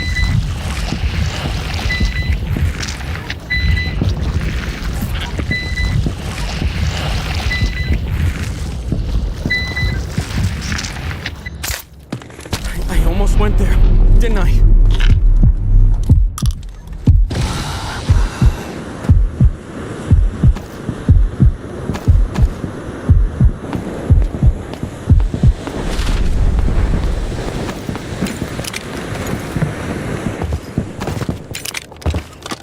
Need that gear.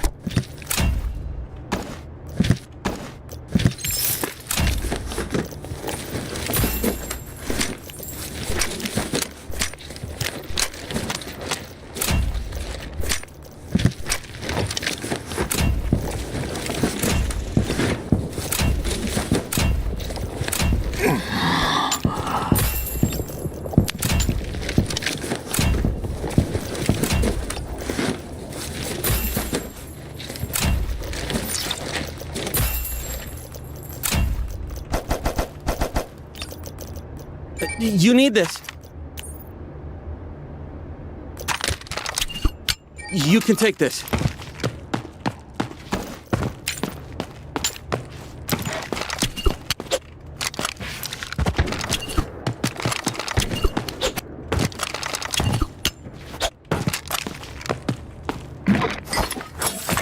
Throwing cryo flask.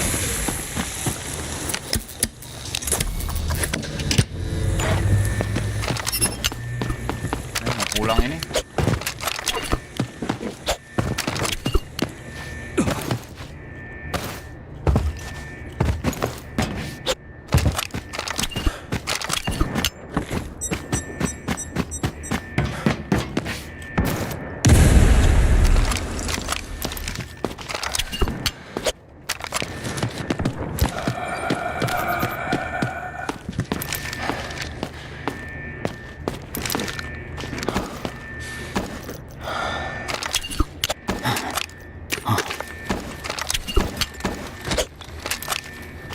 Sonar up.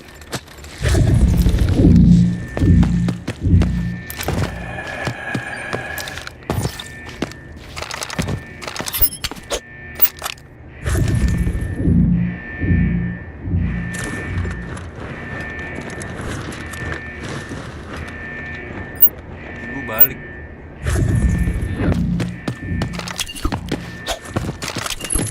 Minggu maksudnya minggu balik.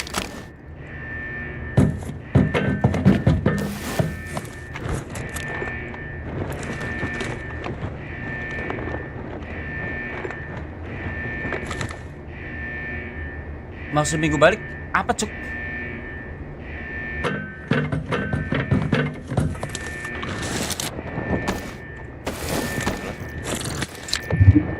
Hey. Sending jammer.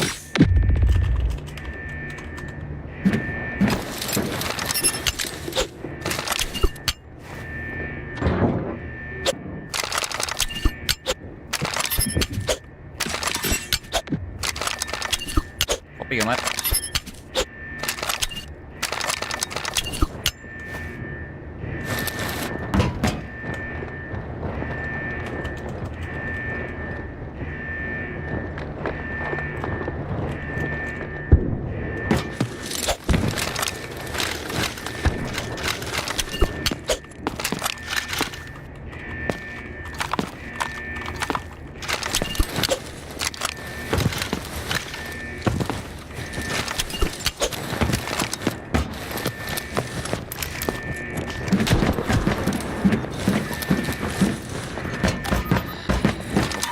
Changing max.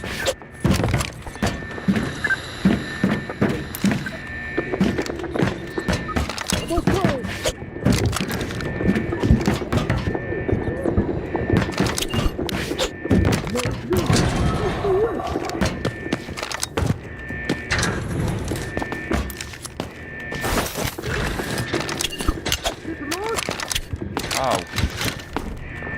Activating sonar. We should extract soon.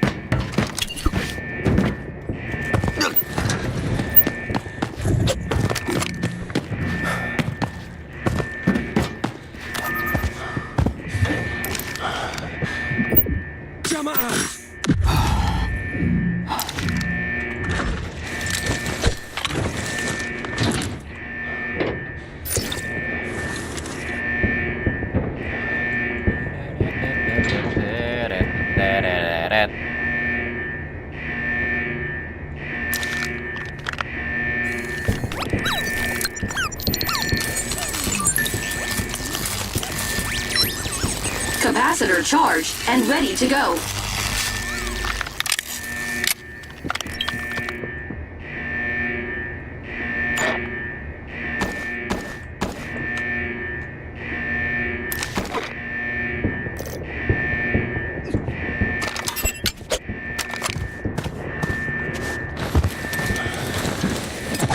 Akun gua ke-ban 10 tahun.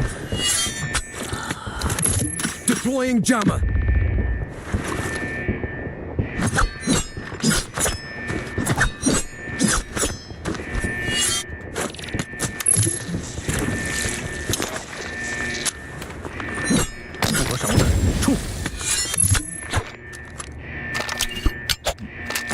Dia ke-ban tahun. Enemy there. This way. Aku nampak nih, gue beli 200.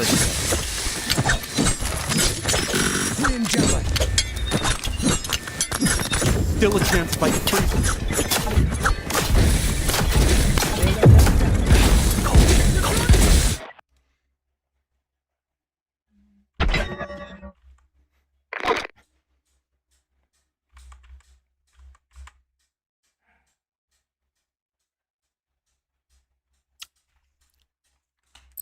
Malam.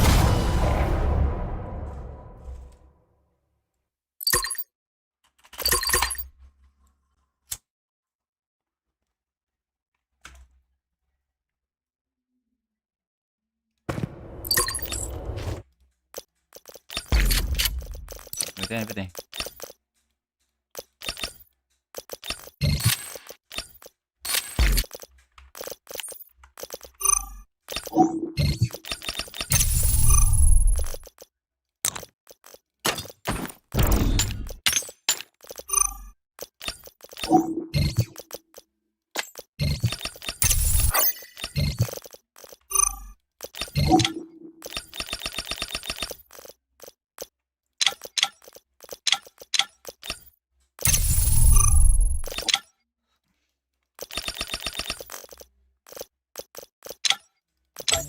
Jaga mete.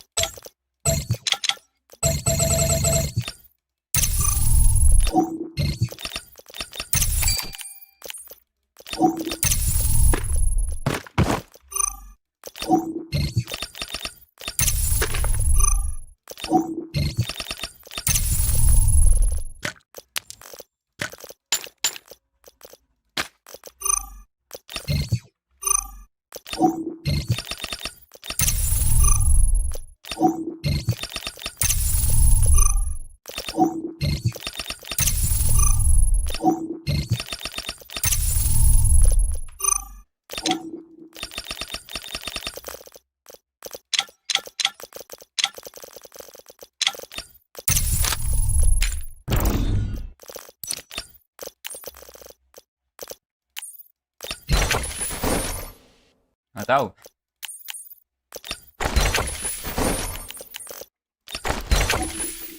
Dia udah gede anjir, udah berjembut, so. Kemana aja nggak tahu gua.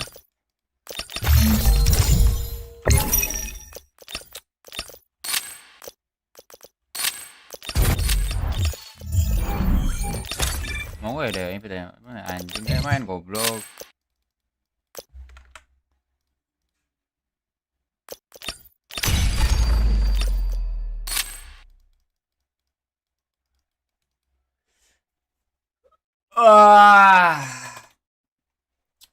Mat. Eta mat, kopi mat.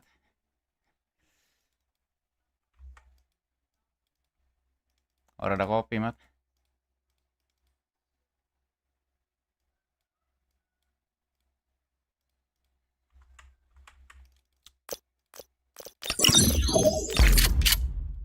Kopi anjing, biar semangat. Pusing kepala gua nih anjing.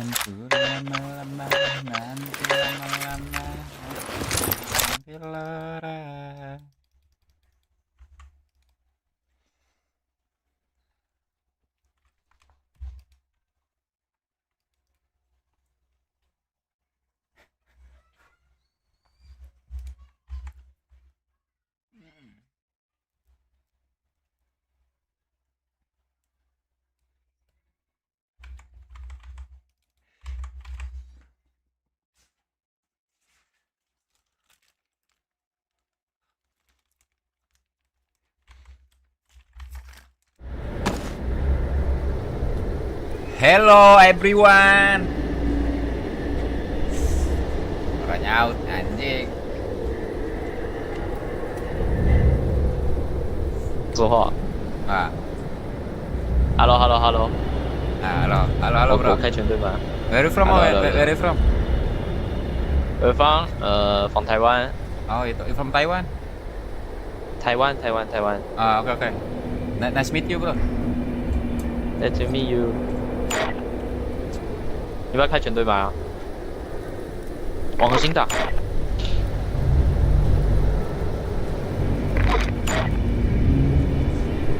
Thunderstorm activated.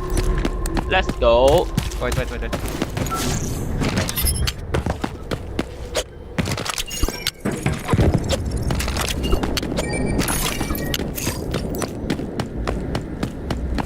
I take vision first bro, okay? Enemy there. 屁股也有。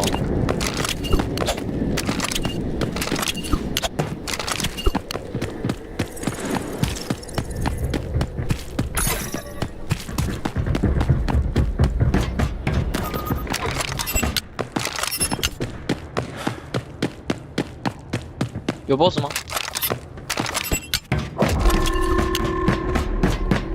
他们进那个了，正中间那边，上。啊？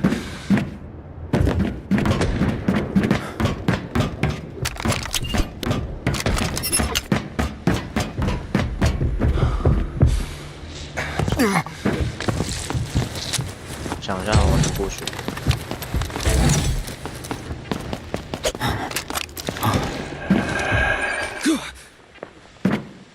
在我脚底下。Come on.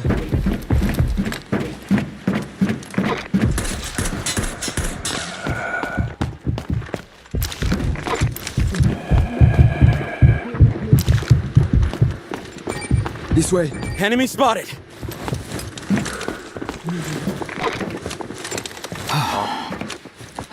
不是 boss。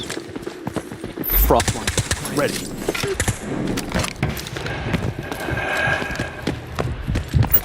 Searching for hostiles. I'm getting something.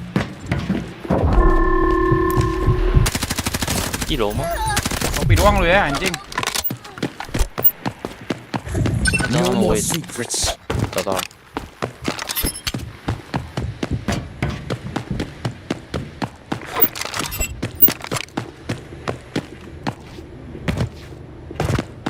楼上。 Come on. I hear gunfire. Whirlwind.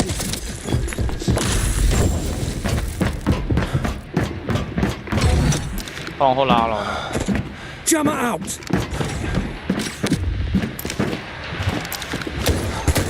Cryo clutch down. Changing mags. 马林呢 ？OK。Bos.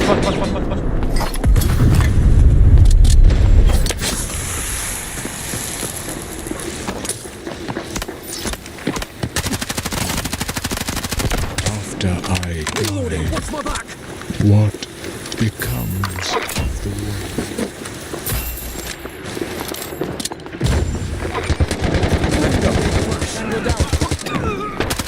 屁股。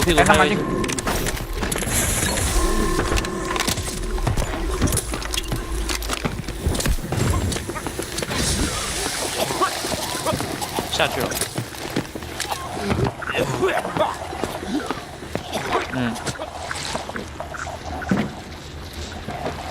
对。 I hear gunfire.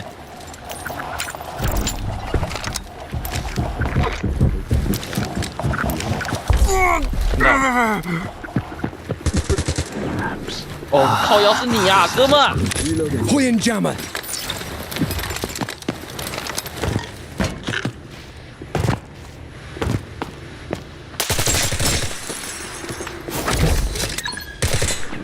Target done.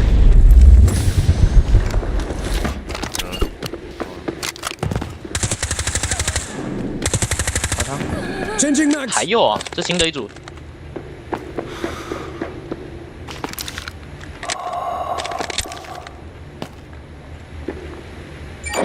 Hostile marked. 我在听，慢慢来。Moving in the area. I've got a reading. Spread a little panic. 看到。他上楼。Maintain thunderstorm suppression.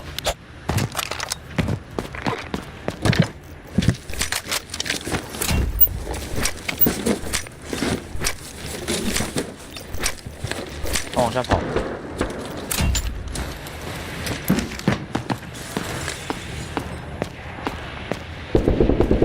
我操，6套兄弟！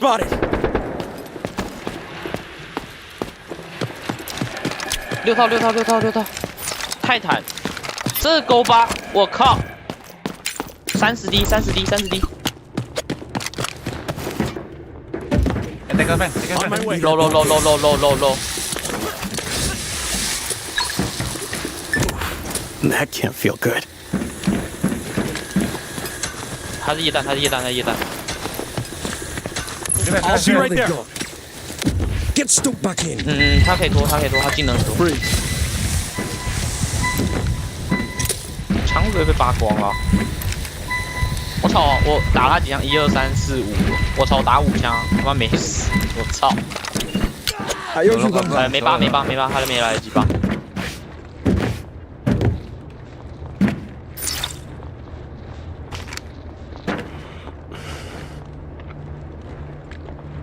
没有，无名我不确定哪了。哎，干！他全打我头哎，我甲1点没掉，啥情况 ？This way.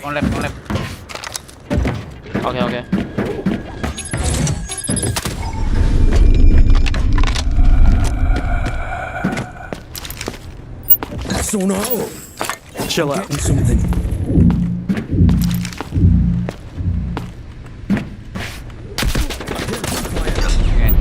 头上。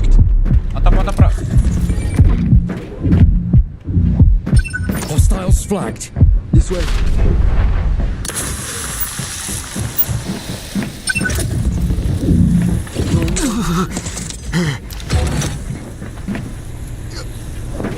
扎到。不能，他人从外面打，因为被高打。Don't screw up.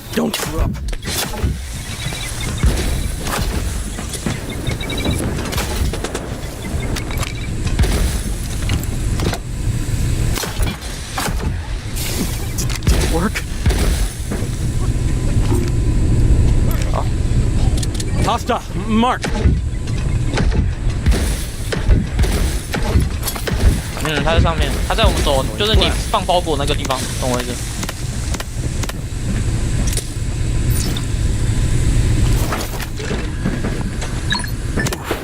That can't feel good.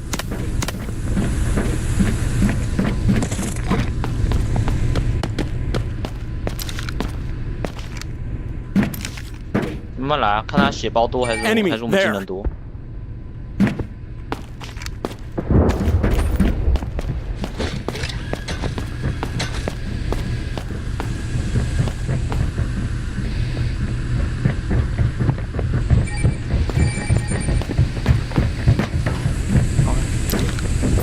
Enemy there.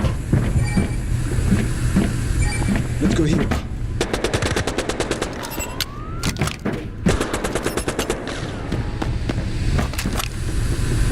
Swapping mags.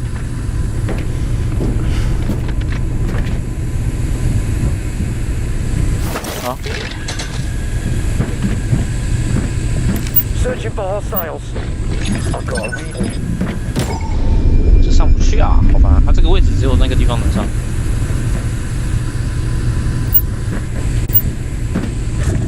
No more secrets. 打到吗？要不你来走一下，我有马林，我打他。LN2 MGL standing by.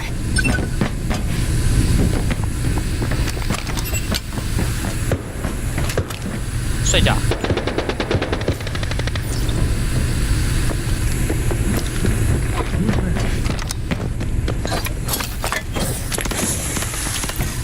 操妈有够大漏的，我操！太可怕漏了。Adanya apa tuh bang?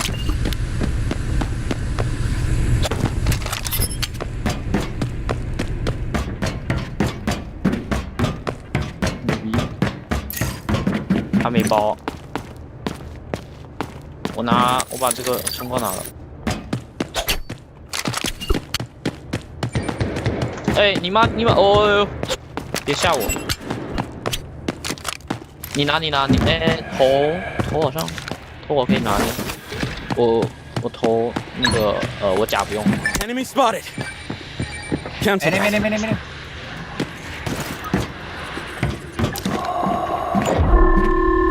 OK。我先修甲，等我一下。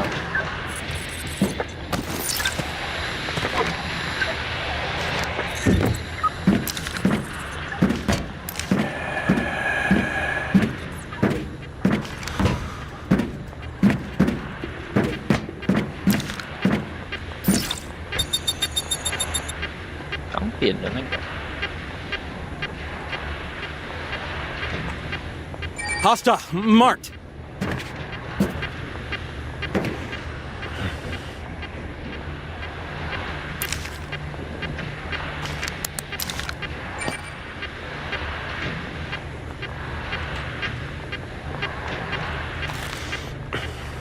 So. Clean in the area. Done. Kaget gua. Cryo flashed out. Entot kaget gua anjing. 能压吗？ Maintain thunderstorm suppression. Anomali. Kontol. 牛逼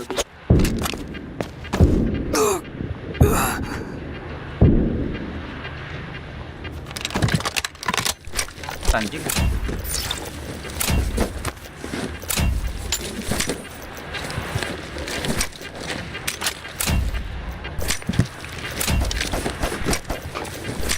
这样图给我一种打得好乱的感觉，受不了了。对啊，下面一组嘛，上面这就总共就2组。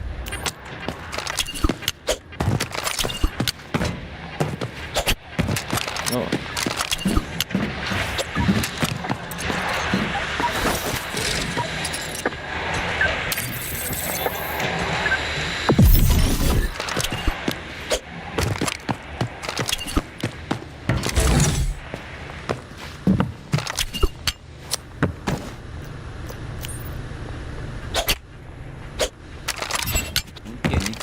Kopi cái mắt kunci nih mas.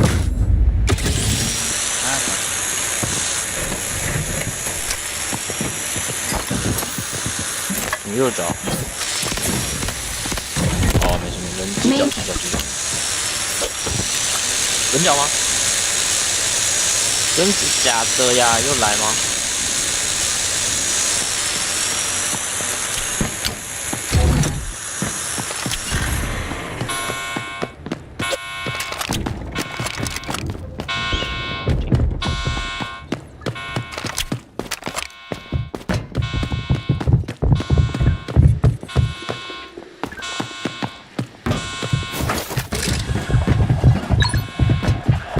Target's done. 看到。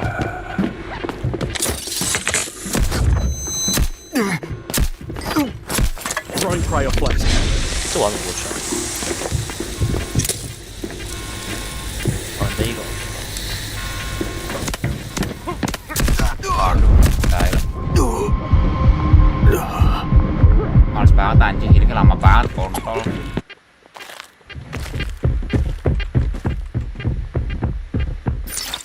总得回来吃包吧。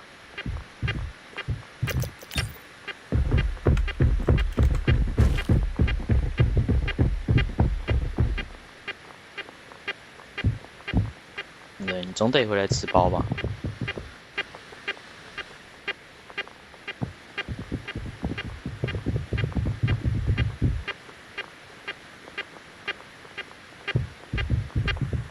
Ganggu anjing.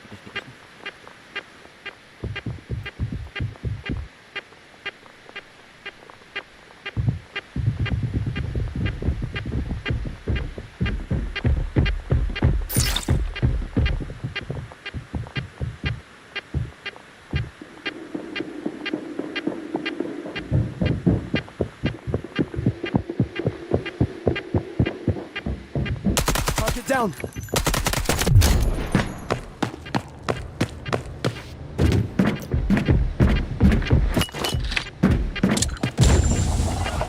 Loading new ammo.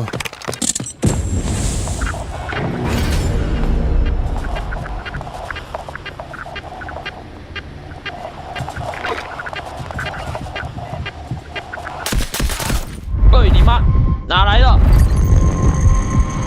Mabok anjing orang ini. Gila aja sih banyak ritatnya ya babi.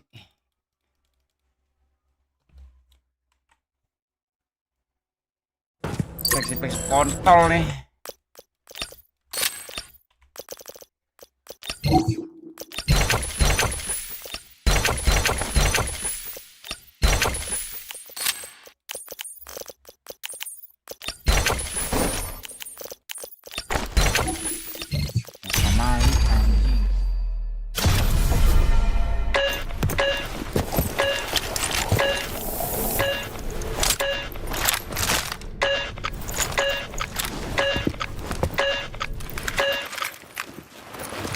Ini banyak tikus anjing. Gak jelas cok.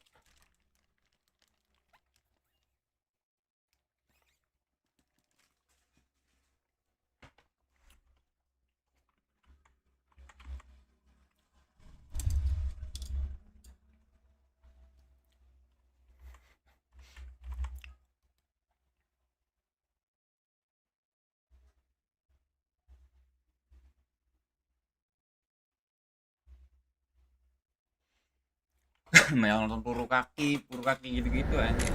Solo Nox. Jago katanya bro, Solo Nox anjing. Ngeri orang-orang gitu tuh. Kalau dikejar lari. Udah. Thunderstorm activated.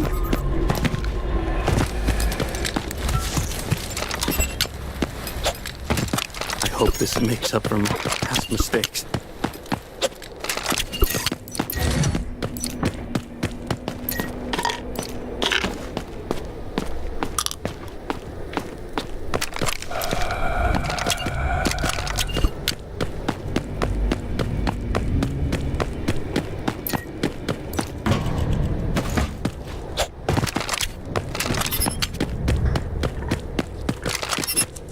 Nyari craftworknya ini loh yang males gua.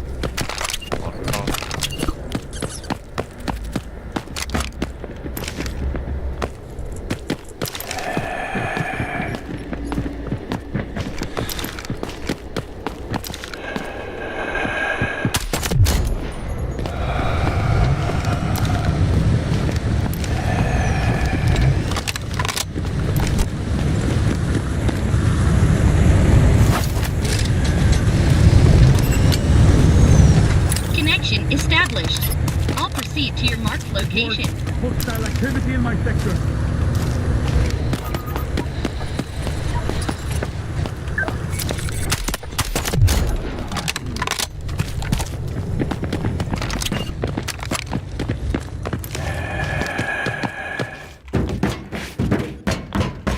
Control, unidentified weapons detected.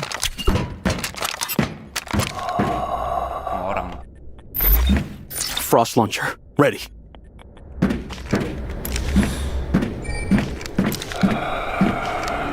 Copy. Enemy, there.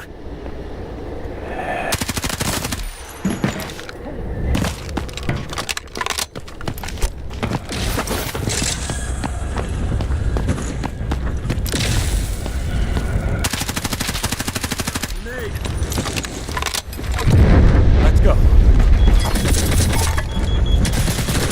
Down.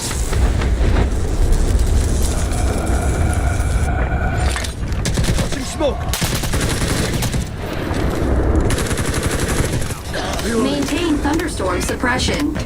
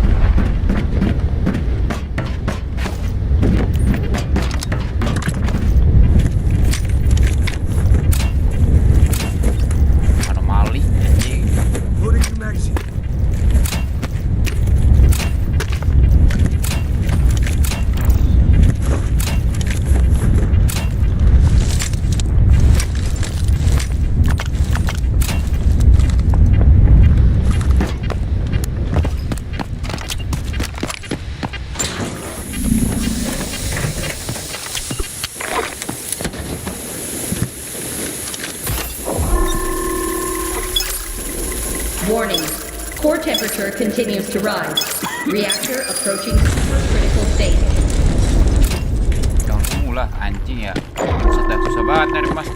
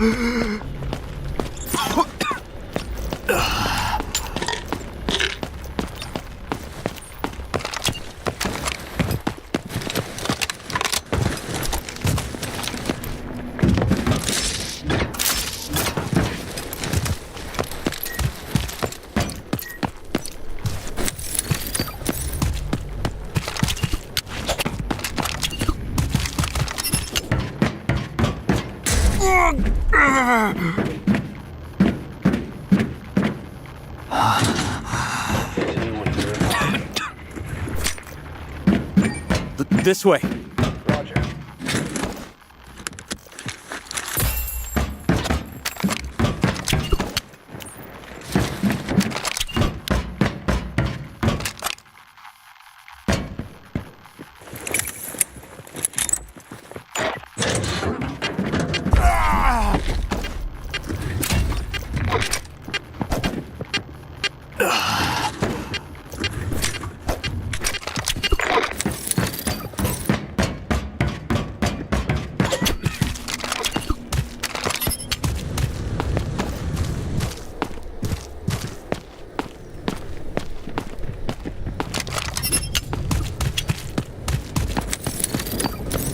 Coming.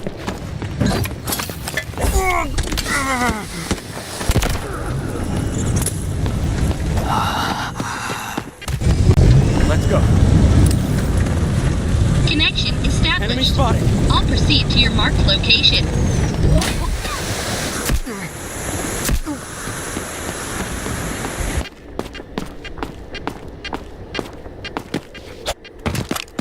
Go here.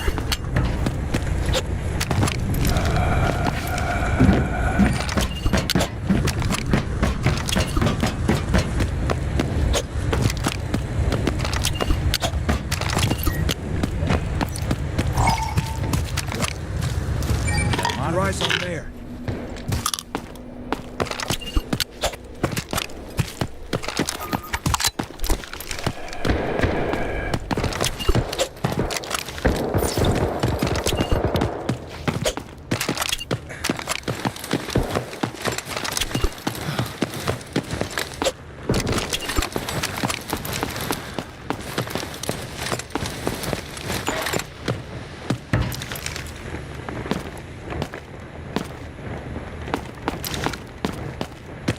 Hostile, marked.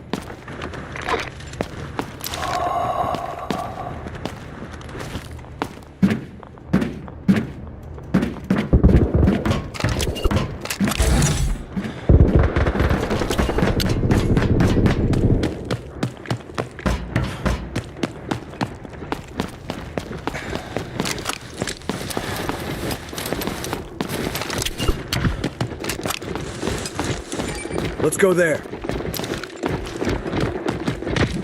Take that.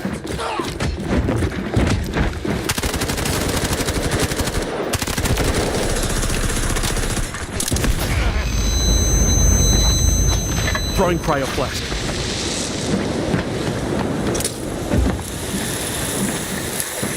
Changing mags.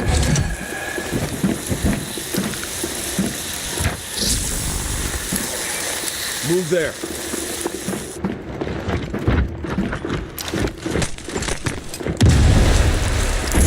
Clear the area. Stunning. Freeze.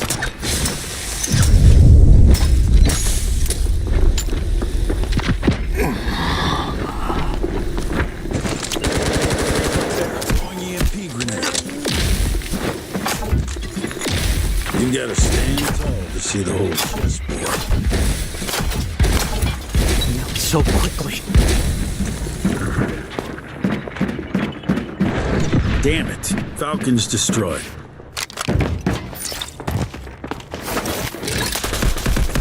Waduh, dari atas. Dari mana lagi, anjay, anjay. EMP grenade out.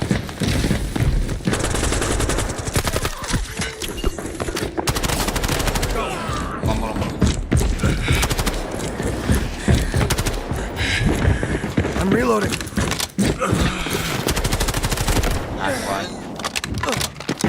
Throwing smoke grenade. You'll be fine. Get up.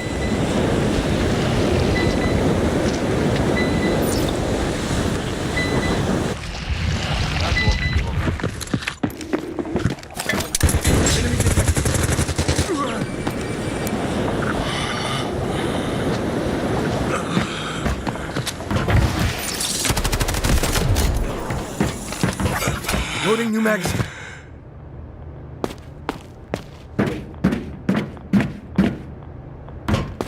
Hold on, I'm here.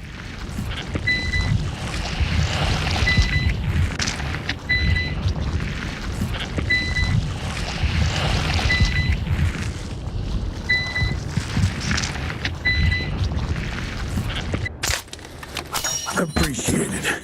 Looks like I need to get myself some insurance, too. Hold on, I'm here.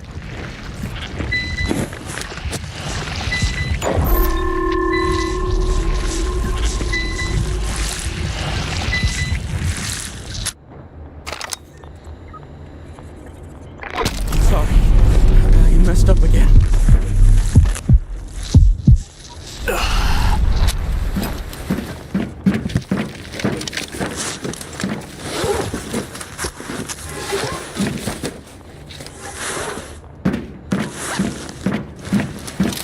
Swapping mags.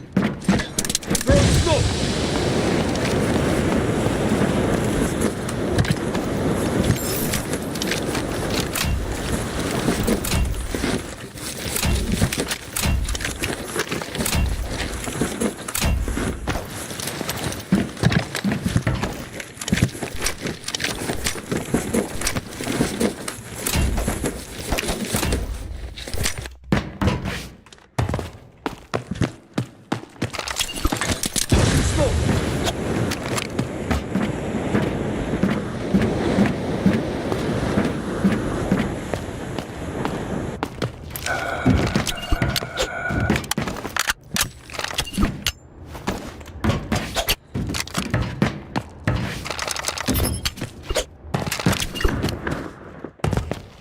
Take a look. It's more useful to the living.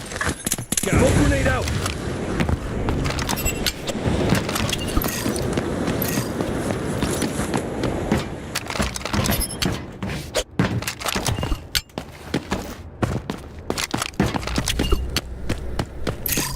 Tiga prapok ya. Males banget nih nyarinya.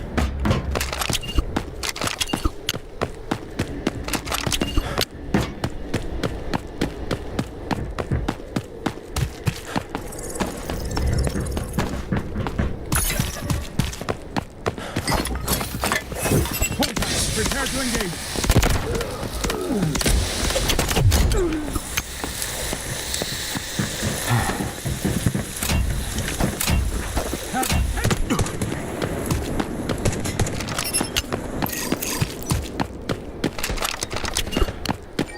Let's go.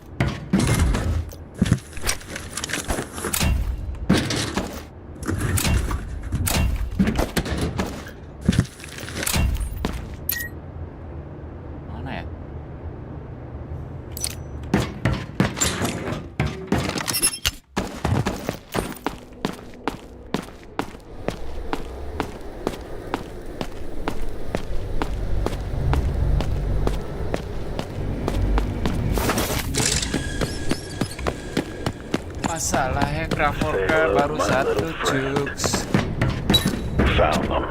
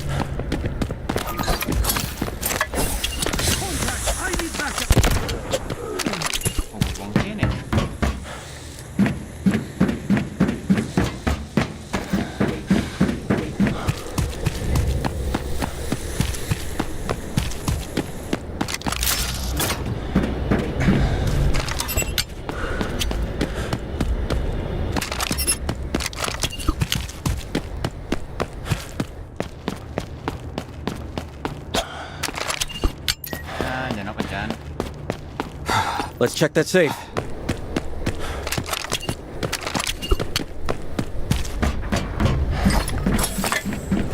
Safe here. Udah beli ya?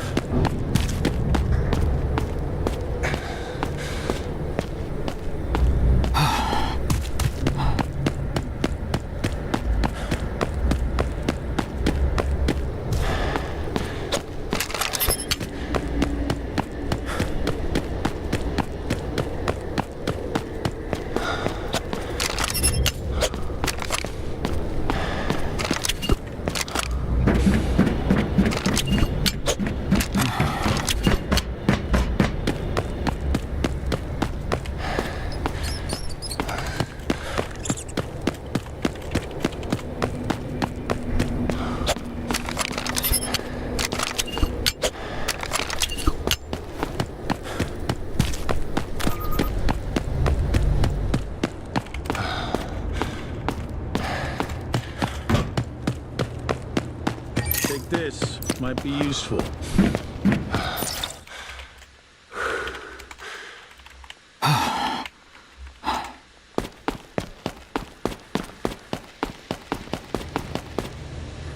You have a craft item or electronic product? Yeah.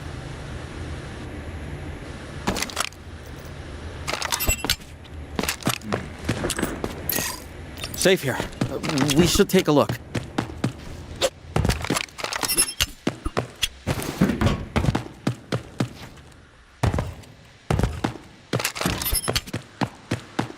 Anybody want this?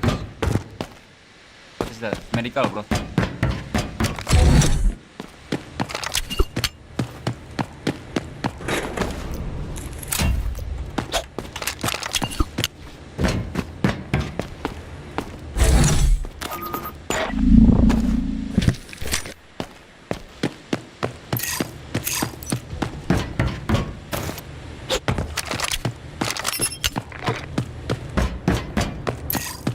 Let's check that safe.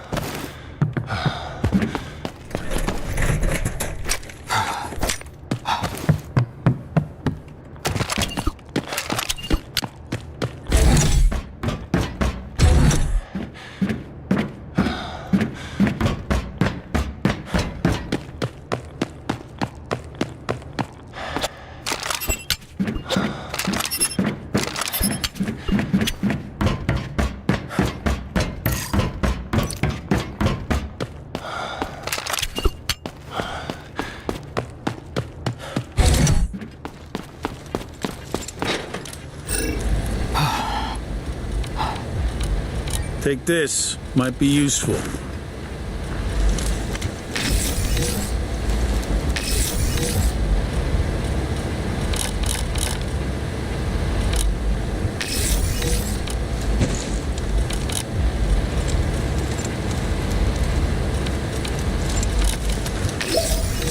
Warning. Core temperature continues to rise. Reactor approaching prompt supercritical state. Cold. Get up.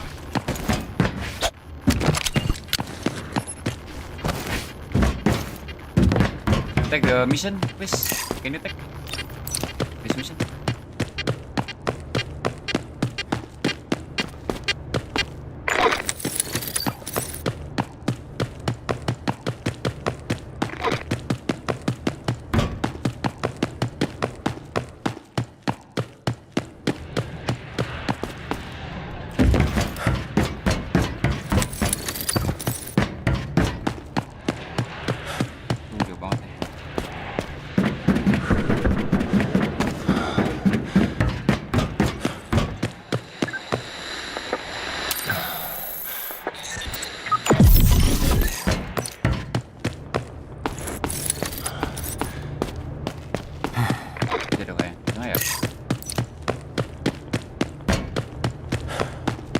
Selamat lah.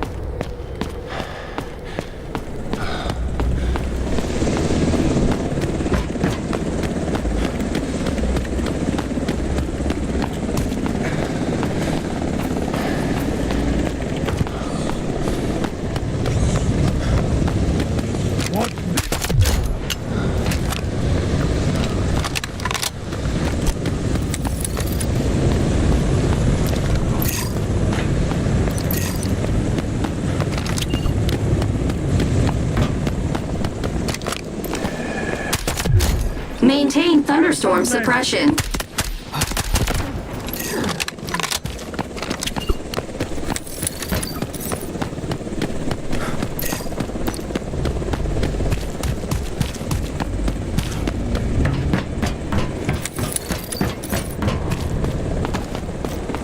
Let's make sure you die.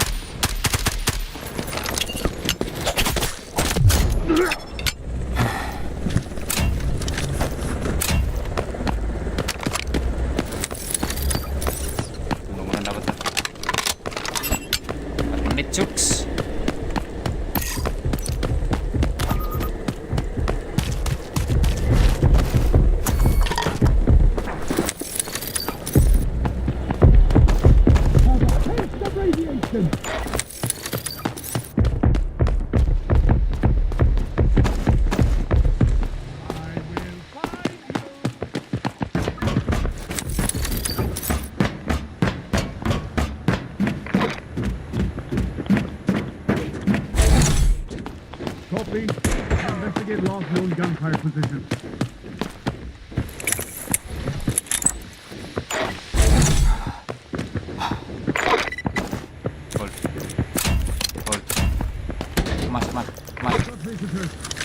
Dapat goblok. Udah pulang. Balik lagi.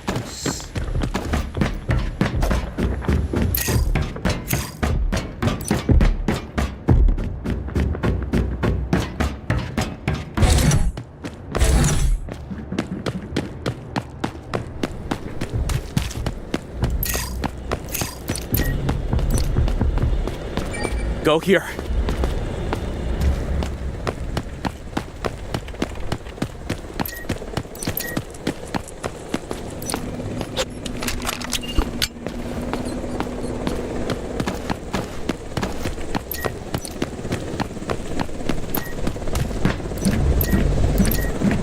Extract here.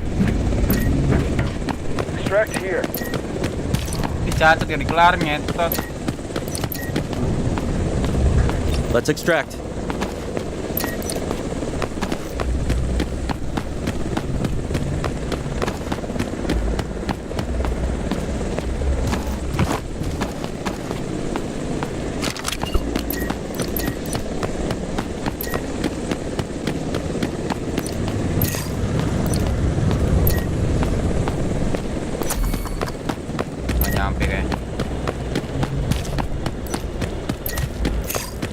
Get out of here. 500 meter 2 menit gak nyampe tuh. Bisa pulang bos.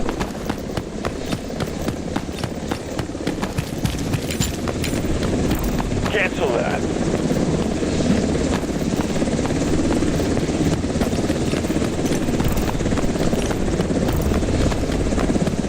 Command withdrawn.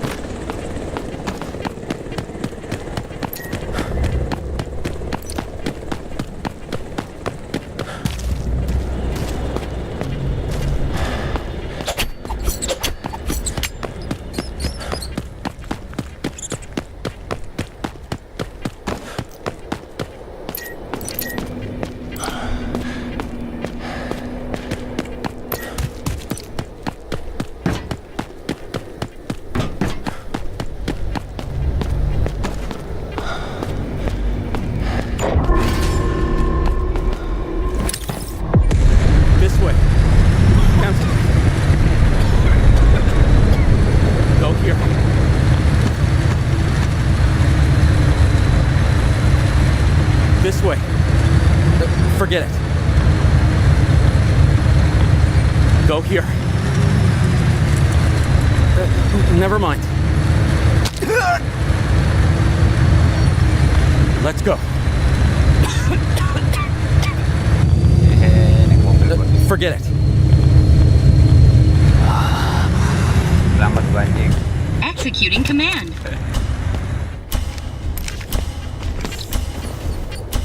Ya, selamat gua.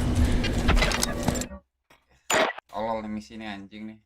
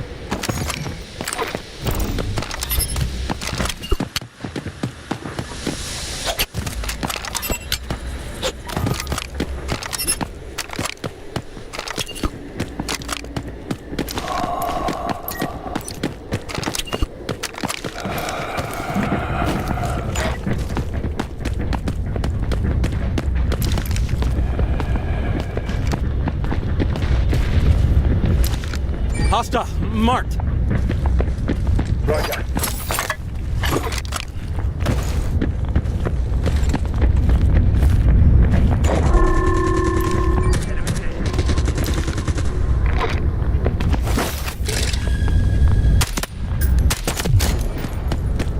Feeling about it.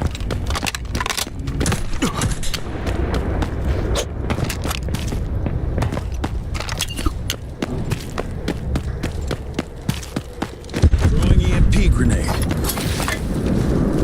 Throwing cryo flask.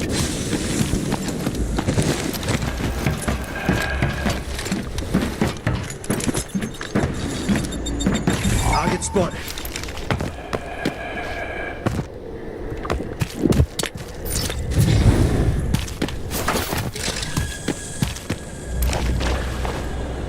Say hello to my little friend. Found them. Frost launcher. Ready.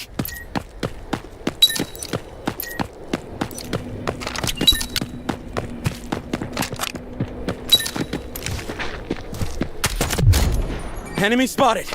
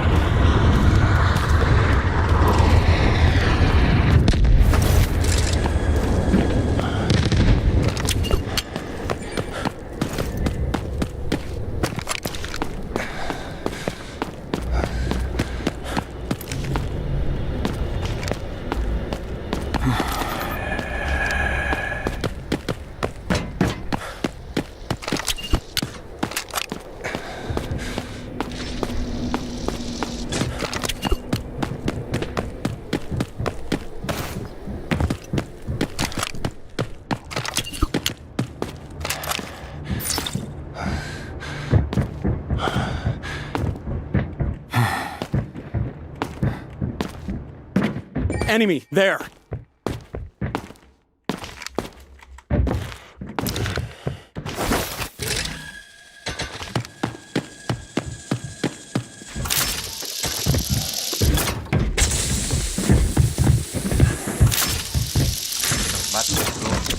Time for the wing cap.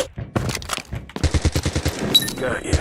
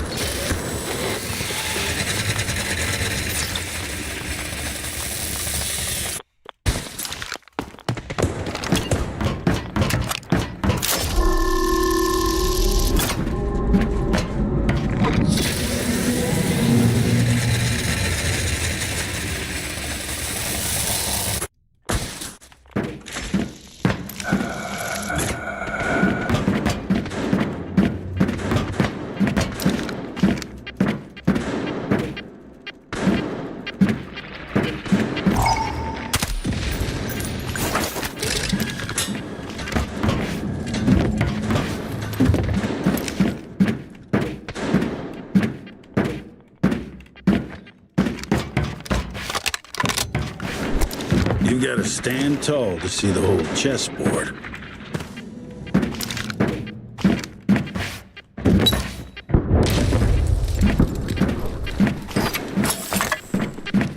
Freeze.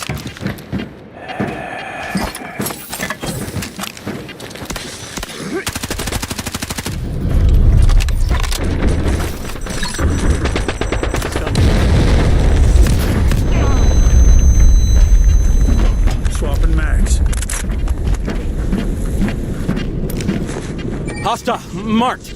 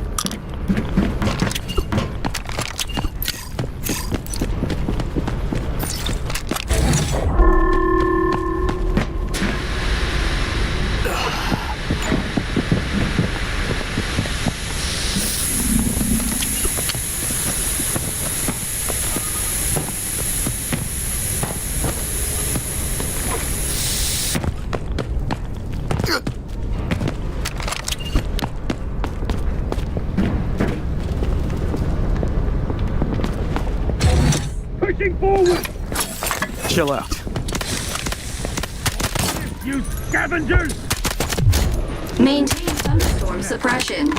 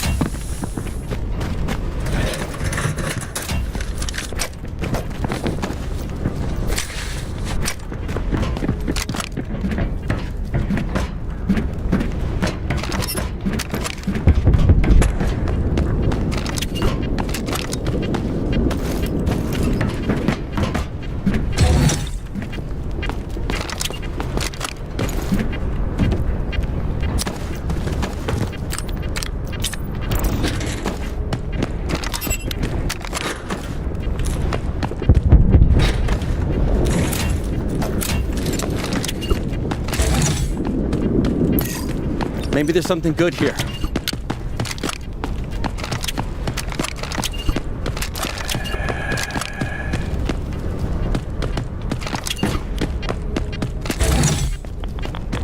Go ahead, little guy. Nice work, little guy. Disabling their equipment.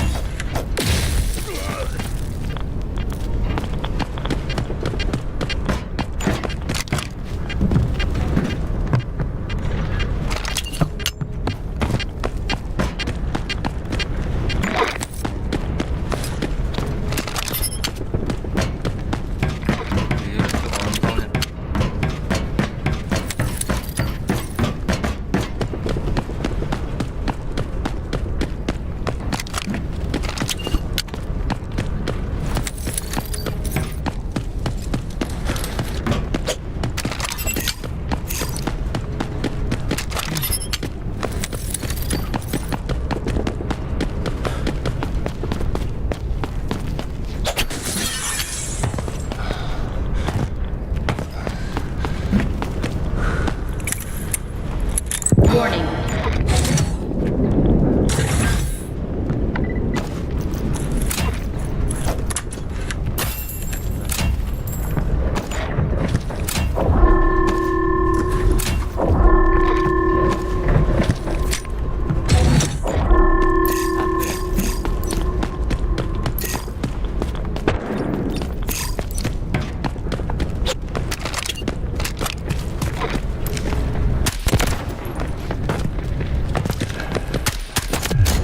Maintain thunderstorms.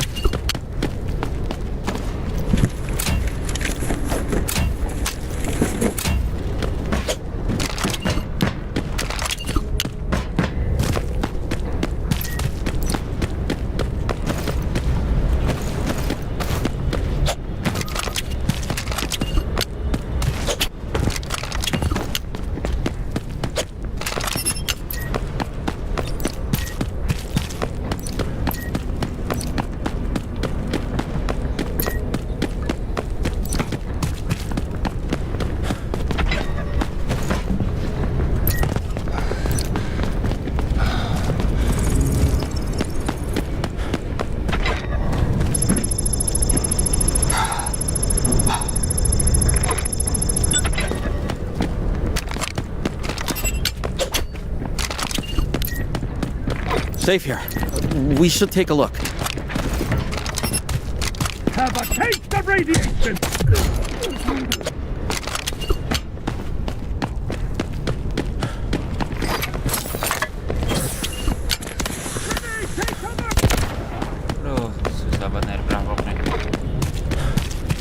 yang dicari susah.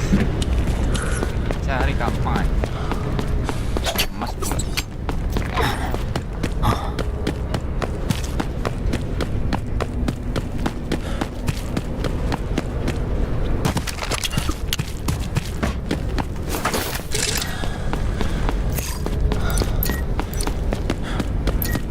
Let's check that safe.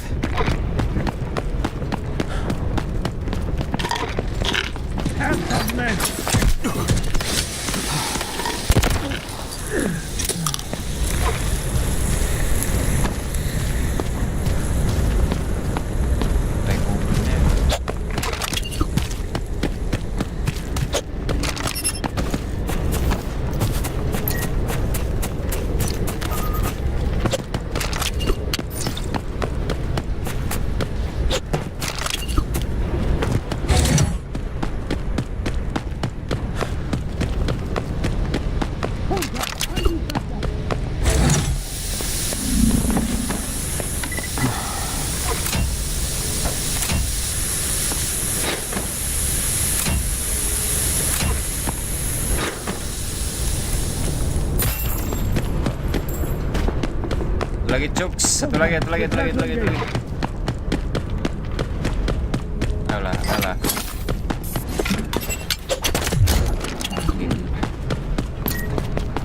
Safe here. We should take a look. Copy that.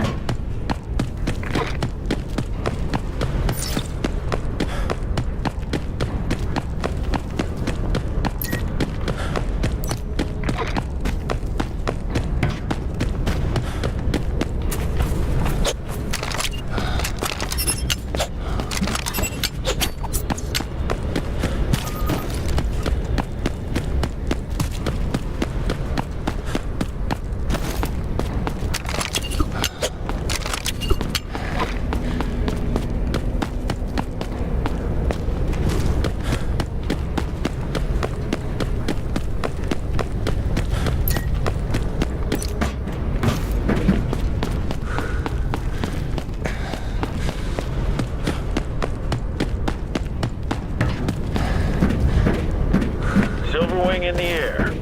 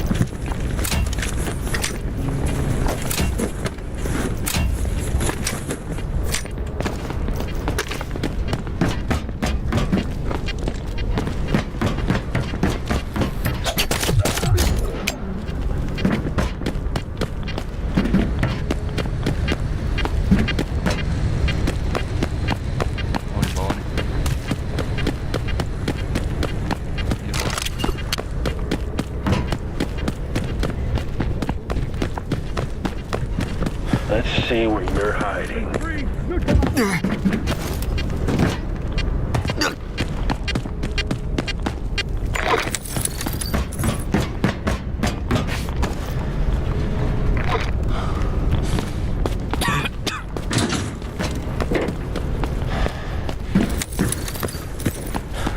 Bad feeling about this.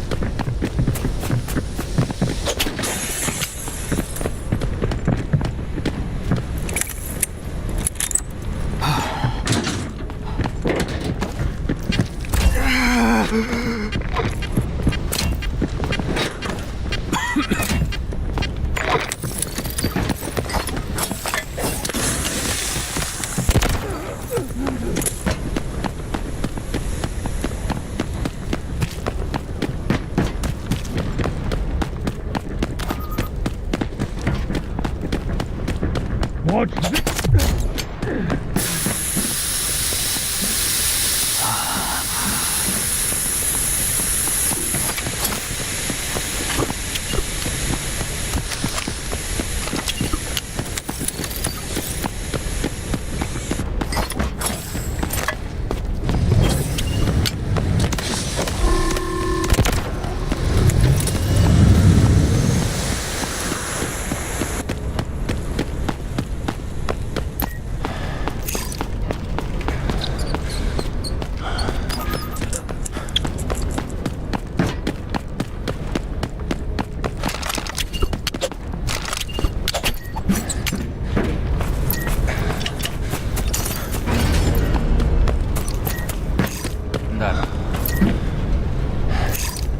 Gue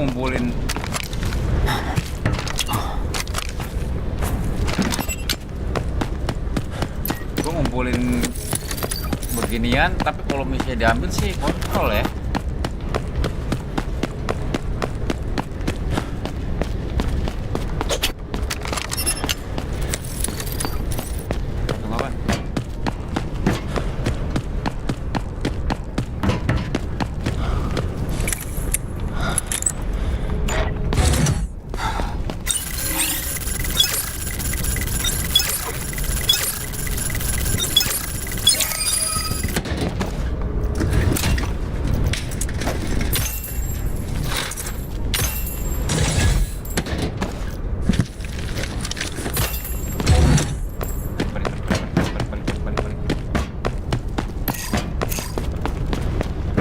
Get out of here.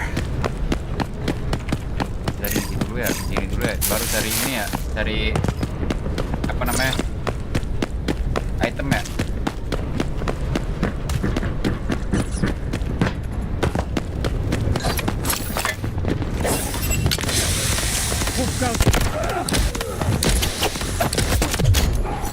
Hirodam dah, hirodam dah. Ada item.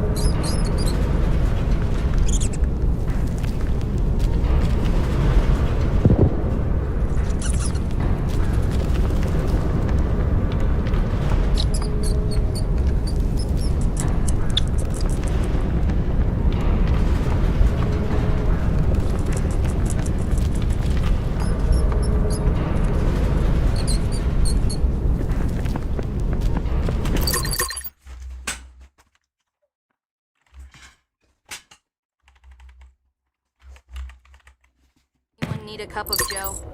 It might not be great.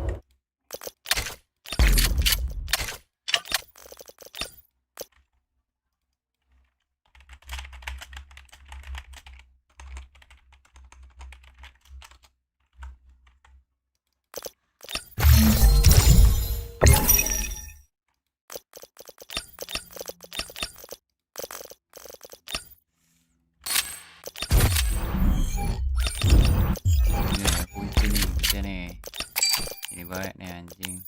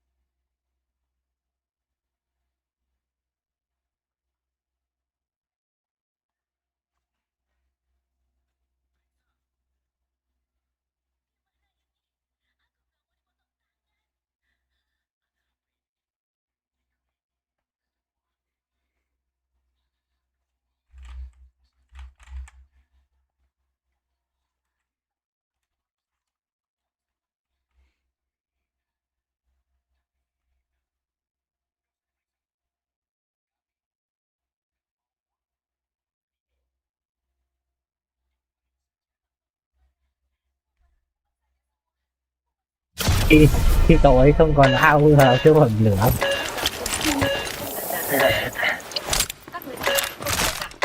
Sờ tin nữa, chỉ là sờ tin mà thôi.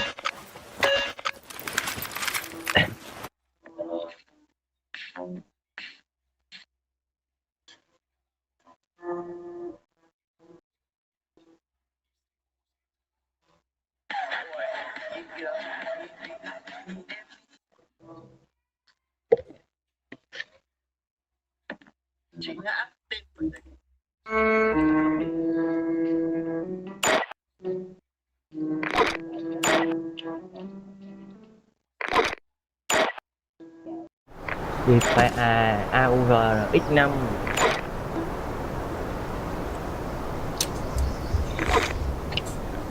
Địch mai. Cái gì? Địt mẹ mày á? Thunderstorm Thì nó bảo gì? Follow me.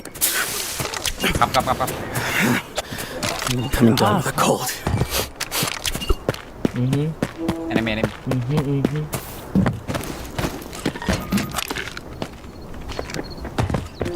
Can you speak English? We from Vietnam. Yeah. Xin chào bro.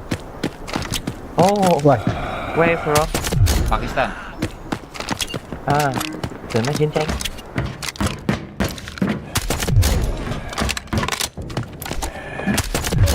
Maintain thunderstorm suppression. Chuột bị đắp một click ảo vãi cả đá.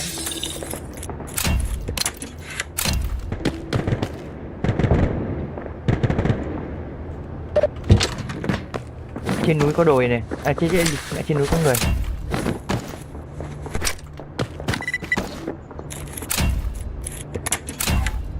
Trên núi có đồi này. Tốt một cái vận dụng trên bờ tường chứ.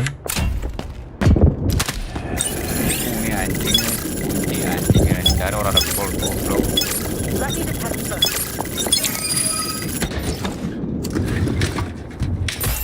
Đéo thấy.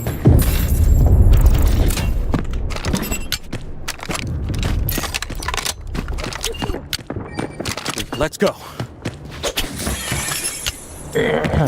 Nhà khách.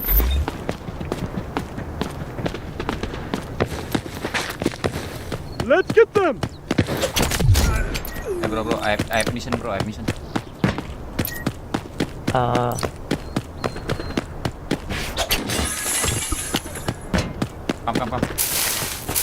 No. Sẵn đi. Ok. Just come. Follow me. Mẹ tìm được không đây? Cách đấu. Cách đấu á? Thế thì còn được. Tầm này lên thách đấu rồi cũng ác đấy.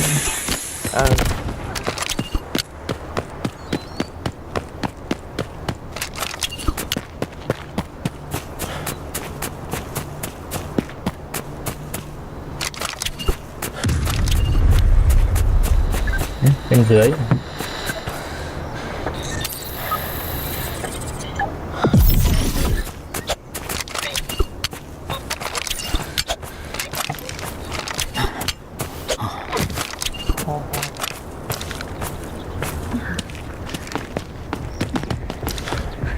Hostile marked. Maximum.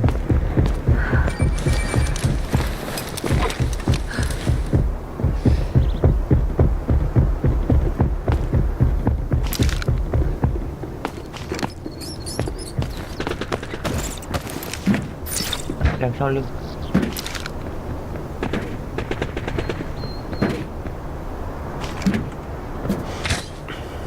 Got them pinned down. Loading new mag.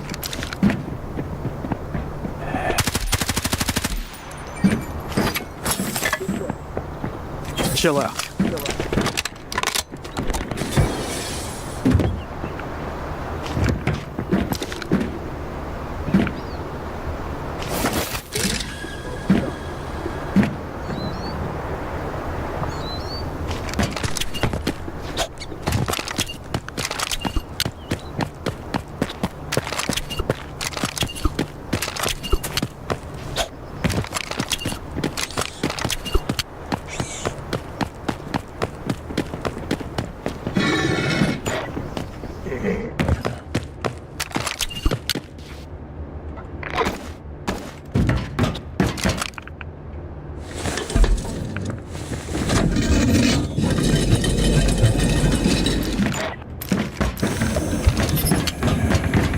Ôi ơi.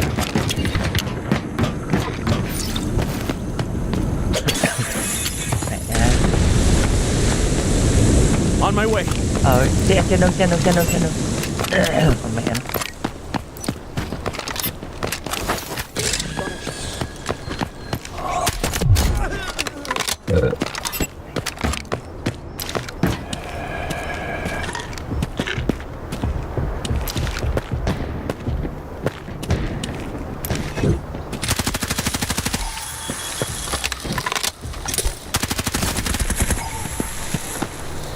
Still a chance if I could freeze him. Sai phở đâu á? Thằng mình mà. Bắn dụng kìa. Throwing cryo flask. I've got you now.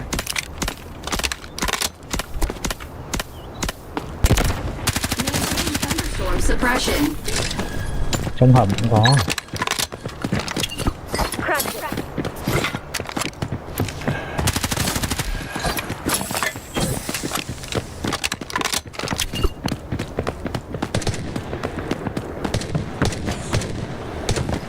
Cẩn thận, phòng vệ sinh nhảy xuống nha. Maintain thunderstorm suppression. Ê, cứu chấm. Bắn nhau rồi.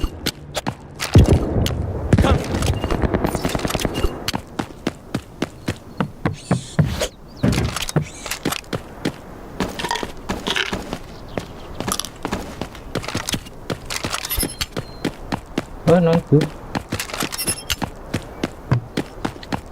Hay gì buồn à?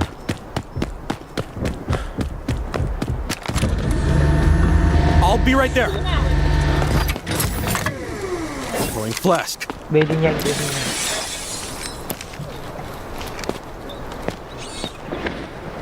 Let me help you. Come on. Cover me. Nó đang kèm. You take my loot.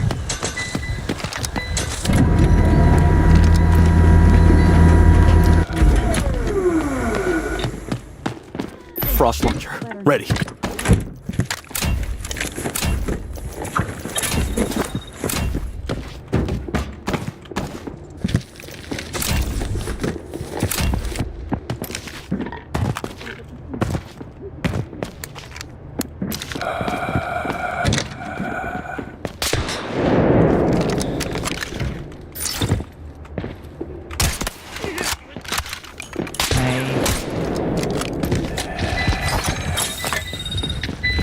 Freeze.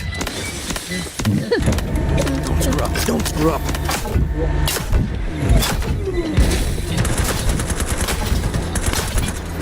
So quickly. I'm reloading.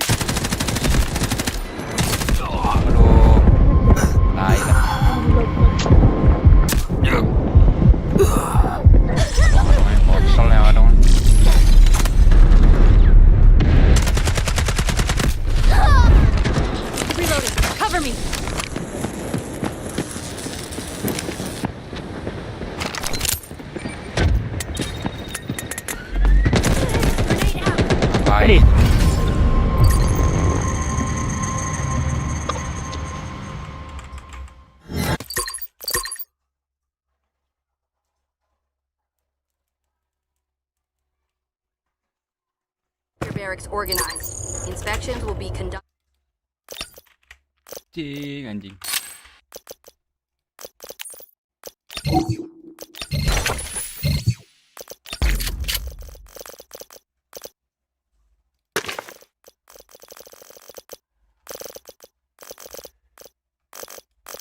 Kontol yang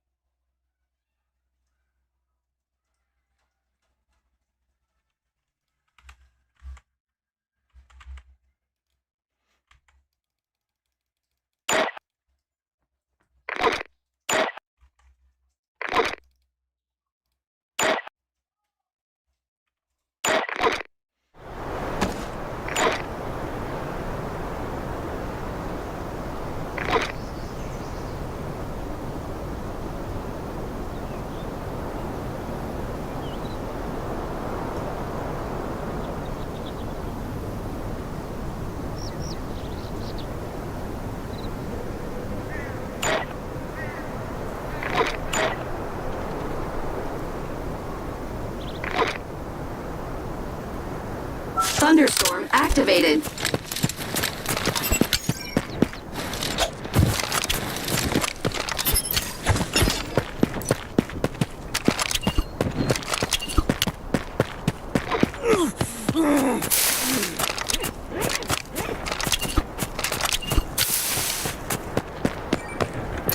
Commencing recon.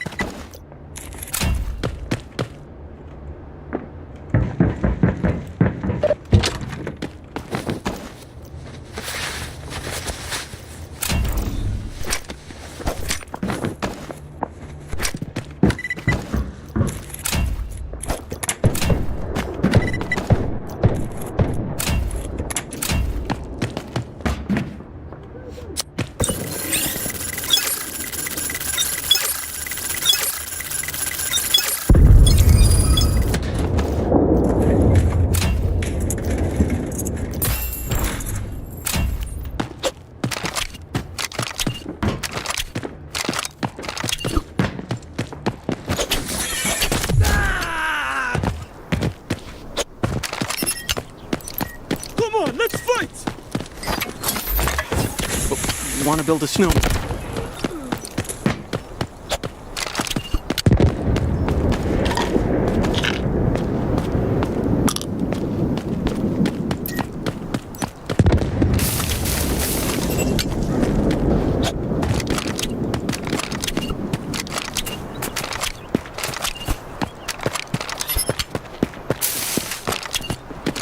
Udah kelar WP.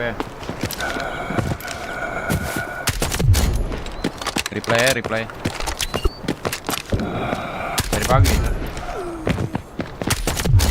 Maintain thunderstorm suppression.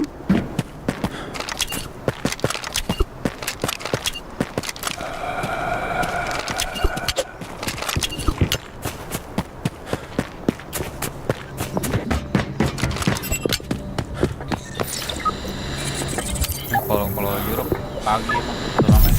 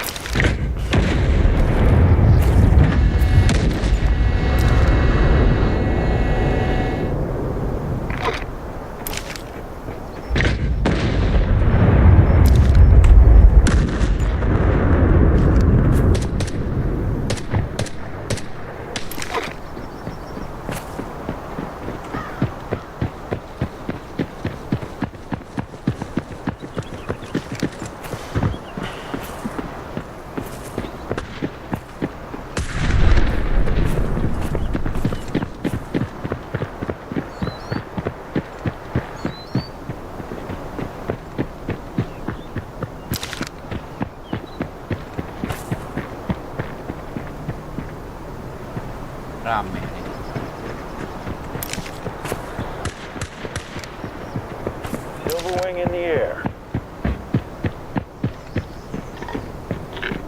Enemy, there.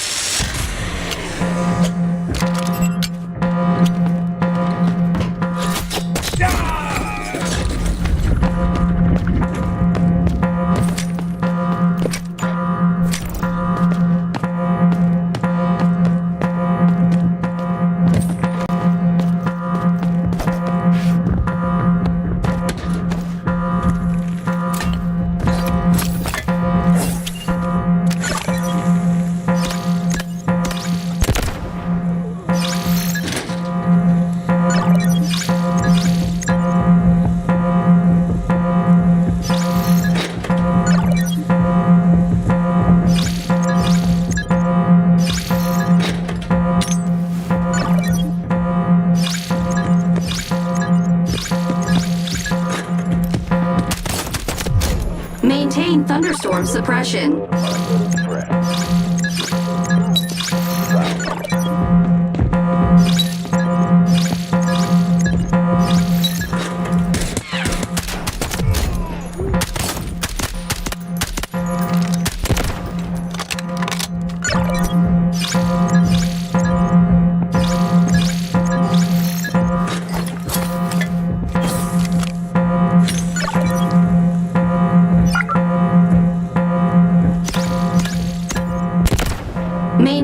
thunderstorm suppression.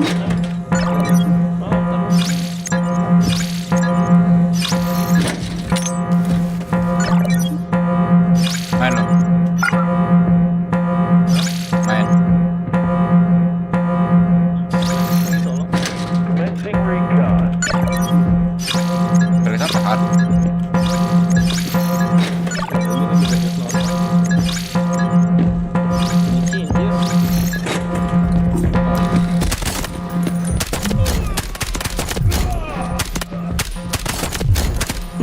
Thunderstorm suppression.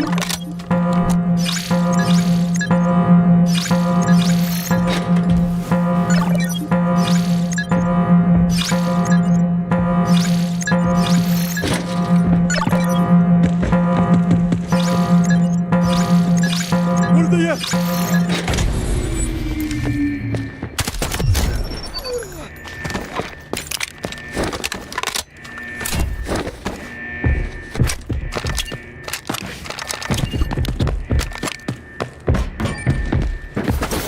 Come on, let's fight!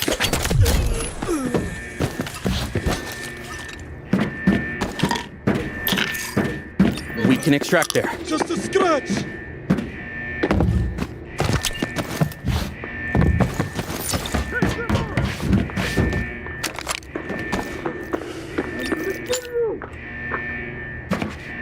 Taking this one down!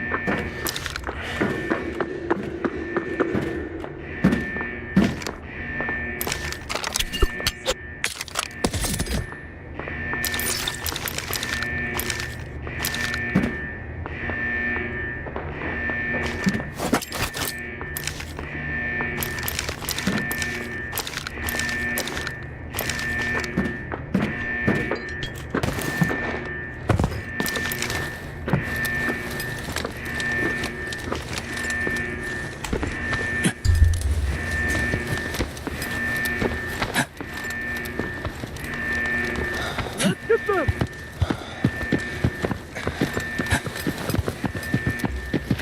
I'm right here! The hunt is on. You want this?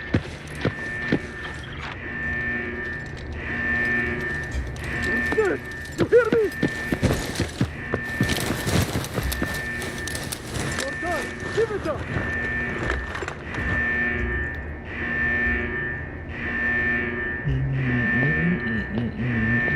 Aduh, lapar gua.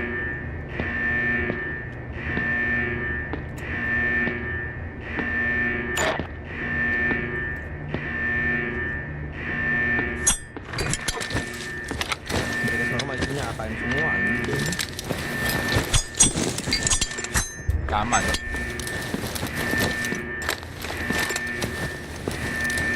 Dari lagi kantong ya.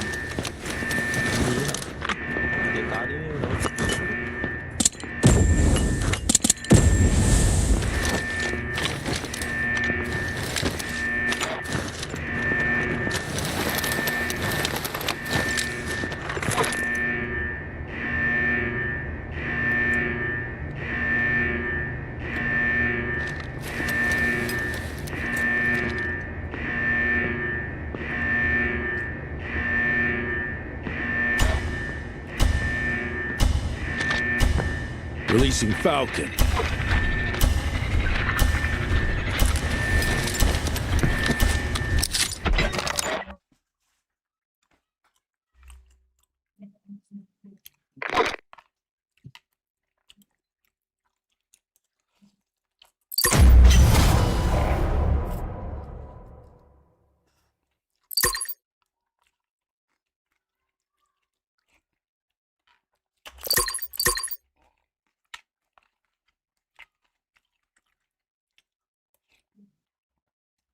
Anyone catch the game last night? I need a break from.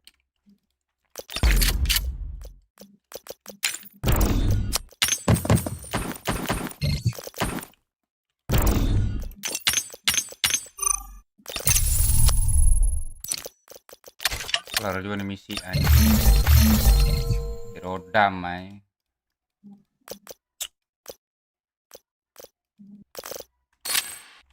Ya makan dulu ya, lapar gua.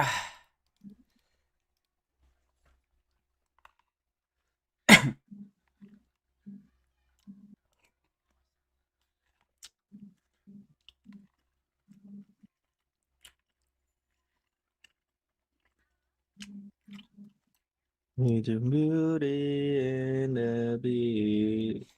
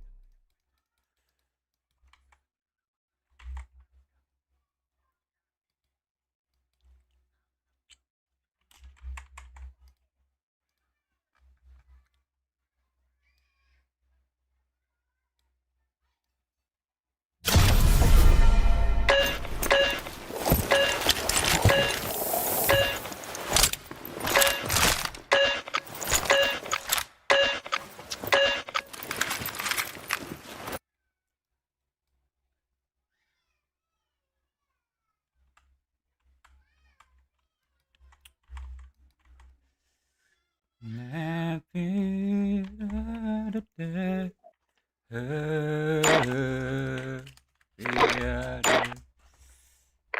to letter di mana cuks? Oh ini.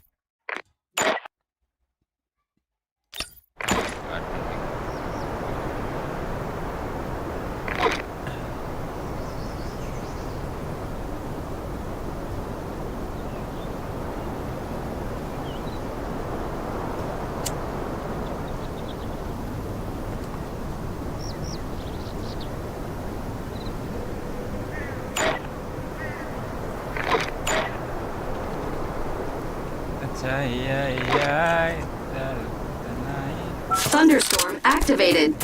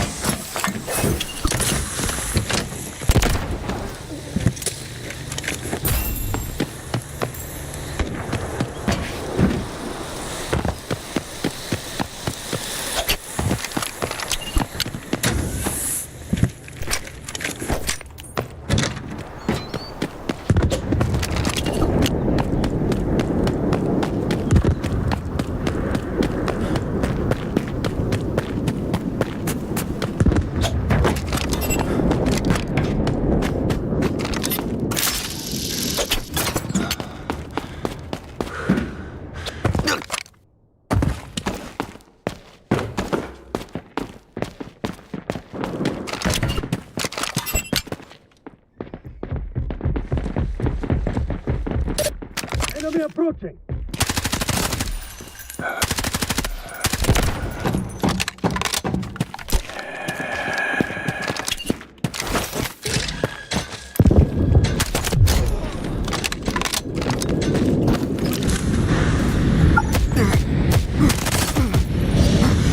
Embrace the fire. Goblok, tertower tolol.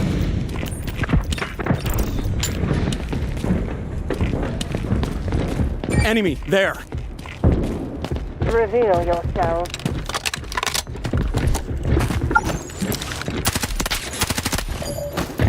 Still a chance if I could freeze him.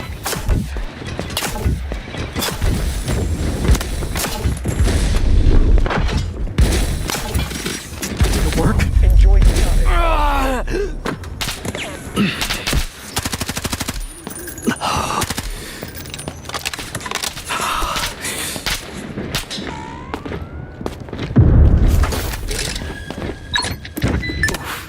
That can't feel good.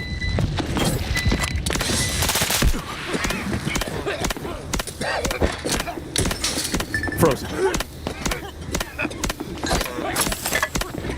Freeze. Enemy spotted.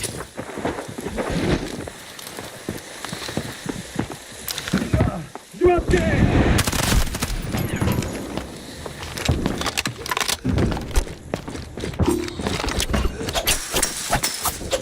Done. Still a chance if I can freeze him.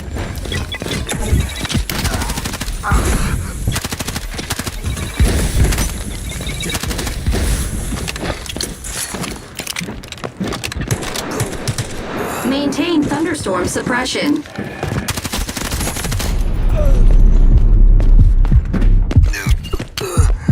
Reloading.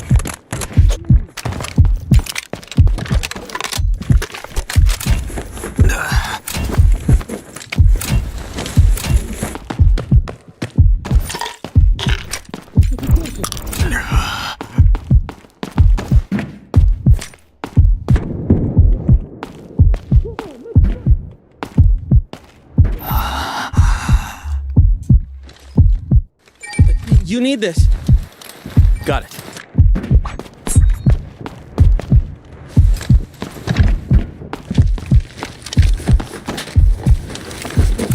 Anyone want this?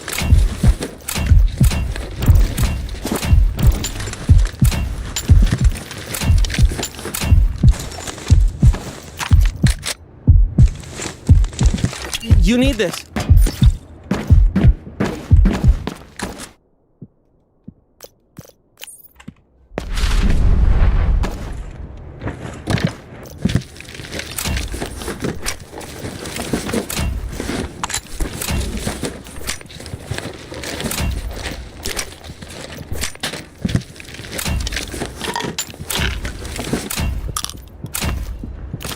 Blinding them.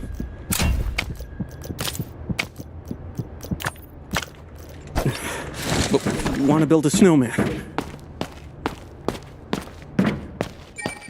Let's go.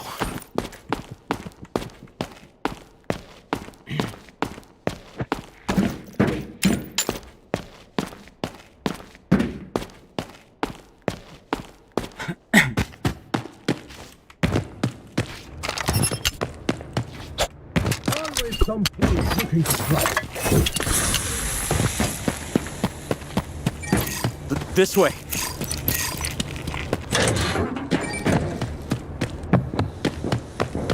Let's get them!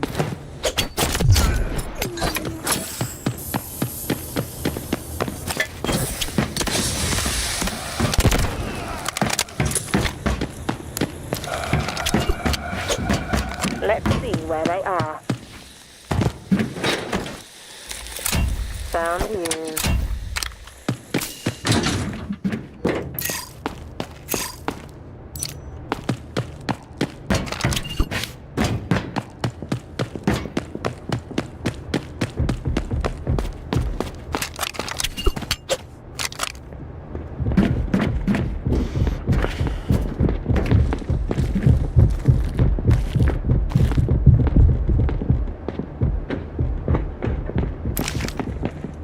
Ever get lit up?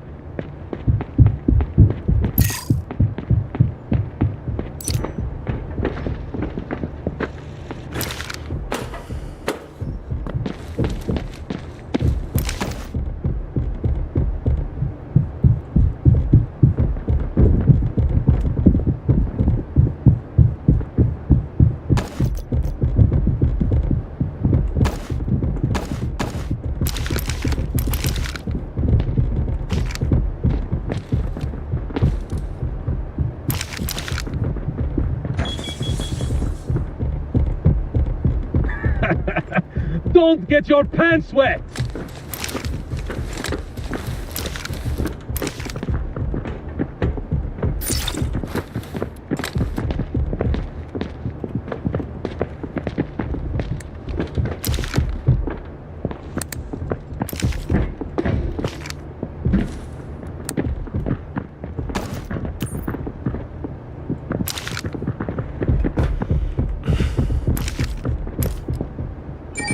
Go here.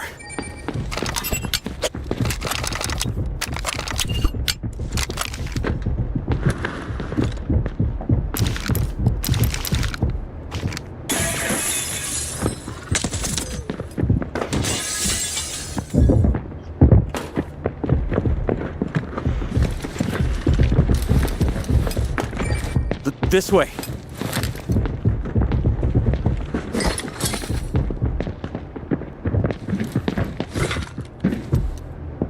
Nice scream!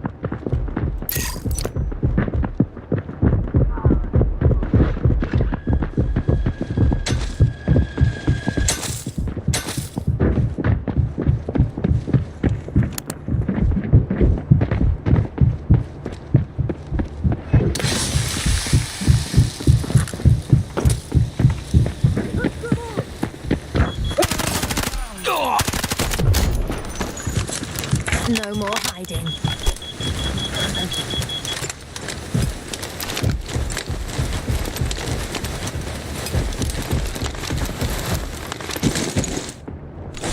Stun out.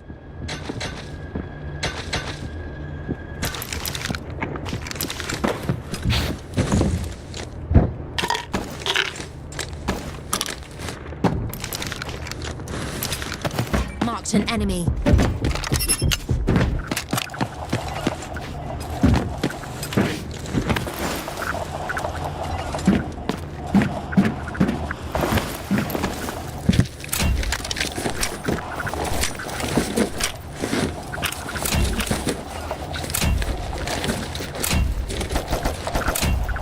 Blinding them.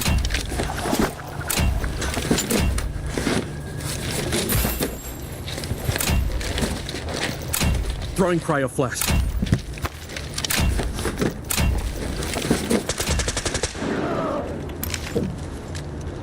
Hostile marked. I'm I'm reloading.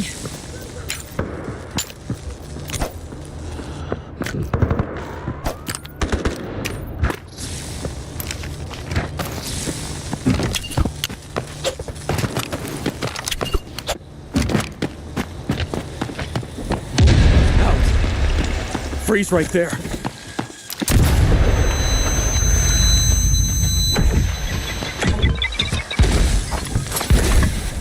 Chill out. Freeze right there. Wah, kacau. Help! I'm down. I'm down. Medic. Help! I'm down. Bro, come. Hello. Come, fast. I need aid. I'm down. Come on, fast. Reveal yourself. Help! I'm down.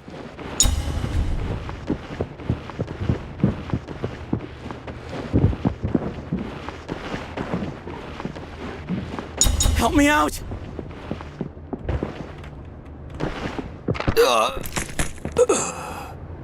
Tai.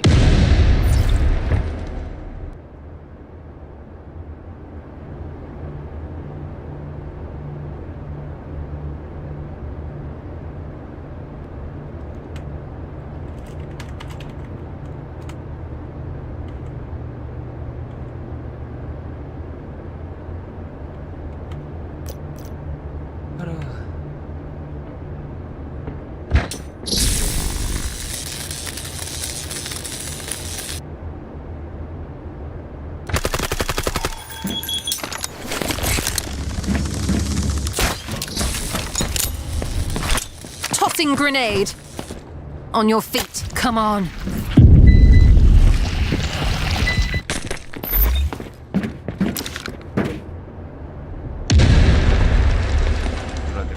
That's the ticket. Deep breaths.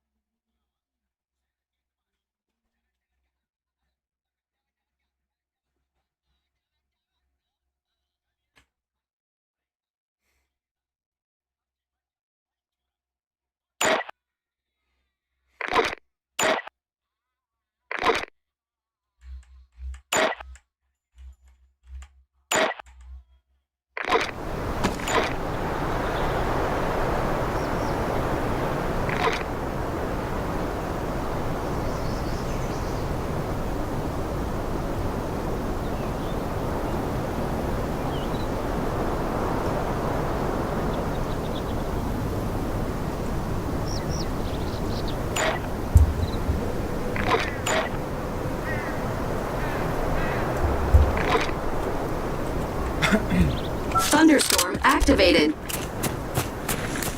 I think I'm coming down with a cold. Loading new mag.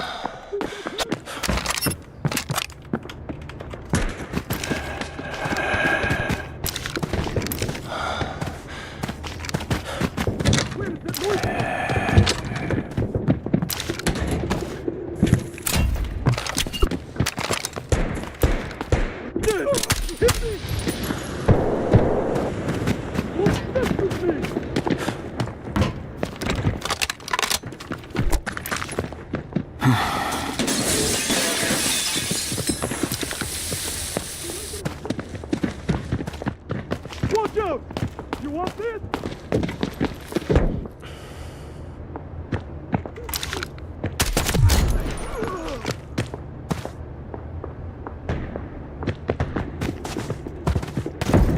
Frost launcher, ready.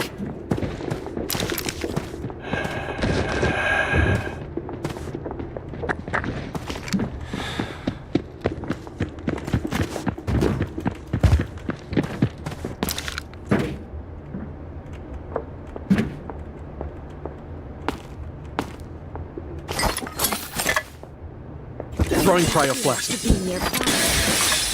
Someone's in trouble.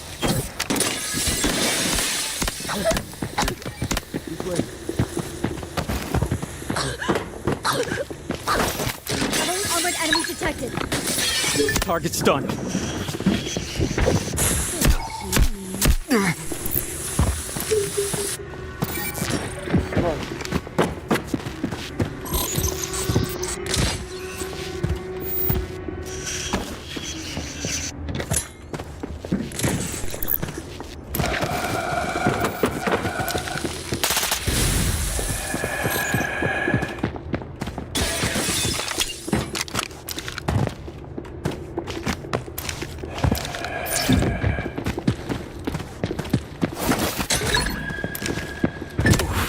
That can't feel good.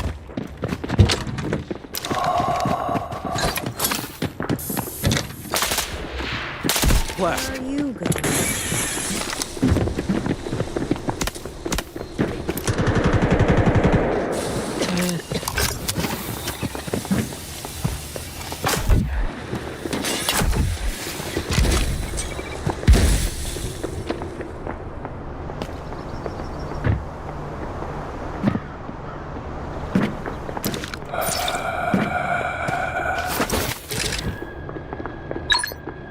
Target's done.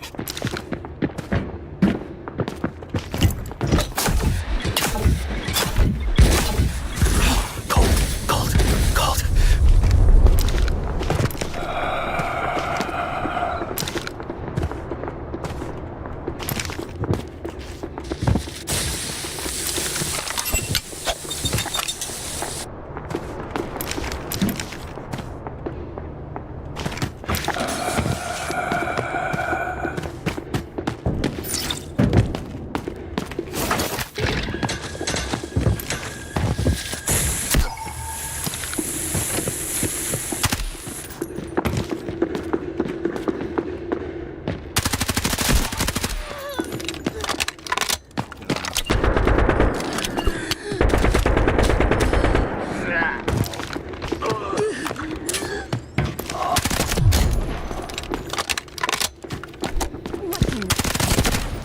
Maintain thunderstorm suppression.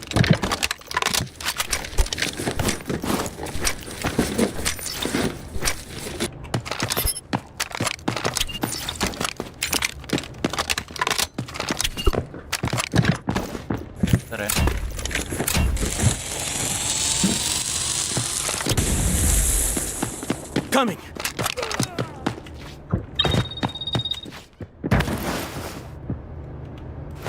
Don't die. Don't die. Please, don't die. You like surprises?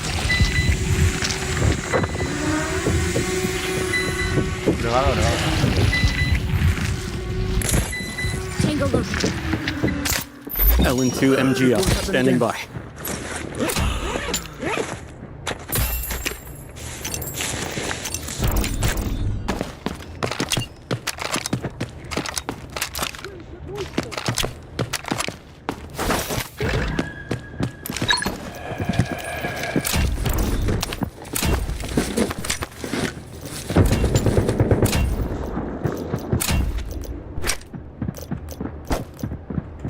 Enemy there.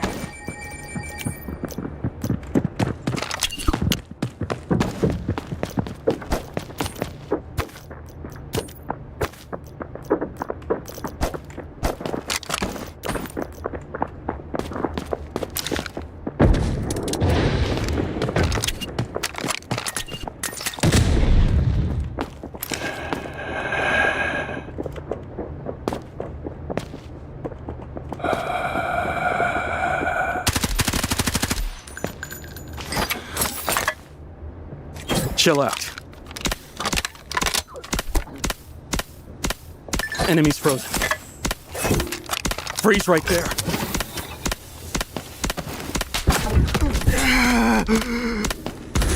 Pretty cold, right?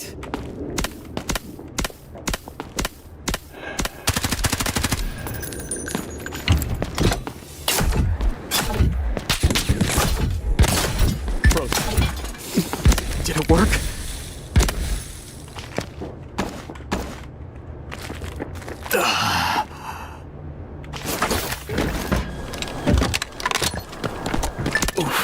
That can't feel good.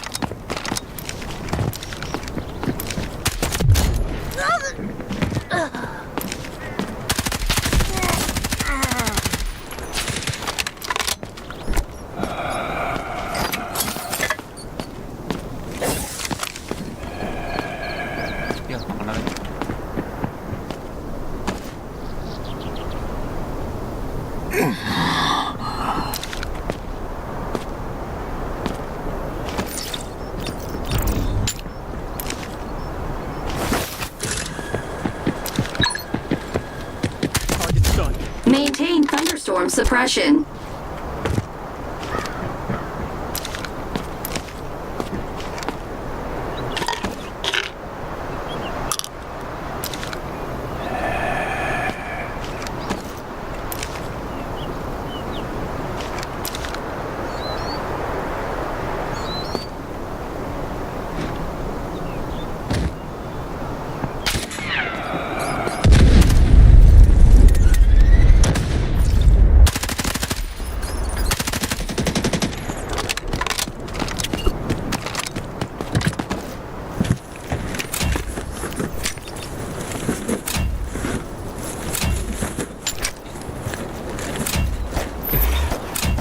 Want to build a snowman?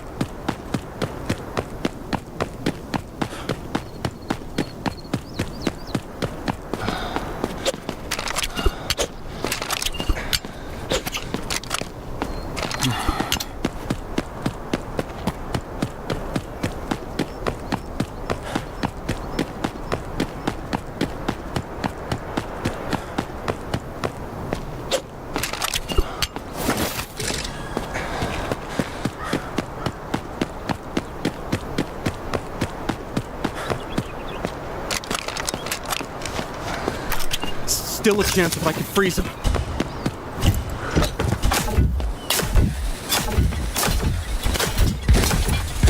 Not so quickly.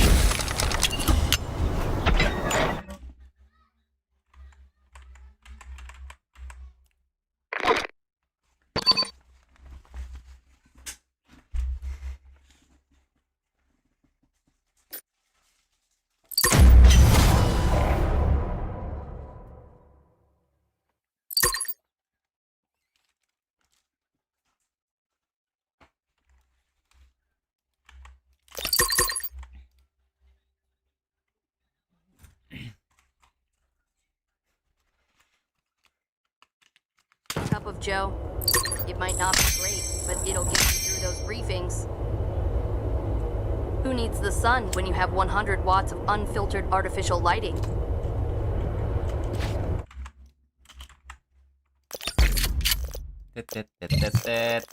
Penuh banget.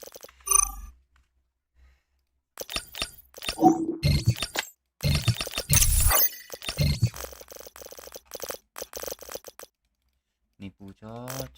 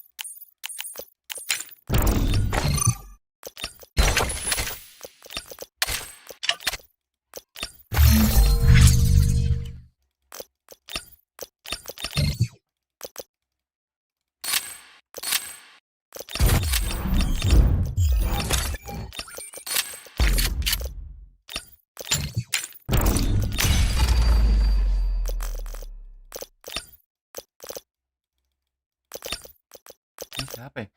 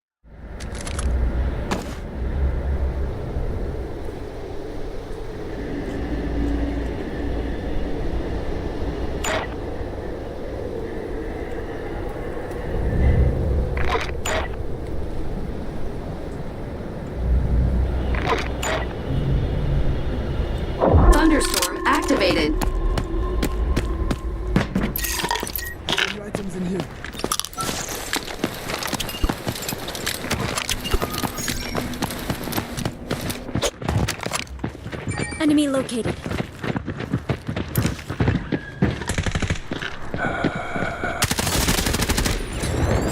Fog of war. That can't feel good.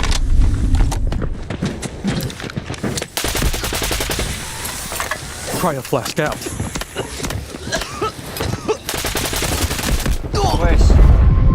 Wes, dua orang kalah. Gelo.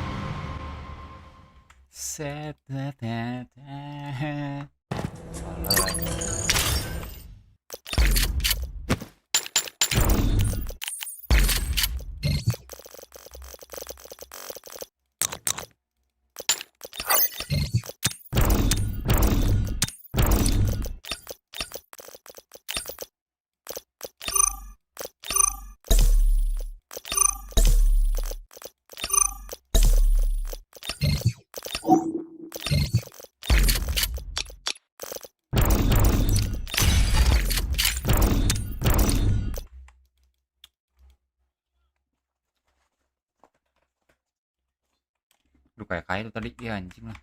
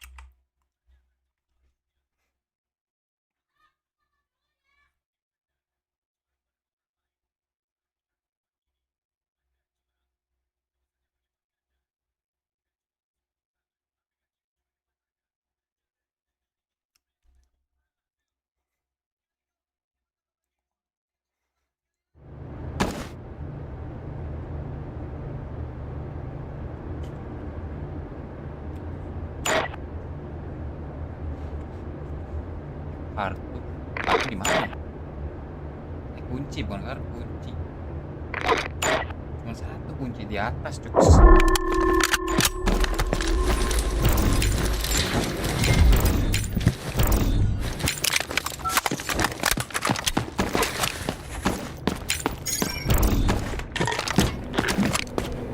Vandal brick here.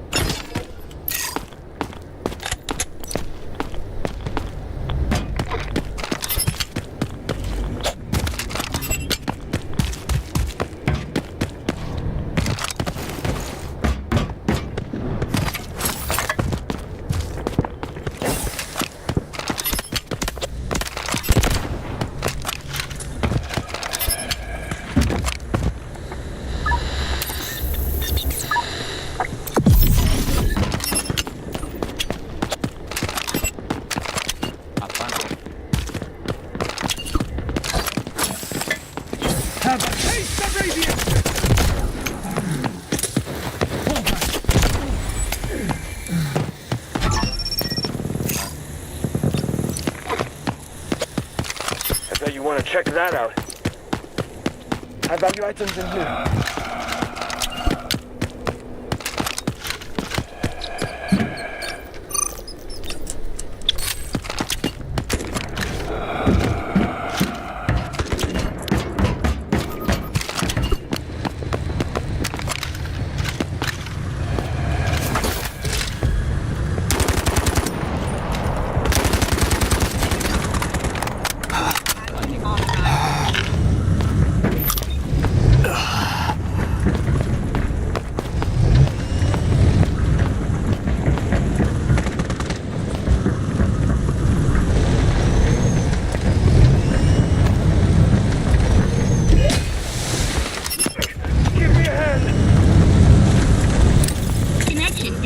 Let's go.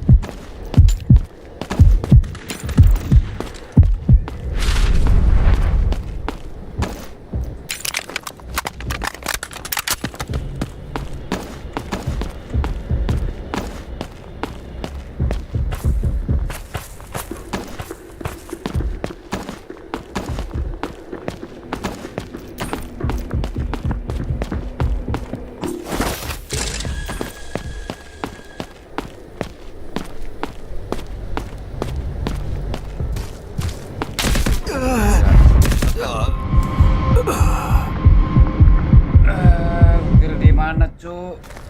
Di atas beliau.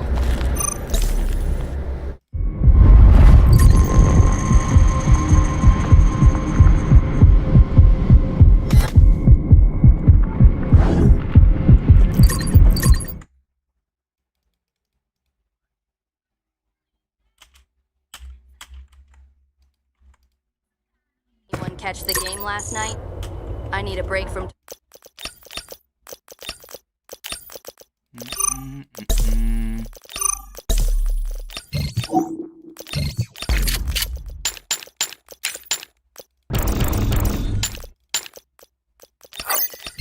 Burung sakitnya ya, 105 ya.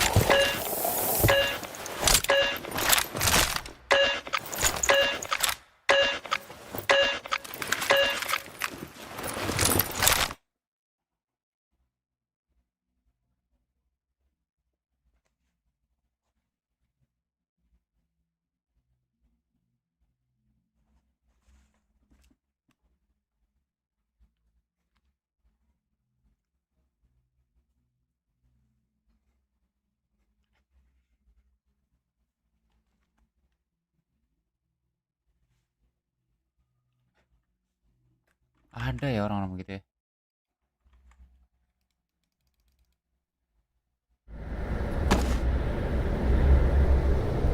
$20, $30, $40. Sudah bayar udah.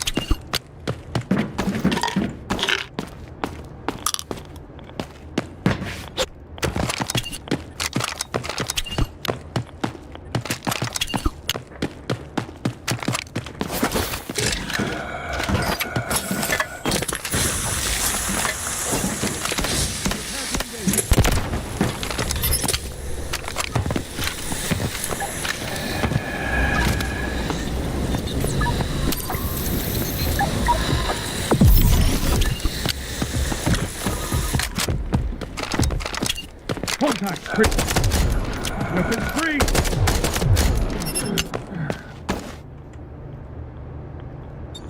Trust me, I won't miss a beat.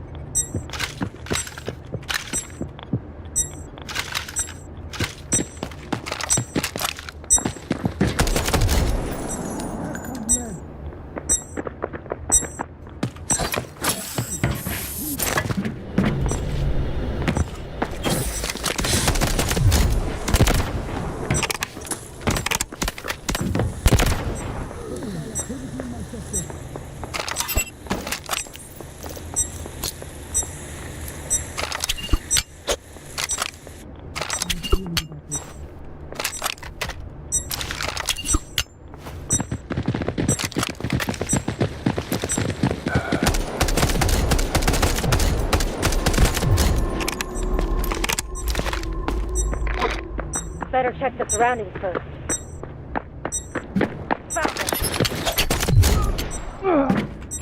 Not again. Seriously?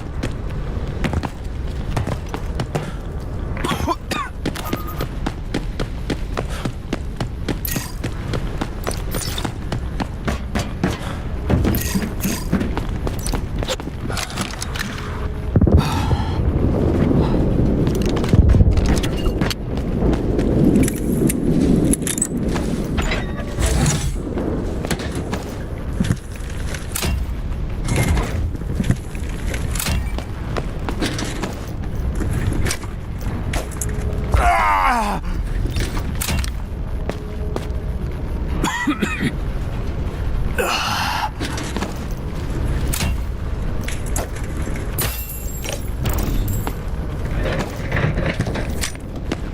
anjing.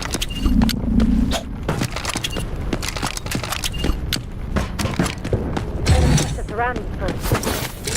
Target located.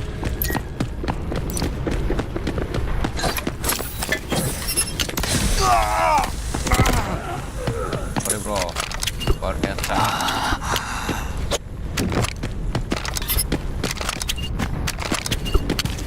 Have some lead.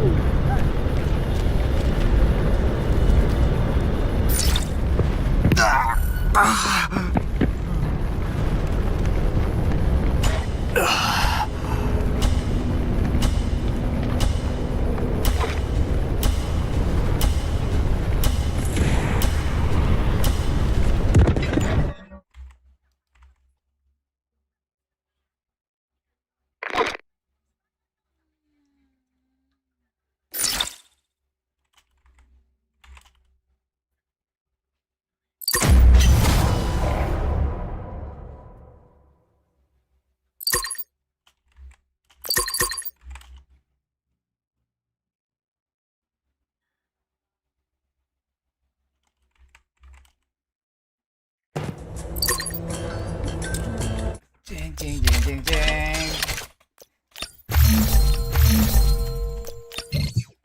Aduh, radiasi 2 lagi.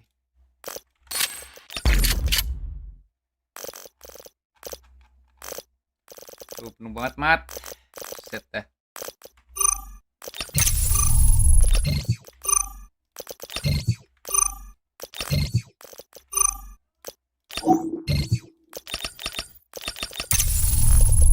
Sakit pala gue nih anjing.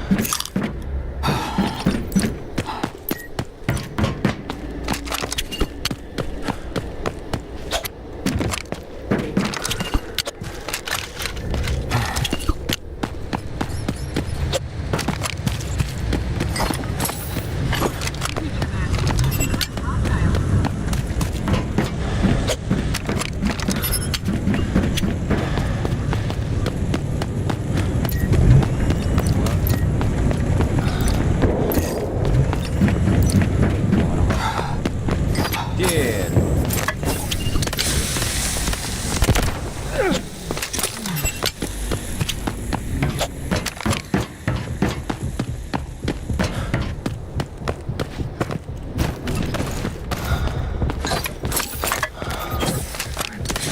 Feeling about this.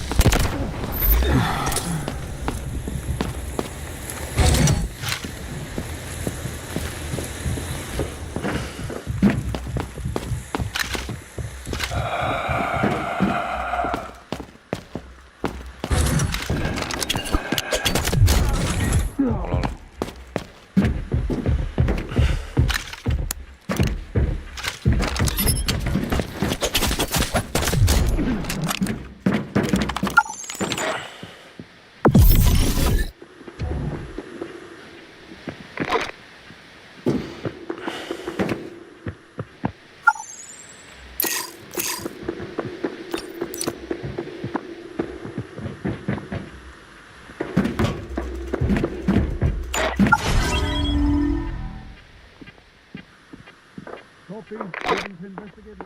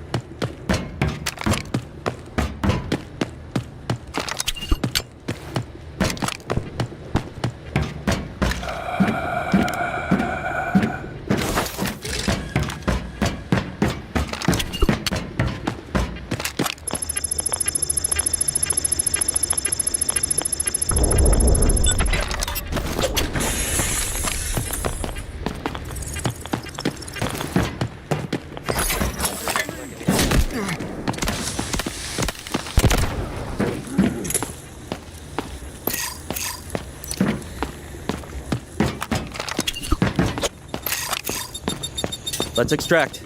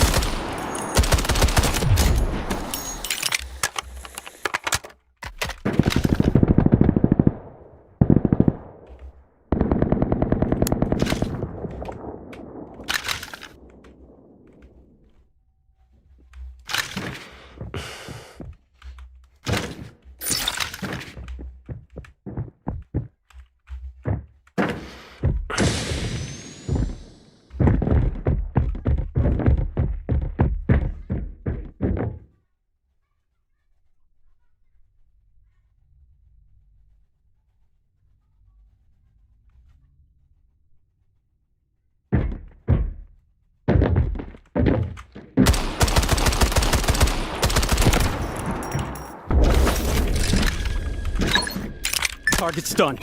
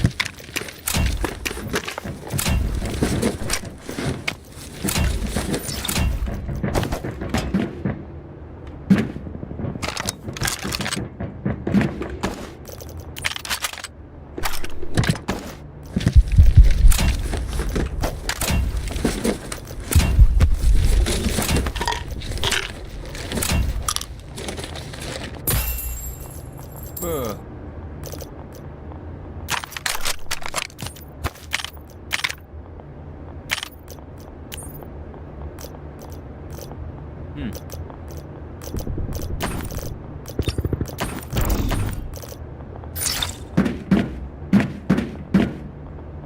deh. Elo kan. Nah, mati deh. Ditolol.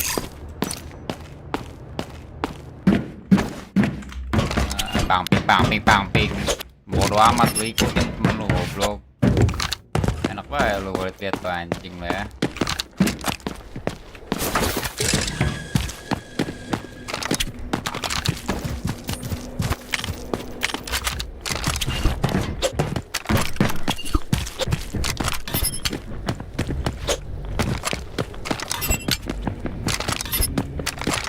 Udah kelar nobar dari kapan nobar, buset.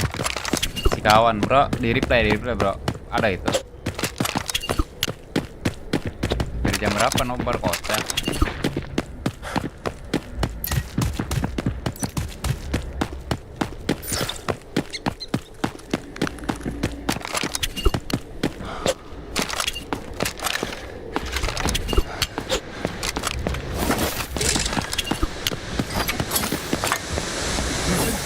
Initiating high pressure spray.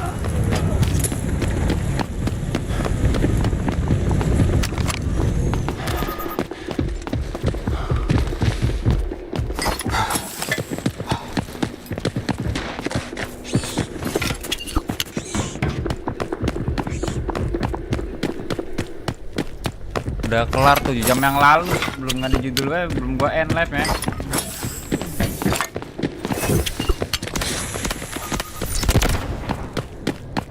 Ini udah kelar nobar. Nanggung kan? Males tuh gua stream.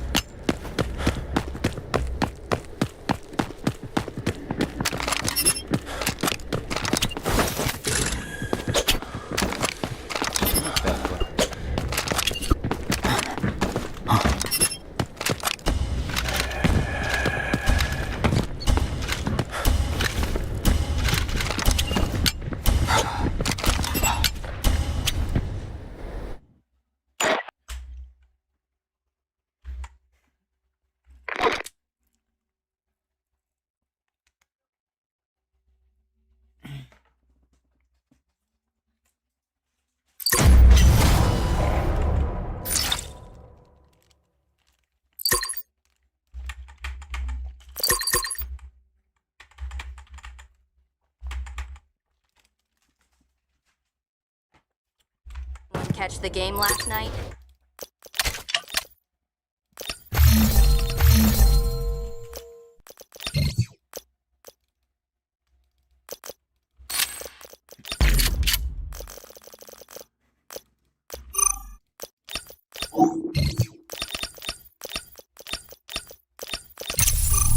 Besito bracket.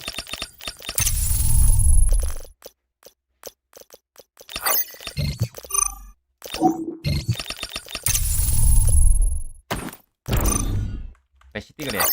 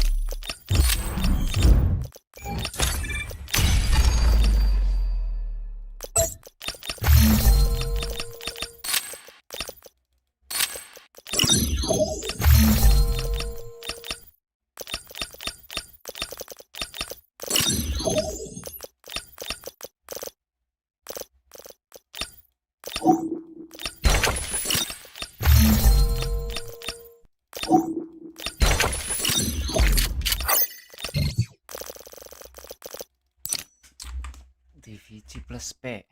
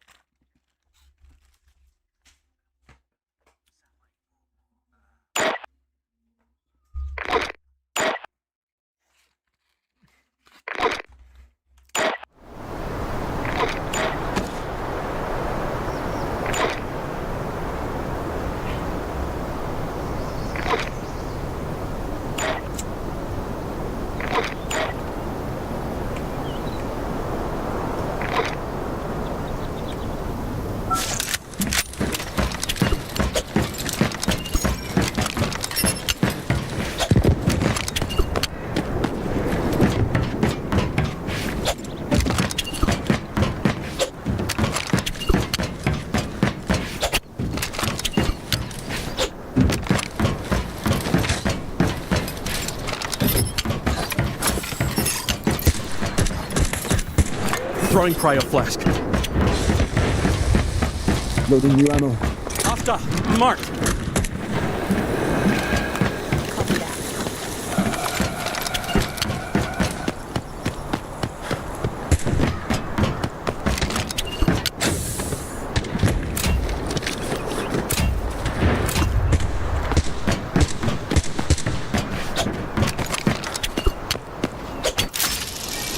Let's go. Reloading.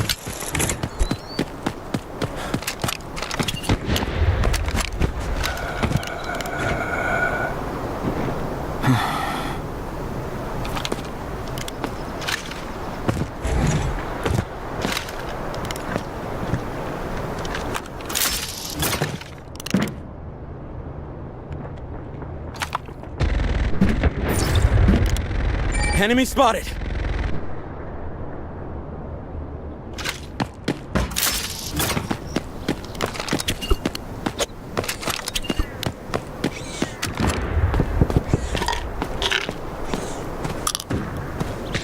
Frost launcher, ready.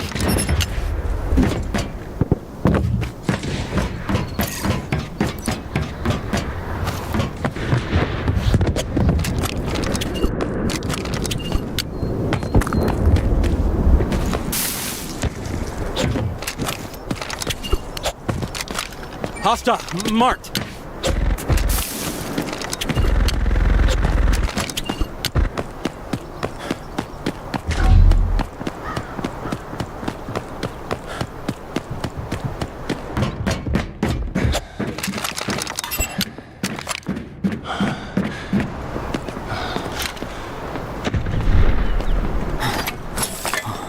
Freeze.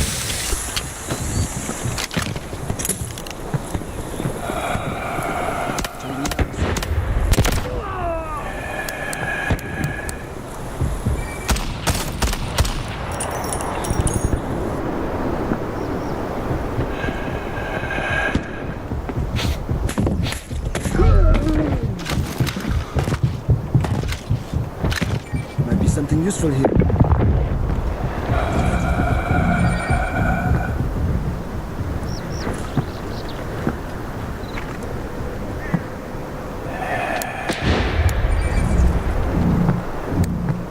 Enemy, there.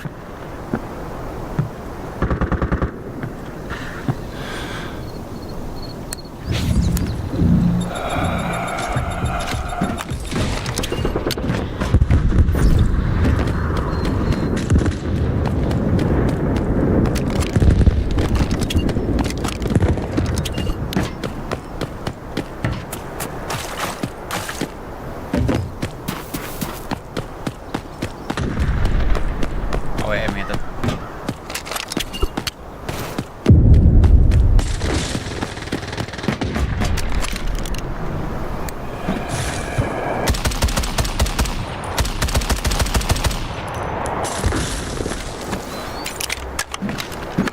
Enemy spotted. Reveal yourselves. Found you.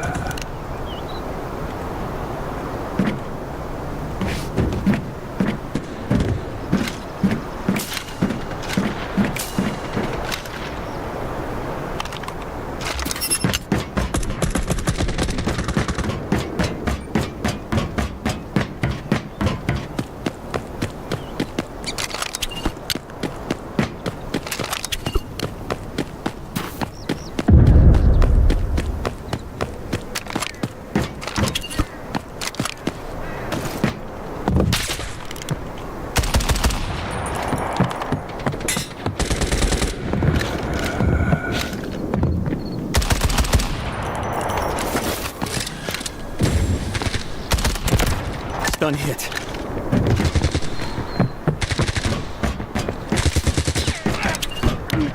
I need help. Coming.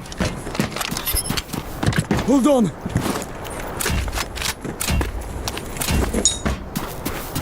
Go here. Don't die. Don't die. Please, don't die.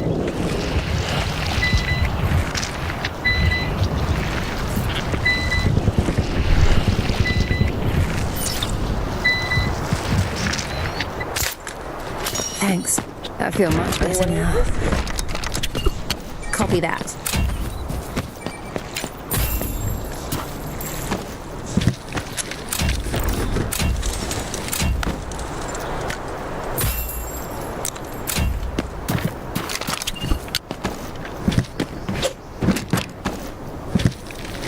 Reloading, cover me.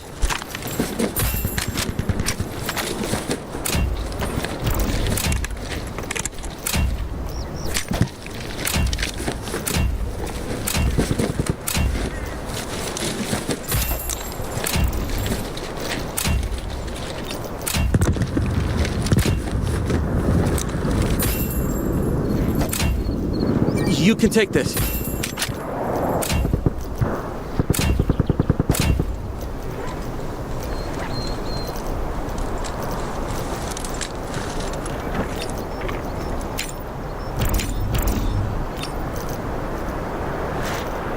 Anyone want this?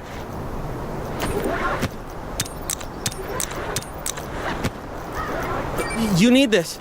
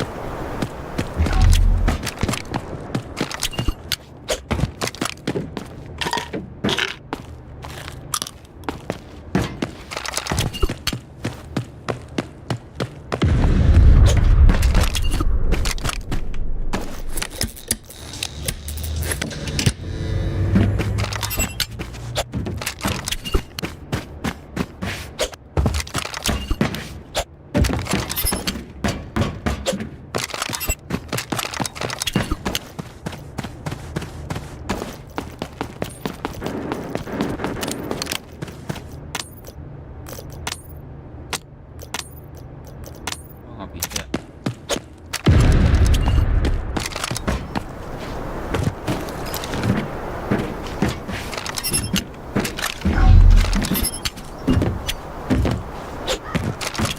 Enemy, there. Roger. Enemy spotted.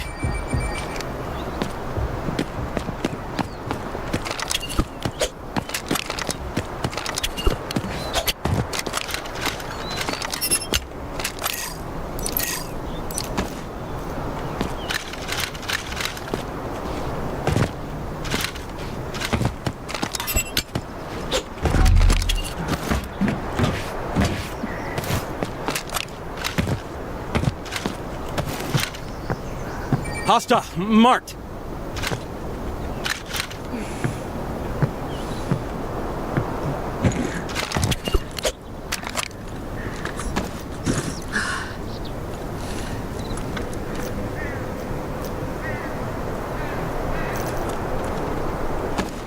Reloading. No more hiding. There you are.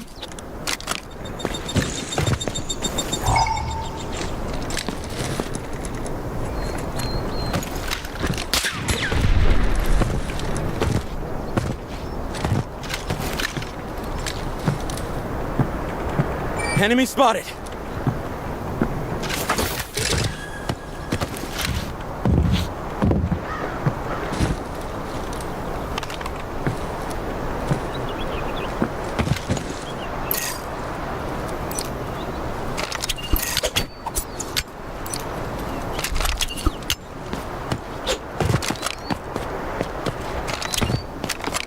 One moment. Reloading.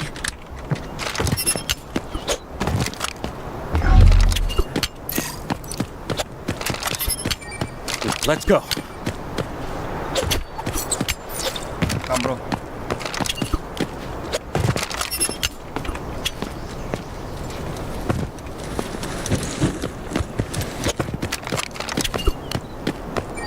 Go here.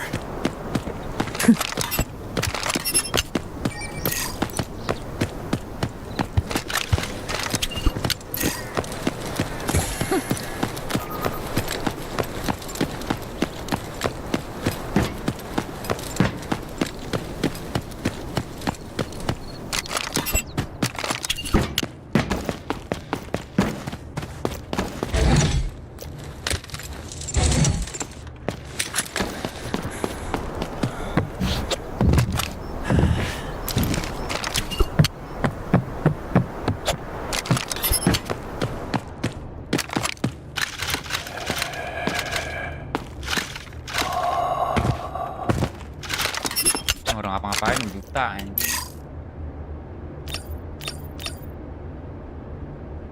Tiga lagi. 5 kill gua. Dirodam ya?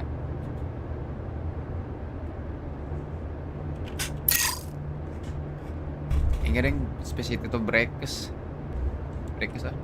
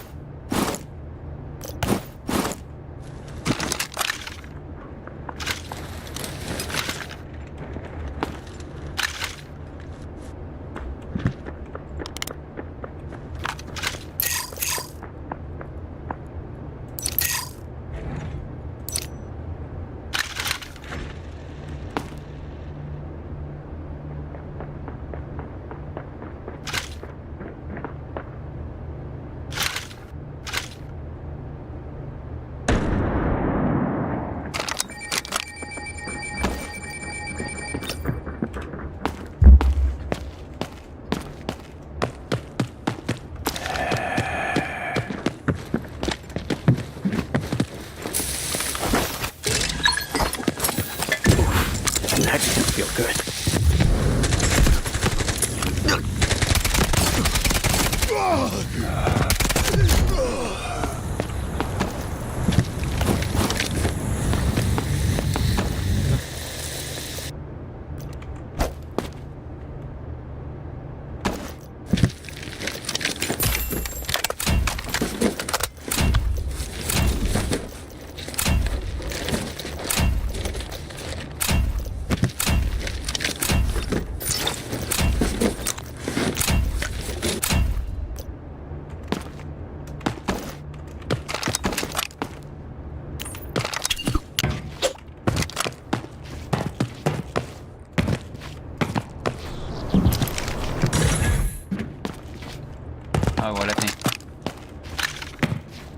Enemy there.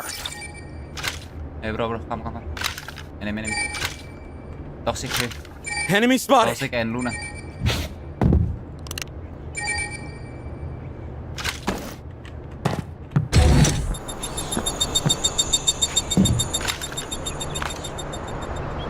Hostile marked.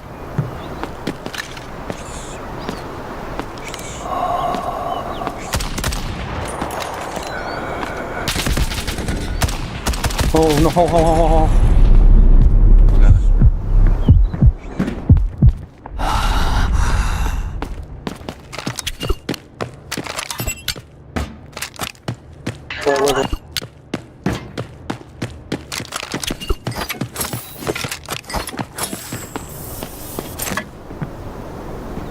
Chill out. Anjing cepet banget. 1v1.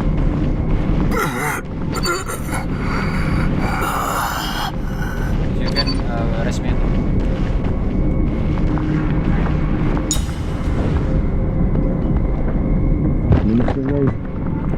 Watch out, grenade!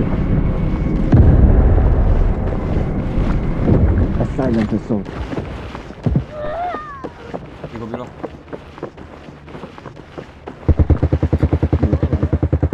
Nice. Jeez. Team new. You good, bro? Oh, team. I thought I was done for.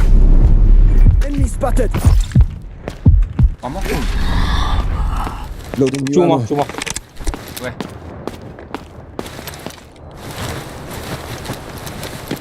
I don't know. Hostile mark! Oh ya, sih mas. Copy.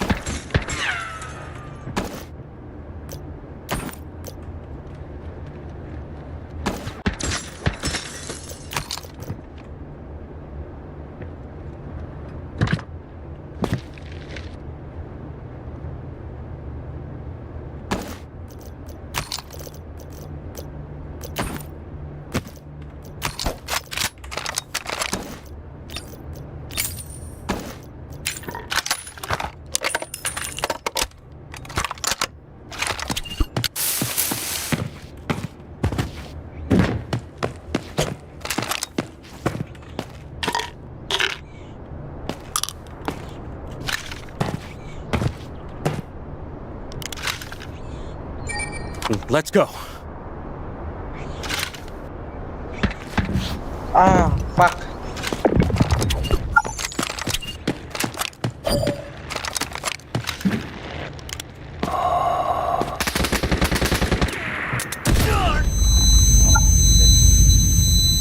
Run. Cuy.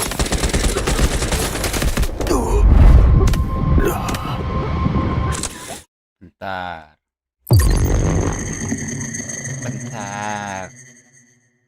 Pala. Udah deh.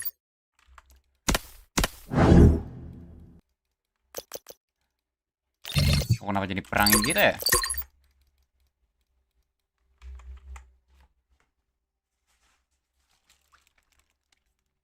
Take a look around.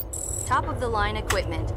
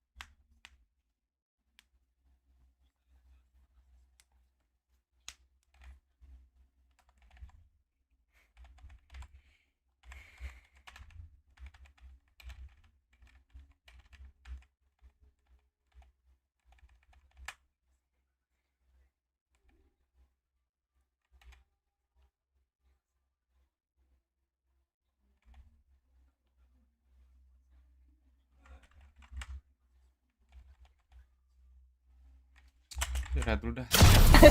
Rehat gua.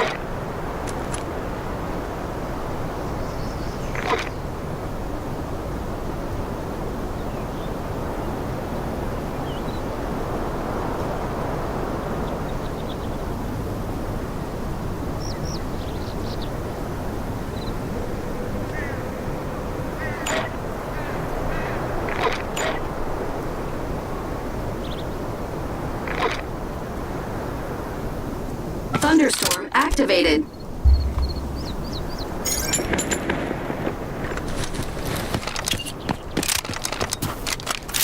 Reload. Cover me.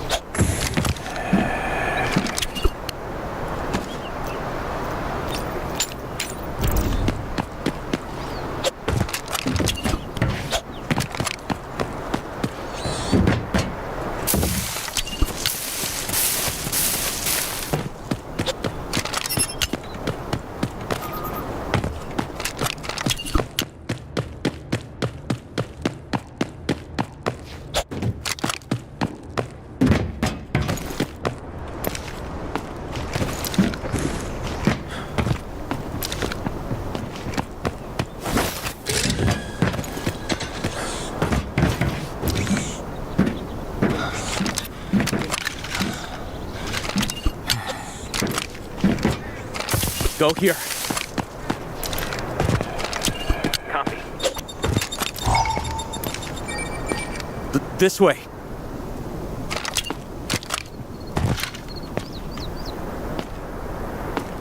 Enemy spotted. Enemy here. Frost launcher. Ready. Freeze.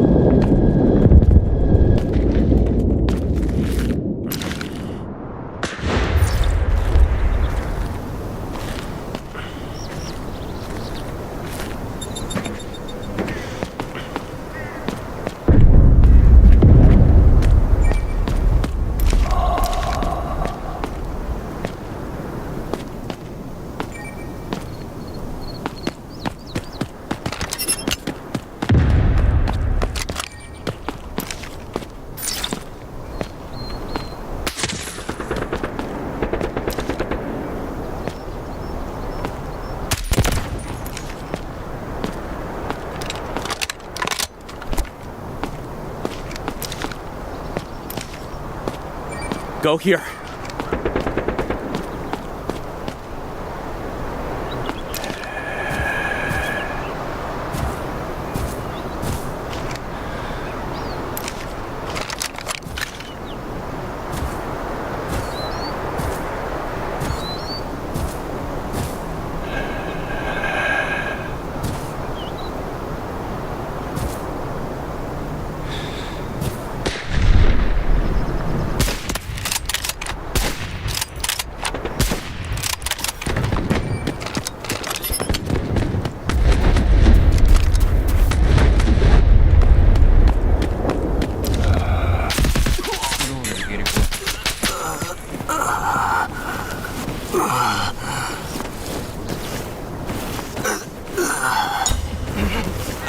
I need aid.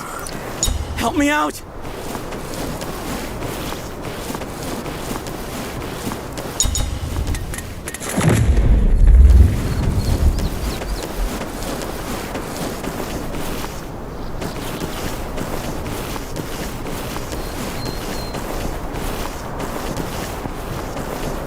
I'm down.